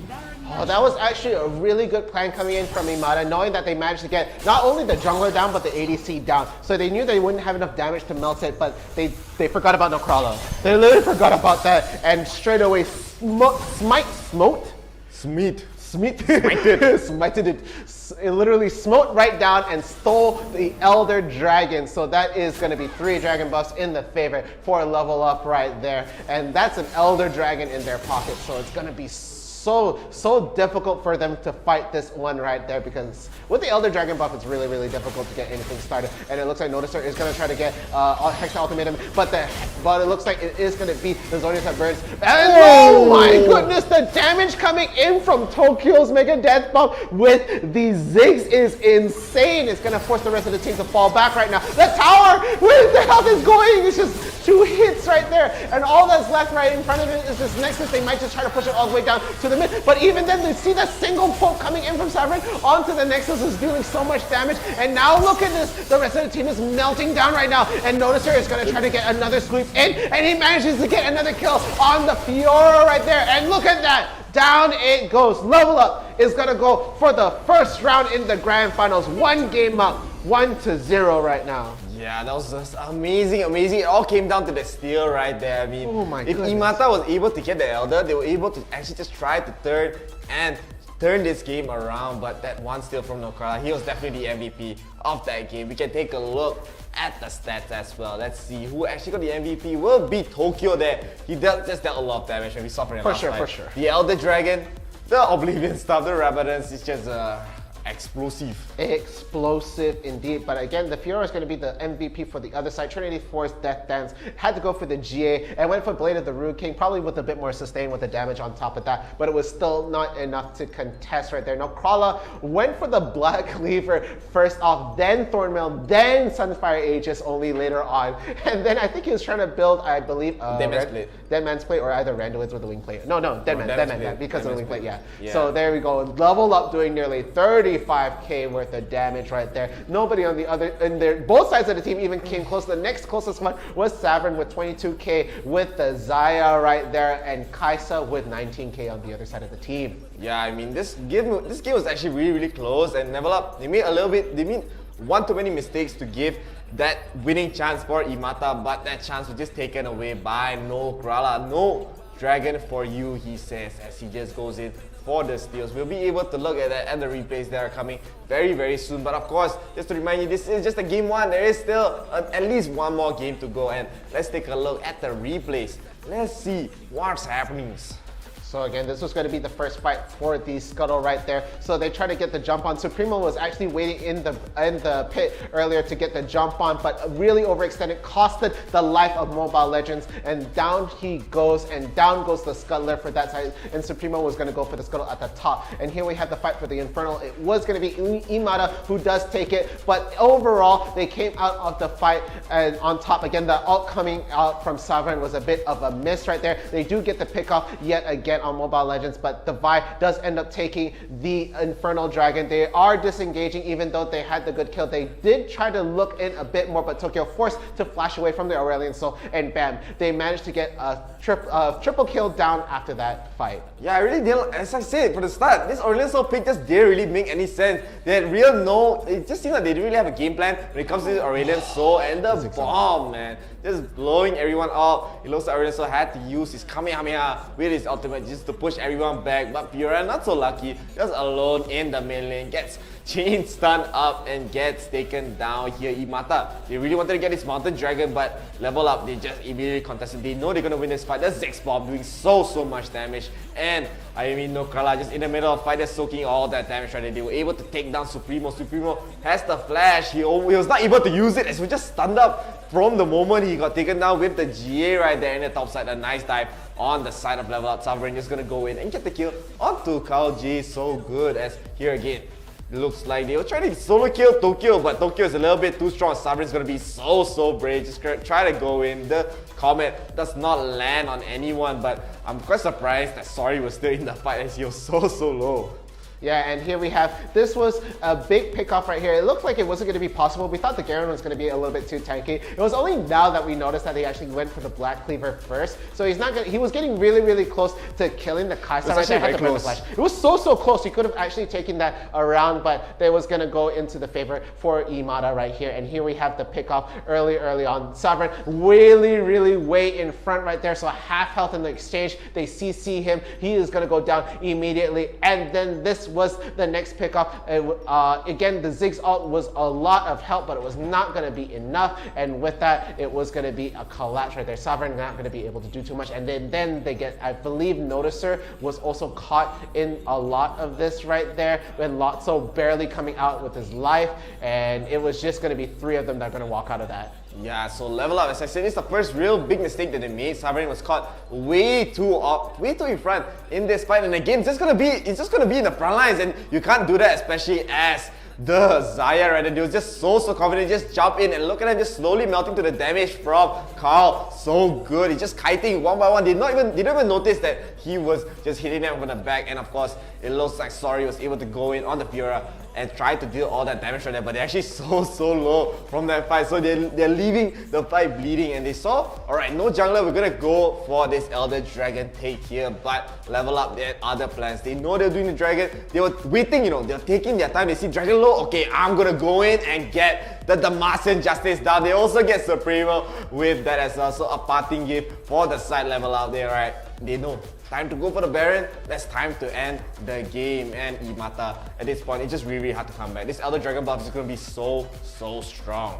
Yeah, it's again, like, look, that was about like 2-3 hits on the tower, down it goes, and even here we see Sovereign landing a single hit onto the Nexus right there, bam, ooh, half health nearly right there, and this was the Ziggs ult that made our heads turn right here coming up. There was the rest of the team trying to get a fight going on, and look at how low everybody's health is right there. They are forced to go back into the fountain, and there you have it. Level up is your, they took 1 game. The best of 3, yeah? We have so much more after this, so we will be going into round 2 very shortly. Now, it could be the final round if Level Up does take this, but if 𝐸𝐸mata does equalize the score, we will go into a round 3.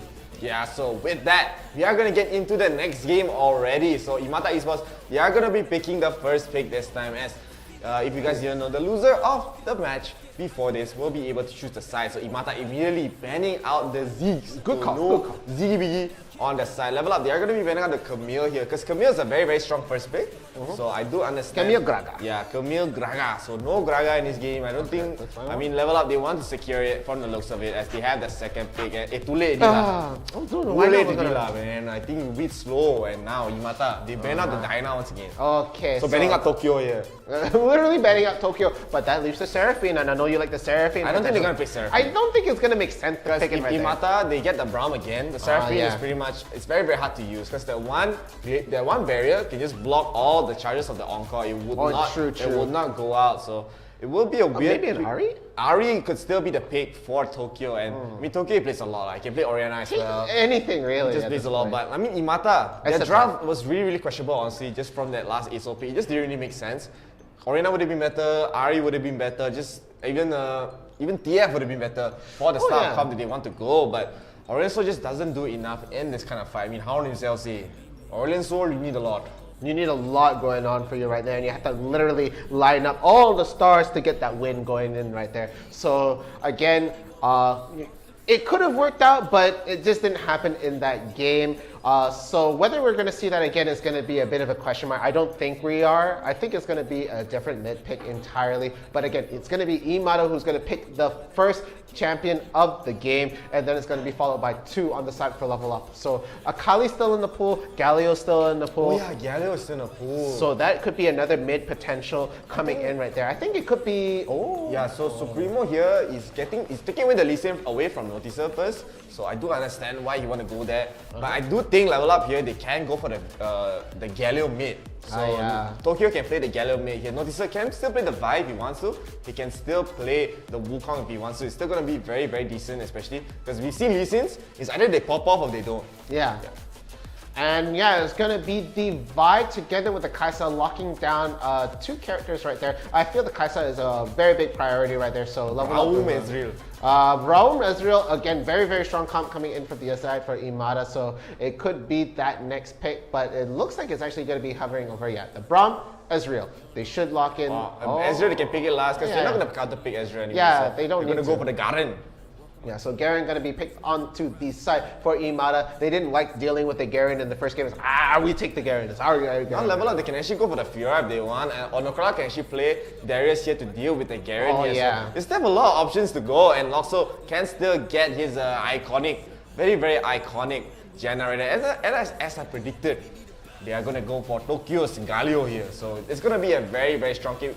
We've seen this combo, especially by Mango Esports. That's the first time we actually saw an amazing combo, right? 𝐸𝐴zrael, they are going to go for the 𝐿𝐴zrael Braum, just a solid comp in general. But I mean, Orianna here is going to be a very nice pick to round off the team fight. So it is going to be better than Aurelion, so 100%. 100%, and Garen can be the front line for his team, but it really depends on Supremo, honestly. If Supremo does not give his team the early lead, it's very hard for them to come back, especially because 𝐒𝐳𝐲, I mean Sovereign on the 𝐒𝐳𝐲, if he gives him a little bit too much farm, it's going to be quite annoying to deal with. Yeah, but it's going to be the classic Nokrala Fiora, something I'm very familiar with, seeing a lot from Level Up right there. But yeah, okay, that is going to be the matchup right there. So they literally switch sides at the top. It's like, I'll show you how the Fiora is done, yeah? It's like, I like the Black Cleaver Garen. Good luck with trying to do that on me, but I'm going to show you how it's done on the Fiora. So that is the lineup right there. It is going to be Bexcott on the Orianna this time in the mid lane. Meanwhile, we're going to have a mid Galio with 𝐿𝐴zrael leading the reins right there. But again, Sovereign on the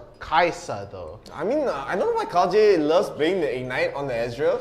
I mean, on the AD carries, I have heard from a lot of high-level players that AD carries nowadays like to go that kind of bit. They don't go for the barrier anymore. They go for a bit more aggressive. They got nerfed though. Yeah, they go for the Ignite right there. So it is a breath of fresh air, but whether they're able to get the early kills is a different story because it's going to be quite difficult, especially with 𝐿𝐴zrael Braum. You really need to get the stacks with the passive, and if you don't get the stun, then it's nothing. The Ignite useless. Yeah, so we'll just have to see how this plays off again. The barrier got nerfed from 90 seconds to 120 seconds cooldown. So it's still a good summoner. It's still a great summoners overall. It's just not the ideal choice anymore. It's not the must pick. But with that, we are gonna get into the game. So this is the second game of the grand finals. We will have. Who is this? Who we have? Who is this? 𝐸𝐴zrael lah. Of course, you can use your eyes word. 𝐸𝐴zrael is the high. Right there, they will be on the blue side and Level Up Esports on the red side this time. Nothing's really happening right now. Yeah, so it looks like it's going to be Mobile Legends helping out for the side for the red buff right there. It is going to be Supremo on the Lee Sin, and on the mid lane, I feel like earlier on, it is going to be Orianna being a very tricky champion to lane with right there. You're going to have to watch out for the orb, but the Winds of War is going to help seal a lot of the last hits right there, and it's going to be quite a stalemate in the mid. Meanwhile, in the top, I do think it's going to be Nokrala going to be bullying the Garen yet again, but we did see that was a turnaround earlier on in the first round. As we saw, it was the other way around in the game, but I feel like Nokrala is very comfortable with the Fiora matchup and is in his comfort right now, especially playing it at this moment. But down into the bottom lane, this has got to be annoying right now. The 𝐿𝐴zrael is so solid in the Janna. We talk a lot about 𝐿𝐴zrael, we talk a lot about Sovereign, but 𝐿𝐴zrael is the glue that binds everything together, yeah? So good with the ult, and very good in terms of positioning right there. Ooh, beautiful. See, 𝐿𝐴zrael has it down. Yeah, and of course, since there is going to be a lot of priority going to the start Level Up in this modern side, they are able to get the Stretch Scuttler. But in the meantime, when we see the poor crab get taken down, let's take a look at the comments lah. Api Zupis, 𝐸𝐴zrael come back. He said twice, 2 times. And Pernell Jeshuren, Parameswaran says, notice me, senpai. So notices, I heard it's your birthday today lah. Don't lie, okay? Last week also your birthday, 2 weeks ago also your birthday. You think I don't know? I was observing that game, okay? Please, man. Aiyo, these Level Up people always trying to pull me, you know. Nokrala birthday lah, Noticer birthday lah, all. But we wish you a happy birthday anyway, in case, okay? In case you got 2 birthdays this year. In case you're so lucky to have 2 birthdays right there, happy birthday to you, notice, sir. But as we get into it, it looks like it is going to be the bottom scuttler going to the side of Level Up. I forgot to mention also, actually, 𝐒𝐴𝐴𝐓𝐿, he sent stars just now, you know. Oh, so after this game, we get to see the promo video as well. And I mean, thank you so much, 𝐒𝐴𝐴𝐓𝐿, for giving us that star. Of course, if you send stars, you will get the promo video here. And while we get into the game, nothing's happening right now. Actually, it wasn't a flash, it was just an essence shift. Because I saw like, calm down. Yeah, I just saw the little blink and I just had to check the summoner skill right there. It's like, I'm just gonna double check right now. But okay, it does look like the top lane is pretty much even right here. Now 𝐿 not really putting in the hurt to the Garen right now here for Sorry. But it's still going to be tough because Garen's going to have to be able to spin a lot, getting a lot of damage, and there's going to get 2 true strikes right there along with the repost, going to be adding a lot of damage. But again, at the end of the day, it is a Garen that you're poking out right now, and it looked like there was going to be a quick exchange at the bottom right there, but a disengage coming in from Lotso is going to stop that. What? Yeah, so they're all okay right now. 𝐶𝑒verin is actually just gonna farm. He's alone, but Lotso has to recall. Everything's fine. Nothing out of the ordinary right here. It's just 𝐶𝑒verin all alone at the bot lane. I mean, this top lane is just gonna be just 𝐿's field day right here.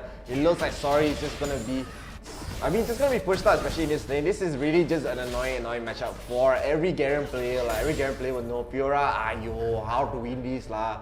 It's so hard. The repost just beats pretty much a lot of Garen's options right there. It'll just block a lot of damage from the Q, from the spin, and even you can even dodge the Demacian Justice as well. So it is just so good. And Level Up, I'm not really sure how they want to play this game. I do think 𝐿 should just try to go for the split push here, but if they go for the split push, they're just gonna have to rely on like Tokyo going in with the hero's entrance, going in for the rotations right there. But actually, 𝐒𝐴𝐴𝐓𝐿 are setting up a trap once again. Don't make the same mistake the last game, man. Noticer got caught once again. He will reward the pit. But why did Brown throw the first skill? Now they know that someone's in the bush and Noticer, something's up, I don't want to go there anymore. And 𝐒𝐴𝐴𝐓𝐿, their plans have been for you meddling kids. All the Scooby-Doo references right there. But now it's going to be Level Up that's actually going to get the good foothold into the Dragon Pit right now. They're not going to have a lot of vision right there. The Ezreal does go down. It looks like the initiation is going to be clean right here. The Braum trying to peel for a lot of the damage, but no, not a lot of damage coming down from the Level Up side. And it is going to be 𝐒𝐴𝐴𝐓𝐿 that actually gets the Infernal Dragon. But no, the pickoffs right now is going to be Noticer who's going to get the ult in the backline. Supremo's going to be really low. And it's going to be a cleanup right now as this Garen is going to try to get all the damage on the 𝐶𝑒verin. But no, is coming for the side of Level Up 5-0 in the round 1, 5 minutes in. 𝐶𝑒verin with the triple kill right there. Honestly, that fight is again Lotso. He got a nice 2-man tornado right there. Sorry, he was able to get the last hit onto the dragon, but 𝐶𝑒verin just goes in, man, with the ultimate. No fear, gives Noticer the vision to notice them and use the ultimate and get the re-engage. This is a big start. Coming from the side Level Up, losing the Infernal Dragon might be something, but being behind almost, 4,000 gold here in the 5-minute mark is a lot. The power spike coming from 𝐶𝑒verin, the power spike coming from 𝐿, even Tokyo is just gonna be so strong in these coming fights right there. And Garen, it's not tanky enough. He just only finished the Sunfire Aegis, I believe.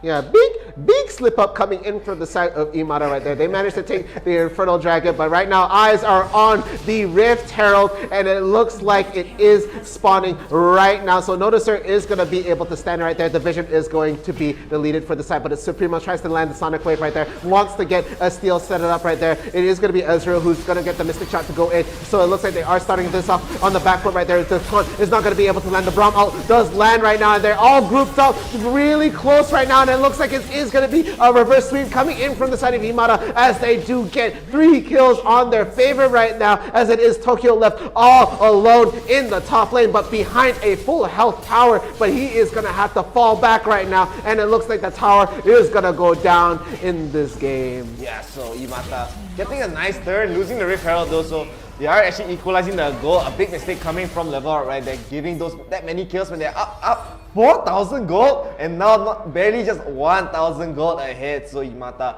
they are going to be able to equalize this. In the meantime, 𝐒𝐚𝐧 was just still pushing the entire time. He didn't really join the fight, so maybe that's really why Level Up, they were not able to keep up the pressure right there. So the gold is going to mostly go to 𝐒𝐲𝐲𝐶𝐿. 𝐒𝐲𝐲𝐶𝐿 is actually 6,000 net worth up. He's 1,400, even more farm than 𝐿𝐴 right there. So there is a lot of farm going to the side, mainly to the 𝐿𝐴 here. So the rest of the members of Level Up, they're not that farm compared to the side of 𝐿𝐴. 𝐿𝐴, they are a little bit more spread out in terms of the gold, but I mean, if 𝐿𝐴vrin is going to have the most gold, you have to protect him. 𝐿𝐴vrin almost get caught by the Sonic Wave right there. Supremo, very proactive, tries to get as many pickoffs as they can, as 𝐿𝐴vrin does not have any engages here. They want to protect the Dragon Pit for some reason, but I mean, there's no Dragon. Oh, they want to fight for the Scuttle lah. So they want to kill the Crab. Okay, wants to get the Crab. Again, lots of gold coming in for the jungler right there. And a lot of these Hail Mary shots coming in from the 𝐿𝐴 just to try to get some vision. Just trying to catch anybody who's trying to get the jump in on right there. But it's going to be 𝐿𝐴vrin that is going to try to equalize the wave in the top lane. 𝐿𝐴vrin again on mid lane duty right here, just trying to equalize a lot of the lane in the side right there. But I feel like they might try to get a jump on the Garen right here, as it is Noticer slowly rotating onto the top, but he's hovering in between the mid as it is going to be more grouped up. But 𝐿𝐴vrin, I think, is going to be able to hold a lot of ground against this Garen right now, no matter how well farmed. But top at the bottom lane, it is going to be 𝐿𝐴vrin alone trying to clear the way, but it is going to be a Death Brush setup coming in. Mobile Legends and Supremo hiding in the brush right now, but Noticer, it looks like he's going to jump in. He does have the vision. The Q does land, but is there going to be an alt follow-up? They are going to chase down the Braum. The Braum does go down in that exchange. The GA is going to get propped on Supremo, and the Q is going to be repped up. Oh, but the flash is going to land, but 𝐿𝐴vrin and Lotso going to help seal the deal. So Supremo does fall down to that exchange, and right now the Rift Herald does go down for the side of Level Up onto the mid lane from the river right there, while they start to get this Ocean Drake started right now. Yeah, so Level Up, I mean, this is why you bring Seepers, my man. The bushes are gonna be watered, but now Level Up, they're able to actually steal. I mean, 𝐿𝐴vrin were able to steal the dragon right there. What's happening? And now the thieves, the robbery has happened. The show, it does not land. The flash down does come up from 𝐿𝐴vrin to try to get BX God, but BX God will be, I mean, they will be getting to get onto Galio. So I mean, 𝐿𝐴vrin, they're still fighting back. Now they want to kill Lotso, and in the back even, I mean, sorry, is trying to kill off 𝐿𝐴vrin. 𝐿𝐴vrin's under the turret though. They're trying to go for it one hit, and they will get the kill, a double kill for the Garen. That is actually a very big steal and a very big turn coming from 𝐴vrin and Level Up. They were not expecting that, a little bit too overconfident in that fight. Yeah, but during that whole exchange, 𝐿𝐴vrin doing Fiora things, managed to escort Shelly all the way down to nearly the inhibitor tower. So look at the gold lead right now. It is still heavily in favor for Level Up right now, up 2k gold. 𝐿𝐴vrin all the way with 8k in the pocket. 𝐿𝐴 also with a lot of money, being able to finish the Blade of the Root King, going for the towards the Mortal Reminder at that point, getting the Grievous Wounds in the pocket right there. So a lot of damage going to be still in the picture coming in for 𝐿𝐴vrin right now. So they're not completely down and out of it, but a great reversal in terms of things for 𝐴vrin. Yeah, I mean, still, the gold is going to go into 𝐴vrin's favor, as they were down a lot of gold, and that one fight just keeps turning it around. Level Up, they cannot afford to make any more mistakes like that ever again, and now 𝐿𝐴vrin is just going to be trying to get this kill onto Garen, but it's a little bit too tanky. He's not going to get the vital point behind the wall right there. Very nicely done coming from Sorry Pabu on that bottom lane, on the Garen right there. But still, 𝐴vrin just very well still in this game. They do have 2 dragons though, and those dragons could add up, especially if they get the Elder Dragon right there. The Elder Dragon will scale based on how many dragons that you have taken in this game. But now Level Up, they are being a little bit more careful here. They don't want to give up any more leads. 𝐴vrin, they're actually playing this game so well, trying to take as many initiatives as they can. They will try to push this Mitara Tokyo. You cannot defend it, man. That one shield, the Winds of War, gone. Yeah, but during that whole exchange, again, Level Up's focus is now at the top tower, so they do lose that, and they have to trade right there. So mid goes down, top goes down, and in the tower lead right now, it is still going to be Level Up, and their gold lead is going to 2k right now. So they're not completely out of the picture just yet, but they know if they go for a face-to-face engage right now, it could be really bad. So it looks like when the next dragon fight is going to happen, they're going to look primed to try and steal it rather than start it, or try to get something going on where they get a pick off before they even go for it. Meanwhile, they are very worried about this Baron being a thing in the picture right here. So, look at the ult coming down for 𝐿𝐴vrin right there. Not going to be able to run towards the wall. Got to get the full proc right there. Got to get the heal, and I'm happy. I got through all. Yeah, but no kill. He's just going for the grass of undying stacks, I guess. I don't know. That wasn't gonna do anything, but now level up, as you said, they are gonna be starting up the Baron here as they are in the pit. They did get a scatter crack though, but Noticer is gonna get engaged on by the members of 𝐸𝐼𝐒𝐻. The two-man taunt does land. Supremo does get the flash kick on to Tokyo though, but the TP is coming in from both of the top laners of both teams. Tokyo is gonna get engaged on the monster. Does slightly heal up Tokyo, but it's not enough. Just the hand of justice. The Martian thingy will get the kill on to Tokyo, and they are going for more. They already take down two. They take down Noticer. A lot of the damage, a lot of the frontline for the side of level up is gone, and level up. They're losing the grasp of this game. They're going for another miracle steal here. Noticer is still alive. He's probably going to go for another steal. There is still vision in the pit, so 𝐸𝐼𝐻, they have to be a bit careful. They're taking a lot of damage from the Baron. It looks like they might have to back off here, but Saverin is caught a little bit too front. He will out in, he will flash in so deep, but it looks like he will get taken down. Supremo still has the GA even. That's a very, very ambitious call coming from the side Saverin, and as I said, the game is slipping away from level up's hands. So the gold lead is dead even right now, but 2 dragon buffs in their pocket. They managed to force a reset in the Baron, so they're not going to try to go for a re-engage right now. But the Cloud Dragon is alive, and that is the next focus right here. And they're going to, no hesitation right now. It is going to be 𝐸𝐼𝐻 who tries to get the head start on this right now. I'm going to force the rest of the team to disengage. Lotso in the back line right now, not going to be able to get in there in time. And it looks like it's going to be a split push from the Nocrala. They're not going to even try to contest this right now. So 3 dragon buffs coming in for the side of 𝐸𝐼𝐻. They can't afford to lose the Elder Dragon, and if they do, that is it. There's no way. I guess this is how 𝐸𝐼𝐻 really beat all these strong teams, man. I mean, this game is just a really, really big turn level up. They had the lead the entire game, and now it's just gonna be gone. 𝐸𝐼𝐻 might actually be able to force this to a game 3 if level up keep making a lot more slip-ups right there. But I mean, 𝐸𝐻, they are just fighting very, very strong, and level up, they cannot afford to do anymore. The Baron is still alive. They're still trying to not give it up. There's still 3 dragons going to the side of 𝐸𝐻 right there. There's still a lot of vision in the dragon pit. So the Baron pit, 𝐸𝐻, they will notice that there is no more walls in the pit, but level up, they are in the back foot. They have to try to find a big pickoff to actually get back the momentum in this game. Yeah, and it looks like if it were me, I would try to get that Beck Scott out of the picture right there. The Shockwave was a big factor. Mobile Legends as well, really annoying to be in the front line. They managed to get the pick off a lot on the Braum right there, but 𝐿𝐴ZRAEL's also a huge pain, doing so much damage right now. And it looks like, oh no, it could be really bad. Noticer, you have to be careful, man. No, it's your birthday, but you might actually get taken down here. He has to run away. Tokyo is actually going to re-engage though. He does have a double taunt on to 𝐿𝐴ZRAE, but Saverin out in the weird direction right there. He is trying to not be so aggressive. Tokyo is actually taking so much damage from 𝐿𝐴ZRAE. So even with the engage, they just have to fall back. There's just so much peel coming from the side of 𝐸𝐻, and just applying so much pressure around this top side of the map. There's no real way for level up to actually start this Baron at all. No Nocrala. I'm not really sure what he needs to do in this game. He can't even fight Garen here. Garen's gonna be so tanky, and even he gets the Grand Challenge open, he gets the 4 vitals, and he just has to back away because there's no real follow-up. They need a lot of resources just to kill one Garen here. We can even see from the items, Garen, when he's 12,000 up, he has the Force of Nature, has the Renduin's Omen, has the Sunfire Aegis as well. Probably gonna go for the Thornmail just to finish out the next item before the last item comes, but it's just so durable coming from the Garen. And now 𝐸𝐻, all of a sudden, they have the gold lead, 1,000 gold ahead. Lotso had to use his flash, had to use all the summoners just to survive that engage right there. So level up, they have to be very careful here. They need to not give up this Baron.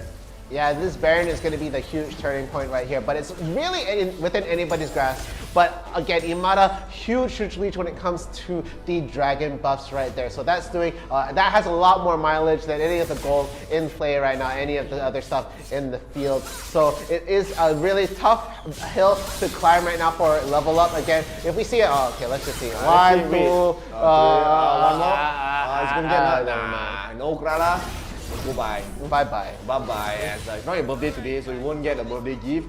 But I mean, Noticer, he just really, I guess they're just waiting for the next dragon, as if 𝐸𝐻 gets this dragon, it's just gonna be very hard for level up to get this game. So Noticer has to go for an amazing steal there, as 𝐸𝐻 definitely are gonna get the initiative here. They are having the tempo.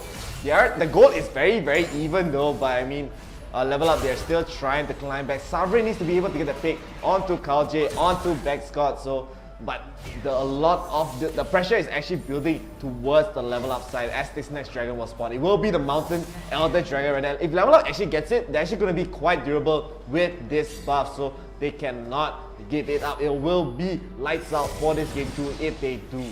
Yeah, so it looks like right there it was going to be a quick death brush setup, but I think they got hit with the 𝐒𝐻𝐸 right there, so they're going to actually disengage in that brush. But they're going to go right to the next one right there, but they're going to get spotted by the ward. They know that everybody hiding in the bush, they're not going to face check anything. They know better than that. So they are going to just try to get a head start on the dragon right now, and they know that if they get this, it's going to be really difficult to turn around. So it is going to be Supremo who is going to try to get this dragon really low on health, but again, it's only going to be 2 members that are just focusing on it right now, as it looks like they are trying to get a little tap on the Garen right there as they slowly rotate in. But looking at the rest of the team, it is really, really tough. I think there's, oh, but he goes in. It's going to be Tokyo who gets the point. But no, the rest of the team is going in. There is that teleport going down right now. But no, it is going to fade too quickly right there. No, Koala in the center, but the Janna ult is going to help with the disengage. It is forcing the rest of the team to fall back. But no, they are collapsing straight back in. Sovereign really, really low on health. But no, it is going to be another pickoff on the Kai'Sa right now. The Orianna doing so much damage. And notice her is also going to fall in. There is the ace,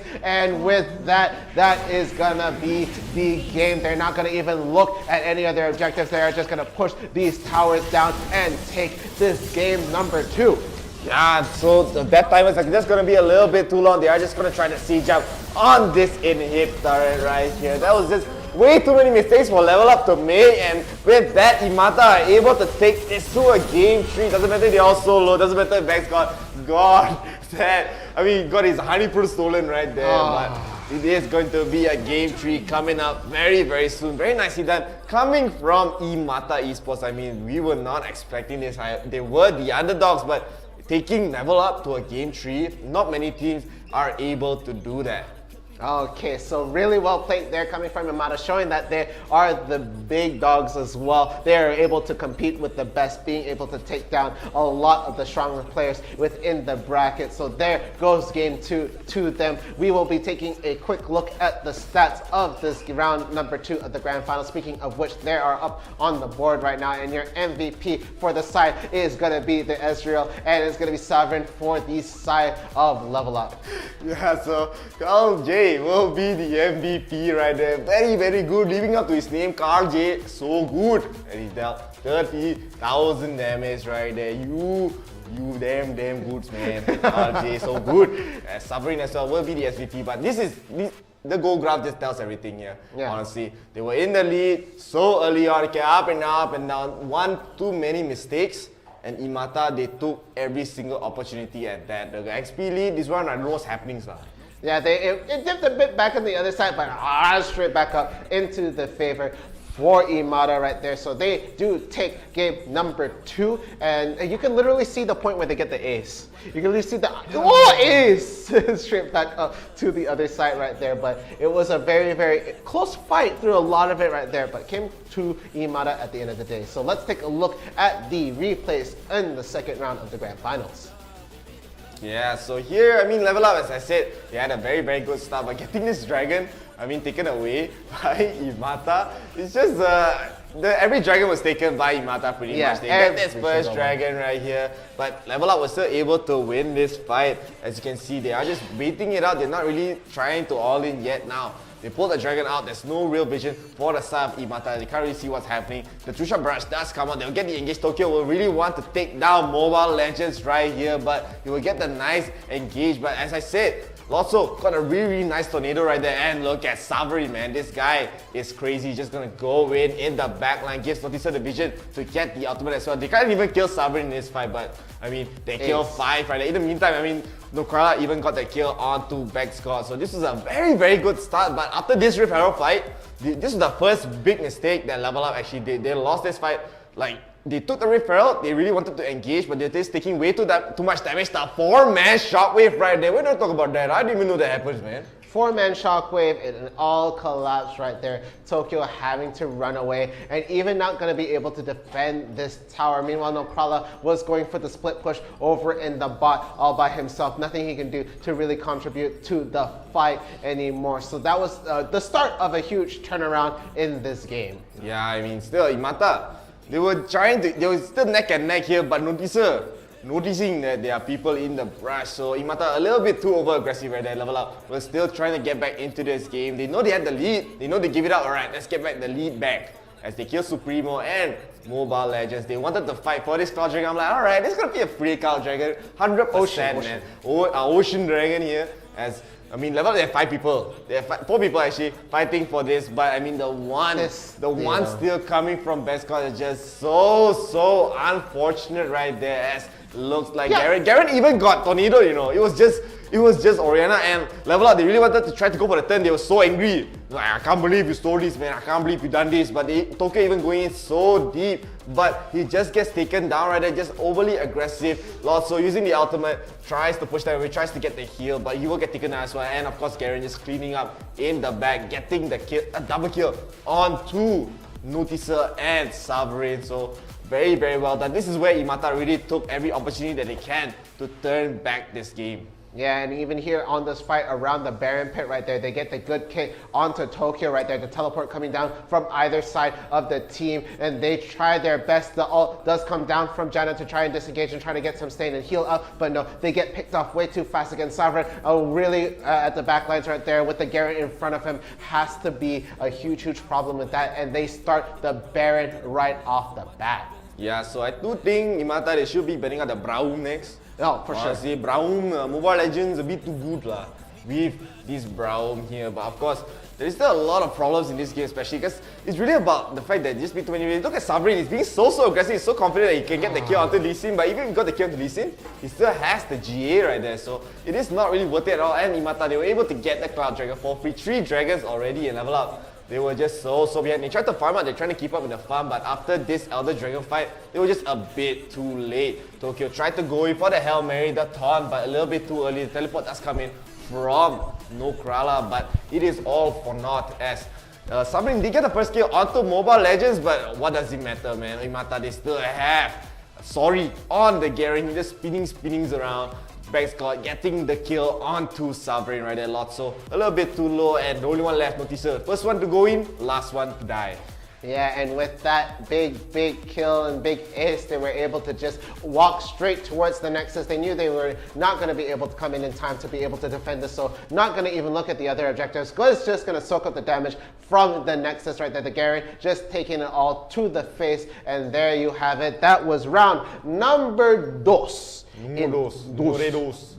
So I do think, I mean, for sure Level Up, they're going to go for the first pick, 100%. 100%. So first pick, they're going to have an advantage in the pace, because it seems like this game, 𝐸𝐸mata, they wanted to prioritize the Lee Sin here. They didn't want to give Noticer his Lee Sin. So it looks, but I do think, 𝐸𝐸mata especially, they're going to ban out 𝐾𝐞 once again. They want to ban out his Diana, they want to ban out his Ziggs. They don't want to give it up, or I mean, it's all Level Up. They still have the first pick, so they have the priority in terms of what they want. They can maybe just give the decision to the side of 𝐸𝐸mata Esports. You're gonna ban Ziggs, you're gonna ban Lee Sin, which one? You have to make your choice. I feel like it should be the Braum. Braum? The Braum has been a big factor. Oh, I mean 𝐸𝐸mata. Oh, 𝐸𝐸mata? Since they have second pick. Oh, okay, like that. So if they ban the Ziggs and Diana again, they're gonna give Noticer his Lee Sin. Yeah, so they can even, I mean, they can get the Braum for themselves, because he looks like Lotso, he just loves playing the Janna anyway. So he's prioritizing the Janna. He is playing the Janna very well, but I mean, there's still a decision to make. Are they gonna give up the Lee Sin, or are they gonna give maybe Diana away or even Ziggs away? Yeah, it's just way too hard to call. But anyway, before we talk any more about the game, I just want to talk. Oh, whoa, wait a second, right here. We are gonna get a little bit more onto this. So it looks like. Oh, we are gonna have something special happenings right there. So let's take a look and see what's up. What's up, mans? You don't know what I'm gonna do. You don't know what is next. And I'm loving the fact that truly it's making me blessed. Don't get it twisted. I'm not Rihanna, but boy, you a gunner. You right on my hit list. Keeping my distance, just checking the listings. I'm always aware of your current position. I just hold up to the perfect conditions. Coming alive. Heat of the night. Now is the time. Don't try to hide. 'Cause I'm gonna hunt you like an animal. Coming alive. Heat of the night. Now is the time. Don't try to hide. 'Cause I'm gonna hunt you like an animal. Man, that was a good videos, man. I wonder who made that lah. Damn handsome lah, of course. that is the PUBG Mobile promo video for the next tournament that's coming out, which is the EMVP League. It will be on the 21st of May. That is the first day. Yeah, it's going to be a 2-week event. The prize pool is 2,000 ringgit right there. So if you're under 18, please do join. We have the registrations on our Facebook page. So please do check it out. Of course, if you're into PUBG Mobile, you can just give it a shot. It is a free registration. Yeah, again, it's for those under 19. That means 18 and below. Free registration for all you guys. So please, if you guys have a squad and you want to join in and you want to try to play in a tournament, please do sign up. Take a look at our Facebook page. We do have the registration set and open for all you guys who are interested in entering this tournament. So again, then towards the end of May, we will have that open right there. But let's get into the bans of the final game. Yeah, the final game. Final. No more games here. They have to pull out all the stops and level up. They will be bringing out the Graga once again. So no Gragas in this set at all. Imata, as I said, they have to make the choice here. Are they gonna give? They're gonna probably have to think. Yeah, if we ban 6 Diana once again, we have to give Lee Sin away. So they still have 2 bans to go. What are they gonna go for? 𝐒𝐶𝐬𝐵. And another ban is going to be banning. It should be the Diana here. They don't want to give Tokyo anymore. So they are okay with giving up. They're okay with giving up the Braum. They're okay with giving up the Lee Sin here. So level up. They're probably just gonna ban Braum here. Yeah, there we they're go. gonna ban Braum and they're gonna first pick the 𝐒𝐿𝐴 100%. Yeah, so the 𝐒𝐿𝐴 is in the picture right there. They're gonna be very, very happy with that pick. But again, it's gonna be Lee Sin coming onto the side for Imada if they do want to take that up. But it's definitely gonna be a first pick 𝐒𝐿𝐴 for this game. Again, this is going to be the final round. There's no more after this. This is going to be the one to decide who is going to take this overall in the Summoners Odyssey for 2 days. So we will be going into the pick phase right now, and as notice we're going to pick it up. 𝐒𝐿𝐴. 𝐒𝐿𝐴. 𝐒𝐿𝐴. 𝐒𝐿𝐴. 𝐒𝐿𝐴. 𝐒𝐿𝐴. 𝐒𝐿𝐴. 𝐒𝐿𝐴. 𝐒𝐿𝐴. 𝐒𝐿𝐴. 𝐒𝐿𝐴. Kamal. My name is Chef. And of course, it will be the 𝐒𝐿𝐴. This is a no-brainer. So Supremo will be getting his Lee Sin, and Carl J want to pick up the Kai'Sa here. So actually level up. They can go for the Azure if they want. Sovereign can still go for the Draven if he wants to. But Draven in this game against the Lee Sin is going to be quite scary. yeah. So I wouldn't really like the Draven pick at all in this game. So Tokyo, I mean, they're going to pick the Garen here. They're probably going to pick even the Janna here as well. Janna is going to be a very, very good pickup to deny it away from the Imata side. Imata, they will have to pick maybe the Alistar. They have to pick, or the Lulu as well. I think, wait, level up. Are they going to play Olaf? No lah. They're going to play, I think they're going to play Jinx. Or Tristana. Oh. Yeah, Tristana. Yeah, I think level they're going to play Tristana here, and then they're going to play Sovereign, yeah. Ahri. And I think Tokyo is going to play Ahri this game. Yeah, so I really want to see how that works out right here. Alistar. And Alistar is going to be picked on the side for Mobile Legends. We're going to see Minotaur on that and Fiora right there. So on to the side. Ahri, Tristana. Ahri? Tristana? Tristana? Tristana? Tristana! Called it right there. No idea lah. No This idea. guy's always lie to me one. Say it's Notice's birthday. Last time Notice's birthday, and then I think No Krala's anniversary or something, and then Lotso Visual's wedding, I don't know lah. Tokyo, suddenly it's not from Tokyo. All the lies coming out lah, of course. Sovereign.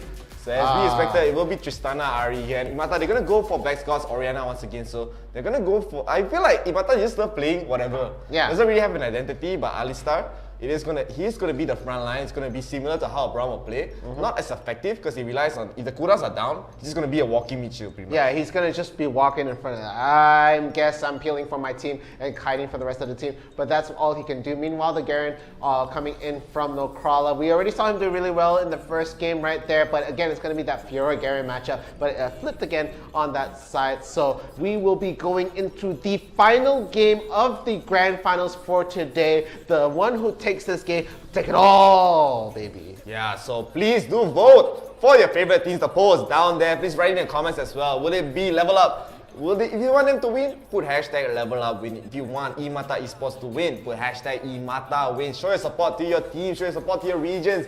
Of course, the grand finals is going to be a Philippine grand finals once again, the game 3. The winner takes all in this game. You gotta go all out, baby. All out. Yes, we are gonna get into the game very, very soon. Thank you guys all so much for writing in the comments right there. We have already RP Zupis going with the 𝐸𝐴TA wins right there. So with that, we are gonna get into the game right here. Let us take a look. It'll be Level Up on the blue side this time. They're gonna take back the first side that they won with in the first game. Will it be a blue-sided grand finals or will it be 𝐸𝐴TA taking it a big upset against Level Up Esports? It is really, anything could happen at this point. I feel like 𝐒𝐲𝐻 has been super consistent on the Orianna overall. Been a huge factor, been able to do a lot of damage. Even getting that steal earlier on in the second game was a really good play coming in from 𝐒𝐲𝐻. So I really want to see what else he has it up in store. Meanwhile, in the bot lane, it's going to be quite interesting right here. Going to have the Lulu and Tristana. And again, with this comp, I really like 𝐿𝑒𝐻 on the Tristana, although it takes a little time for her to really get her game going. Needs to get a lot of that farm, needs to get a lot of momentum, but definitely possible in this game. Yeah, I mean, still, Sovereign and Lotso, they love playing this combo, especially in the bottom lane. Lulu, Tristana, just a very comfort pick that they love to go for as Level Up there. I mean, Sovereign is just going to be able to just get the farm that he needs. Just need to not be caught out like he has been the last game. That was just very bad positioning coming from him. He had better positioning on the Draven, and Draven does not have any escape abilities right there. So it is questionable at best, but I mean, they still have the chance to take back this game as, I mean, Level Up. They are going to be still playing it very slow. But in the top lane, I think Nokrala is going to have it's going to be the same matchup that we saw in the first game, honestly. The exact same matchup here. Sorry, Babu on the Fiora and Nokrala on the Garen in the top side. He might not go to Black People again, but in the bottom, Supremo will get engaged onto Safari, and Safari has to use the flash, but now Noticer is here. He wants to get a kill onto Mobile Legends. Mobile Legends was thinking about the flash. He will just walk into the bush, thinking Level Up thought that he was going to flash away, but now Supremo is going to go in onto Noticer. He will just dash away, so there will be a small scuffle for the Scuttle as 𝐸𝐴TA, they win in that fight. Yeah, so 𝐸𝐴TA comes out on top with the gold lead. Still a little, this is negligible at this point. It's only in the hundreds. It's only going to really flip around as the objectives sort of float up. And there we have the Scuttle even going to the top side in favor for 𝐸𝐴TA right there. So double Scuttle on the board right there. And they're taking a lot of poke damage coming in from the bottom lane. And it could be a jump into Lotso right now. Actually looking quite low, forced to recall. But it's going to be a jump in right there. Both of them are very low. They're going to go for the full tower dive. And there's the pickup right there. Going to go with a double kill early on into the game. 𝐸𝐴TA looking very strong. Now a 1k gold lead in their favor after that double kill. That was a big mistake from Level Up. They were just staying way too long when they're just so low. They know that Mobile Legends can just run in with the headbutt for Bryce right there and gave Supremo the double kill. As we said, man, Lee Sin, you gotta pop off or you will not pop off. As Nokrala tried to get the kill. It's actually solo, one hit away. Sorry, he still had the flash though. He must actually go for it. It goes for the dash and he will get the kill onto Nokrala. This is a disastrous start coming from the side of Level Up Esports right there. And 𝐸𝐴TA, you're up. You're up 1,000 gold. It's not the biggest goalie in the world, but a goalie is still goalie, especially on the Fiora and on the champions like Supremo right there. These Saints just going to be so strong. They are able to just snowball their lead. So now it is 3 kills on the board right there, all under 𝐸𝐴TA right there. It is going to be very difficult for Tristana to get the game going on for her. So Sovereign, a little bit of a hill to climb right now, but just trying to get those last hits, just trying to keep the tower left alive. It is going to be 20 seconds until the first dragon is going to go on the board right there. Tokyo trying his best as well in the mid lane to just try to equalize things overall. But it's going to be still such a hill to climb right with that very tough start. But I feel like it could change around really quickly as we get into the fight for the Ocean Dragon. Yeah, the first dragon of the game, the Ocean Dragon, will be spotted by Noticer here. He will try to deward around the pit, but 𝐸𝐴TA actually making their way. Noticer has to be a bit careful. Mobile Legends gets in and gets the stun. He'll be taking a lot of damage. He might have to even spend the Summoners Arena just to get out. So Supremo will be getting the Scuttlecrab here. They will be having some vision around the pit. They are just going to pull the Dragon out to start up the Dragon here, but level up, they are going to spot this. I'm not even sure they are going to even try to contest it. They know they're kind of weak in this game. They are down 2,000 gold. Noticer maybe going for the steal, but no more vision left in the pit. The Polymorph does come out onto Supremo. Another ward that comes down. They're going to jump in with the blast gold. Noticer gets pushed out of the pit. He'll jump right back in. The Dragon solo. Still gets taken down by the side of 𝐸𝐴TA. Mobile just taking a lot of damage. Noticer so solo. Use the accent ultimate onto Backscott. Noticer does get taken down. It's a killing spree for the side of Supremo. They're gonna get that Garen as well. No Koala, I can't believe you're in this fight. And Sabri in the back does get that pick up onto Alistar. So there will be the first kill for the side of Level Up, but this lead is very, very high for the side of 𝐸𝐴TA. They got the first dragon, and with that, they're gonna get the first turret of the game. Yeah, and it is going to be the bottom tower. So we're going to see the bottom lane going to rotate towards the top right there. It was a really good job that Severin managed to get a pick off on that point, but it is looking really, really hard right now. 23k to 17k in this part of the game. It is going to be very difficult to climb back up from this. It just seems that the lead that they had so early on after that scuffle at the bot lane, it is just so difficult to come back from this right now. Yeah, I mean, especially Fiora being this ahead against the Garen. I mean, Nokrala had a great time in the first game. This game, not so much, especially with this lead. Nokrala has to be a bit careful here. He just can't be as aggressive as he wants to. Sorry, Pabu can just all in if he wants to with the Grand Challenge. I mean, Nokrala is not going to be as tanky as he was in the first game. And in the top side, especially, Sabrin is just not getting the farm that he needs. He did get a nice kill onto Mobile Legends right there. He was able to get back some of the farm, but being behind, the whole team being behind almost 6,000 gold here, it's gonna be a tough hill to climb. Noticer will be spotting the Rift Herald. He wants to get a Scuttlecrab first. He wants to get the vision. The charm does go on to Supremo on the side, but Tokyo has to be a bit careful that he will use the ulti to dash out. Mobile Legends is in the front. He does get polymorphed up, but they will try to get engaged onto 𝐿𝐴. So good. 𝐿𝐴 is in the extra ultimate. He wants to get the return kill onto Sabrin. Sabrin is kiting so well. They will get the kill onto 𝐿𝐴 instead, but now Noticer with the Lulu ultimate will be able to back up, but he has to be careful. Sorry, Pabu is in the building. He'll go for the flank. They will not get the kill. The charm does land onto Fiora here. The repulse does come out. They just have to back up, but now Nokrala is here. Uses the ultimate so early on. No execute coming from the side of the Garen, but now Noticer is here. He really wants to get every scuttler. He wants to go back in, but 𝐸𝐴TA, they looks like they're just gonna slow down their engage. The 3-man shockwave coming from Backscott will deal all the damage. Tokyo is taken down, and they're going for more. Supremo gets another double kill. It's going for the triple.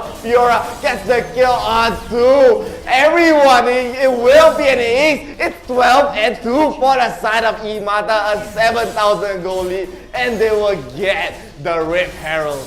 That was definitely just a warm-up game for the first 2 matches, it seems, because they're firing on all cylinders in this third game. They're not giving a little bit of space to level up anymore. It's all the way in. The emotes are flying right now. They are all heated up, and it looks like 𝐸𝐴TA really wants to take this game away from level up. Now this gold lead is almost up to 10k. It is a not 10k, it is a 9k gold lead right now. As we see, it's only a Trinity Force being finished on the side for Camille. Meanwhile, on the side for Lee Sin right there, he's actually the most farm. He's going to have his Guardian Angel ready, and he's already building up to his next item right now. And he's going to pick up on Tokyo right here. And even though Krala is struggling, it's going to be the polymorph, but it's just 2 of them right now, and they're dealing so much damage. They are going to have to fight back and sort of crawl back to their base. No! Supremo's oh my goodness! He's going to get the pick off right there, but Orianna, where did Sabrin go? And they got the kill onto Nokrala. Backscott got a triple kill. oh my god. I need to calm down. They're killing us. 8 minutes in. 11,000 gold ahead. This is a massacre. This is not like the first or second game. The first game was totally level up side. The second game level up means way too many mistakes. But this game, it's just 𝐸𝐴TA's. They got the lead from start to finish, and this is looking very, very bad for the side level. This goal lead, if it was like even 5 minutes more, not so bad. Not so bad. That one at least need one big fight. But this one, You need a lot of fights, man. Thanks God. Oh, Well, come on! the blue Come mark on! away from Noticer as well. Why you do this to my boy, man? It's his birthday. Why you do it to him? Oh my goodness! And it looks like it's gonna be setup coming in right here. Just to throw. Oh, he gets it! He got the mountain dragon away, but you know he is gonna go down in that fight right there. The redemption does land early. You know, sir, is gonna get the Heisei ultimatum to land on that line. They might try to get the pick up for Europe, but no, too much damage coming in from the side. They are just melting down. They can't do anything. Another ace! It's another ace. What the? It's over. It's actually just over. It's over for the level up side. This is very, very unprecedented. Coming from level up right there, Imata, a team coming up from nowhere, taking out previous champions, LGF Aces, Execution, and now level up. The risk cutter is gonna hit the Nexus right here unless someone has to deal with it. But the rest of the team just gonna back off. This is just a speed right here coming from Imata. Level up, they're being shaken right there. The grapple hook will not even get the kill onto Mobile Legends, onto the members right there. So, I mean, this is something else, man. We have not seen Level Up in this kind of situation. Yeah, and it's such an eye-opener. Oh my goodness, I can't believe I made the joke. Eye-opener. Eye-opener? It's a good joke lah, if you're dumb. They're all coming in from the viewer right there. Doing a lot of damage. Gonna get the pick off on the Garen, because why not? Lotso's not gonna be able to run away. That's not gonna taste like purple. It's gonna taste like death right there. All done and gone. They're even gonna get the chase down. Are they gonna go through the... Please, calm down, calm down, calm down. Stop it, they're already dead. Yeah, Mobile Legends is in the front line. Look at him, just such a big boy, right? He's in the front. Mexico's actually so aggressive in their own face, man. These guys have no fear. They know they're so ahead. Almost 20,000 Tokyo one hit. And Mexico just solo kills. They're gonna use the Heisei ultimatum on Mexico right there. I think he will be taken down. You are a little bit too off guard right there. But I mean, the shutdown will get a lot of gold. But in the meantime, Imata is just taking the Baron. Level up, they have no way to contest it, they have no vision. They know this is happening, they're trying to contest, but actually Imata is really taking a lot of damage. I mean, be careful, man. Oh no. Odysseys might come in. The Baron is getting resetted though. They will not catch Imata on their escape. So the goal lead just now was 19,000, now it's a small 16,000. Small amount. Very little bit only there. Small 16,000. Oh my Imata, goodness. Man, they are still waiting for the next dragon to take. That's a little bit too early. I think they realized they're so ahead, but they didn't realize it's still 11 minutes in this game. I don't know whether Supremo actually went back to even buy items right there, but it is going to be 4-24 in the kill lead. 6 kills ahead for the side Imata. Now they're going to get the Baron. As Supremo does have the GA, he is going to be able to deal the damage and level up. They're probably going for the last Hail Mary play. The Baron is getting taken down though. Is Nokrala going to get another steal? They're going to try to keep them away with the Orianna Orbs.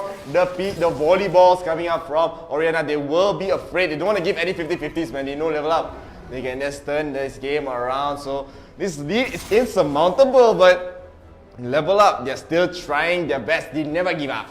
They never give up, and it could be, again, they could try to turn it around, but bottom inhibitor is down, so super minions are pushing it down that lane. Oh my goodness, the damage is too much. You force a Garen to flash, you know something is wrong. The ult coming in from lots of visual just to stop things, but it looks like it'd be turning around. They are getting a bit of damage, but no, it is, oh my goodness. It looks like it could be another kill return right there. The GA is gonna get the Heisei ultimatum does land. They are trying to get the kill onto Supremo right now. The spinnings to winnings, Alistar is gonna be the meat shield. The teleport coming down right now, but no, Krul is so low on health. The Baron gonna be going down, but they're all the sustain and the world cannot save them. They do get the kill on the Kaisa, so that was good, but it's a 2-for-1. They still managed to bring that out, but at the same time, the Cloud Dragon is up. Noticer is down. They could try to take that if they want, and they know this, so as we see, it is gonna be Supremo walking his way over to the Dragon Pit and getting that started. Yeah, so the Cloud Dragon will be taken by Supremo. Free Dragon right there by Imata.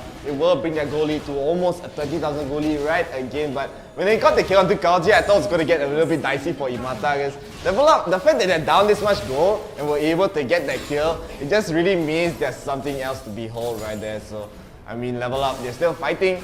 I mean, they're trying their best. 36-5, 60,000 to 41,000, almost 60,000 to 42,000 here.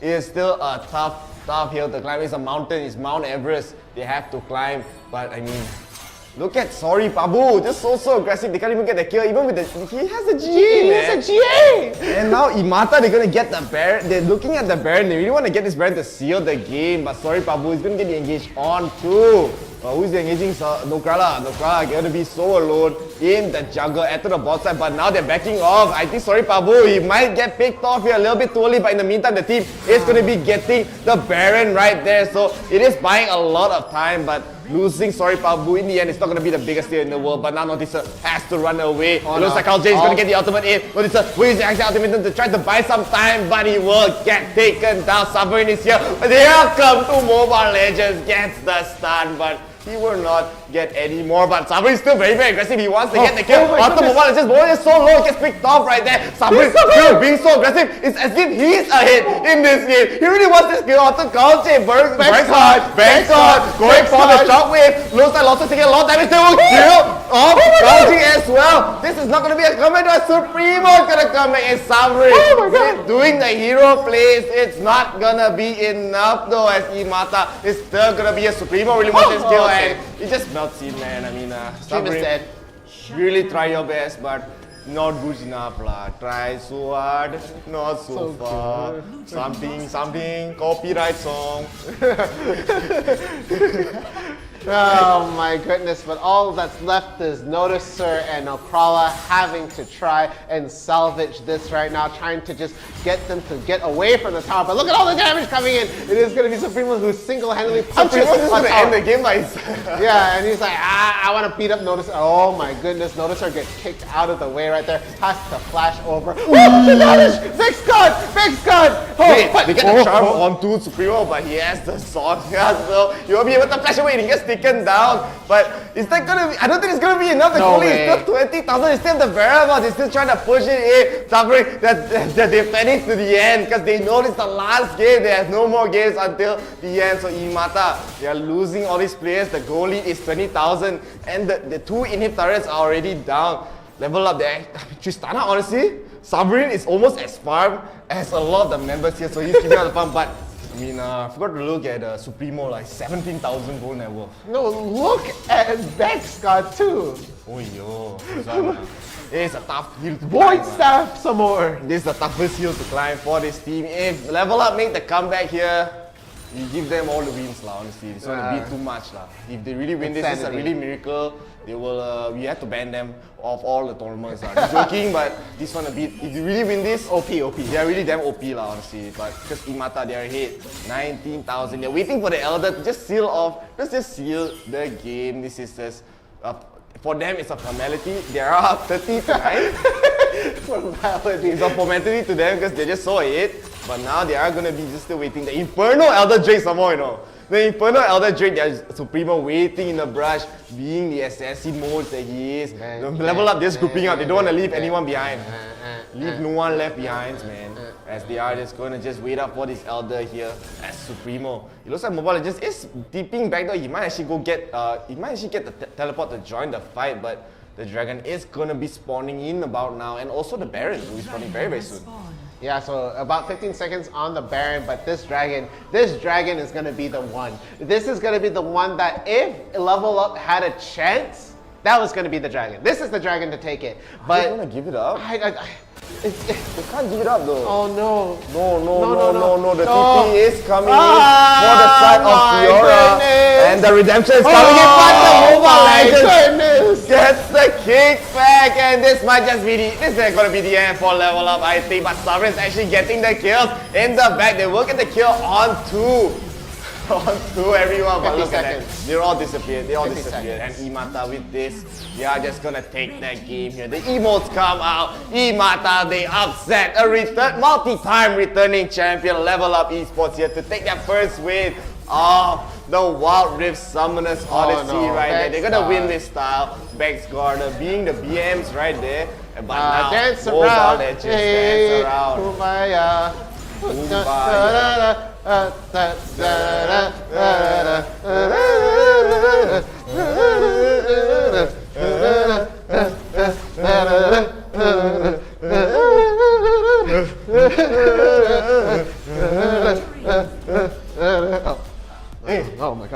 frame, man. No, back in. Let's stay in frame, man. Nonsense lah. But of course, a big congratulations to 𝐒𝐻𝐚𝐧. They looked into the future. They saw first game, give chance. Yeah. Second game, level up, they give too much chance. And then third game, no chance already. No chance. No chance. And with that, they did take the grand finals. Let's take a look at the stats here. Don't take a look at the graph. I don't see the graph. No, we don't I don't see the want graph. to. We already know. If we want to look at Mount Everest, we'll look at a picture of Mount Everest. Yeah, so right? Supremo, the MVP from start to finish. He got that early double kill. A big mistake from the bottom side. 14 kills. 14 to 13. 19,000 is the most farm in the game. He has he can buy 7 item, 8 item also. It's okay one, but it's just way too farm in this game. But actually the one that does the most damage is 𝐻𝐻𝐳. 28 kill participation, 36,000 damage. This is perplexing. What is perplexing about? This perplexing, man. It's like they became a different team, you know. Yeah. So they became a different team from the first game. The first game was very, very questionable by a lot of them. But the second game level up, why lah? And then third game, this one, okay, you give us the chance, we motivated, they just kept the momentum going. You show us the graph, why lah? You know it's going to be one-sided game. Oh my goodness gracious. I mean, but of course, a big congratulations to 𝐒𝐻𝐚𝐧 Esports, man. You guys, the debut to beat the Goliath. I already made that reference many times, but you know what I'm going to make reference to? The replay. Take a look at the replay, at the highlights, but this is just a 𝐒𝐻𝐚𝐧 montage now, honestly. 𝐒𝐻𝐻𝐧. They tried to get the Scuttle Crab, level up was just trying to fight for it, but end up they give up. They know Mobile Legends a bit too tanky right there, as he's a very familiar name. And Supremo goes in, goes out, gets the bottom Scuttle, they get the top Scuttle here, and this is the really big mess up, big oopsie coming from the side of level up. They were just so low, they're like, okay lah, we safe lah, he needs back off. But I mean, Supremo was here, Sovereign and Lotso gets taken down right there very nicely. Now at this point, it was almost over, and here, a very big mistake coming from Nukrala, using the ultimate, trying to get the kill, but getting picked up instead. And this point is really hard for, I mean, level up, they were just not able to come back after this game. Yeah. So there we have the fight for this dragon right here. They try their best, they get knocked out again. Noticer tries to come back and gets knocked right back out again. It was going to be the Ocean Dragon going to 𝐒𝐻𝐚𝐧 right there. The Hexa Ultimatum does land, but no, Noticer is not going to be able to survive to do enough damage. And this was literally just a cleanup as the rest of the crew comes in, and they do get one kill in the backline. Sovereign is going to get that, but it was just a massacre at the bottom side as Lulu was not able to run away. And here we have a great charm coming in from Tokyo, but does not matter right there as they are going to get the jump onto the back line right there. The Hexa Ultimatum does land for that side, but they look so good to try and get a pick right there, but no, they will be able to get just one. The Kaisa does ultimately fall down, so it looked like there was some sort of like breathing back into the side for level up, but no, on the back side it was the Fiora who was a bit overextended. The charm does land, and they were able to get quite a bit of damage right there. Nukrala trying to do a lot, but no, the kick coming in right there, the knockback just gonna save a lot of time for the rest of level up right here. So 𝐒𝐻𝐚𝐧 was really calling it really close right here, but this Rift Scuttle, man, I don't know what to say about this dude. Yeah, this one was just level up. They lost everyone. They got aced again, you know. Again. How they get aced so many times in this game. They were just so behind. They were just so desperate to want to get this Rift Herald there. But I mean, 𝐒𝐻𝐚𝐧, they were just so clean with the engagement. They even want to try to kill Supremo right here, but Supremo, he has the GA, he'll get the turret, there's no danger for his side. He'll get the kick, almost get the kill onto Tokyo as well. Tokyo tries to run away, he'll just run. Actually, he does get the kill onto Tokyo, just so aggressive. The Master Injustice, the big sword knight dropping the hammers comes out from Nukrala, but Nukrala will not be able to take Supreme. I think it will be just chasing down Supremo at the end of this. And Sovereign really wants this kill, he will, no. Nukrala will get the last hit at the end, but does it matter though? No, it does not, because they're just melting, man. Vex God. So good right here. And this wasn't even necessary, man. There's no need to kick a man when he's down right there. It was just like, man. Give chance lah. Thank you. Give chance. Oh my goodness gracious. Yeah, I mean, this is just a nice steal coming from Nukrala, but nothing lah. Nothing. They just die, you know. Nukrala died, and then the rest of the team, they're not happy about that either. So you see Noticer trying to get the tactical sweep in. The Hexa Ultimatum land down right there. But hey, everybody's else in there, so let's just do all the damage we can. And oh, bye-bye Lulu, ace. Another ace, a triple kill. They're just trading triple kills at this point, I think. One for 𝐻𝐻𝐺, one for 𝐿𝐲, another one for �សុpremo. I think �sorry_Pabu even got a triple kill in the game as well. And 𝐸𝐼𝐼𝐼, they were just pushing the game, but Level Up, they were actually really putting up a fight. Sovereign was just trying his best, man. He never give up, you know. He never give up. A lot of people, they would just give up, mental bloom. Okay lah, just open fort, give the base to them, open the base. But I mean, they never give up. Very, very inspiring coming from Level Up right there. But I mean, it was just, the lead was just way too insurmountable. 𝐸𝐼𝐼𝐼 was closing up to a 20,000 goal lead. They're gonna go for another kill. They'll take down lots. So a double kill for 𝐻𝐻𝐺. They're gonna try to get Tokyo. That stun lands. I don't know how the attack range will hit from that range, but they'll just try to siege in. Level Up, they were just defending and defending and defending. 𝐻𝐻𝐺 really so deep in the base, doing so much damage to Noticer. And Tokyo is like, okay, you were alone in the base, I'll try to kill you, but 𝐻𝐻𝐺, call the ambulance for yourself as Tokyo gets taken down already. They were able to get the kill onto 𝐻𝐻𝐺, but in the meantime, 𝐸𝐼𝐼𝐼 were able to still try to start up the Baron. Yeah, and here this was looking like a return coming in from the side of Level Up, as we do see Sovereign being able to get a solid pickoff right there, but so low for the rest of the team right there. Again, it's going to be the 𝐿𝐼𝐼 is going to get knocked down from the Garen right there, and look at that. They do get the pickoffs, and it looked like they wanted to try to go for even more, but look at the deficit they were coming in from right here. It didn't look like it was humanly possible at this point. They do try to get the pickoff off, no crawler right there, but Noticer does end up falling down, and that was going to be it. Even at this Baron, I don't think they could do anything. Yeah, Level Up, they were just a little bit too late. I mean, they couldn't even go for the Baron as they were focusing their attention on to �sorry_Pabu right there. �sorry_Pabu all alone in the bottom lane, buying a lot of time for the team to get the Baron. And 𝐸𝐼𝐼𝐼, they were just slowly trying to push it in as, I don't know, I mean, Sovereign is getting a lot of kills in this fight. Noticer just a little bit too weak right there. They're just not able to survive as they're just getting melted down one by one by one. Mobile Legends going in with the stun, not really getting any engages going on, but Sovereign really wants to chase them down, really wants to get the kill onto Mobile Legends as well. He is fighting back strong and he isn't giving up, as I see Sovereign also chasing down 𝐿𝐼𝐼 non-stop, even with this lead. 18,000 goal lead, doesn't matter. I'm going in, baby. I'm going in. I want to get the kill onto 𝐿𝐼𝐼. They will get it, but I mean, 𝐿𝐼𝐼𝐼 and 𝐻𝐻𝐺 got a little bit too strong. Look at that, they just disappeared. Yeah, punch one, punch again, gone. And then 𝐻𝐻𝐺, we know how much damage 𝐻𝐻𝐺 did. We know how much he did, but look at that. 1 punch, 2 punch, 1-2 punch combo. 1-2 punch combo, Tekken 7 as they did. Just this is an amazing combo lah. Coming from the side of �សុpremo. It's just way too far, man. He almost got taken down here. I thought he was gonna get taken down. I think he does get taken down. Yes, just barely by the Lulu Fairies right there. But this is just the win.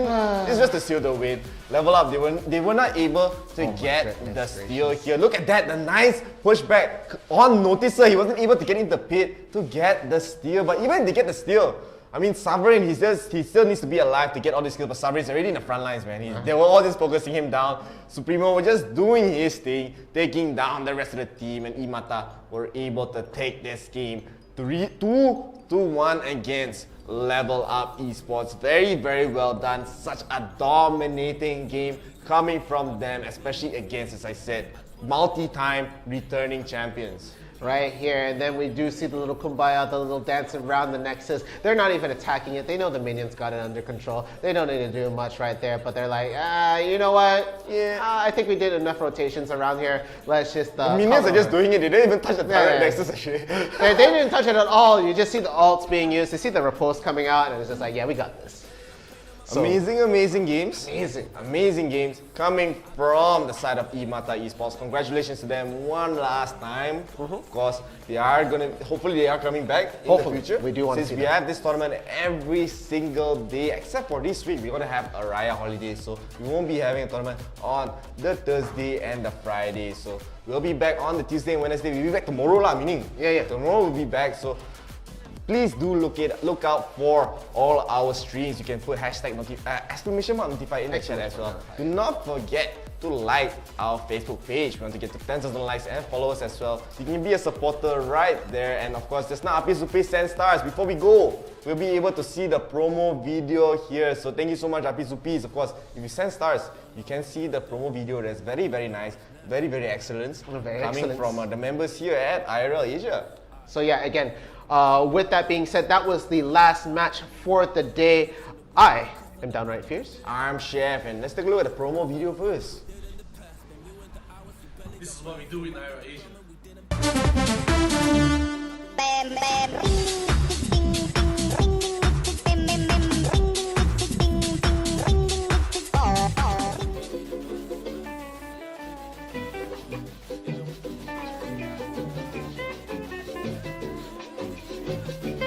Put you on the planet. Oh, it's me. It's you. It's me. As right now, we are gonna be ending the stream here. Thank you guys all so much for watching. Thanks you guys all so much for supporting your team, supporting us as well. As just now we just say, I'm Chef signing off, eh? And I'm Downright Fierce signing off. I'll see you guys tomorrow. Bye-bye. Bye.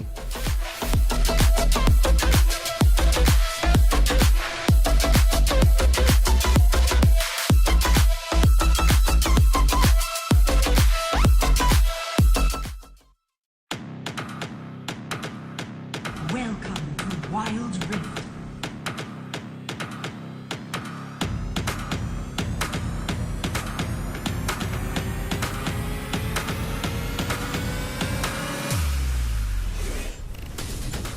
First blood.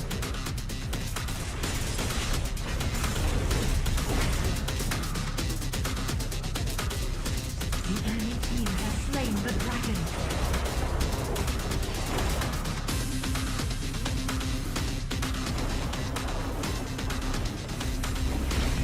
Rampage. You are unstoppable. Victory.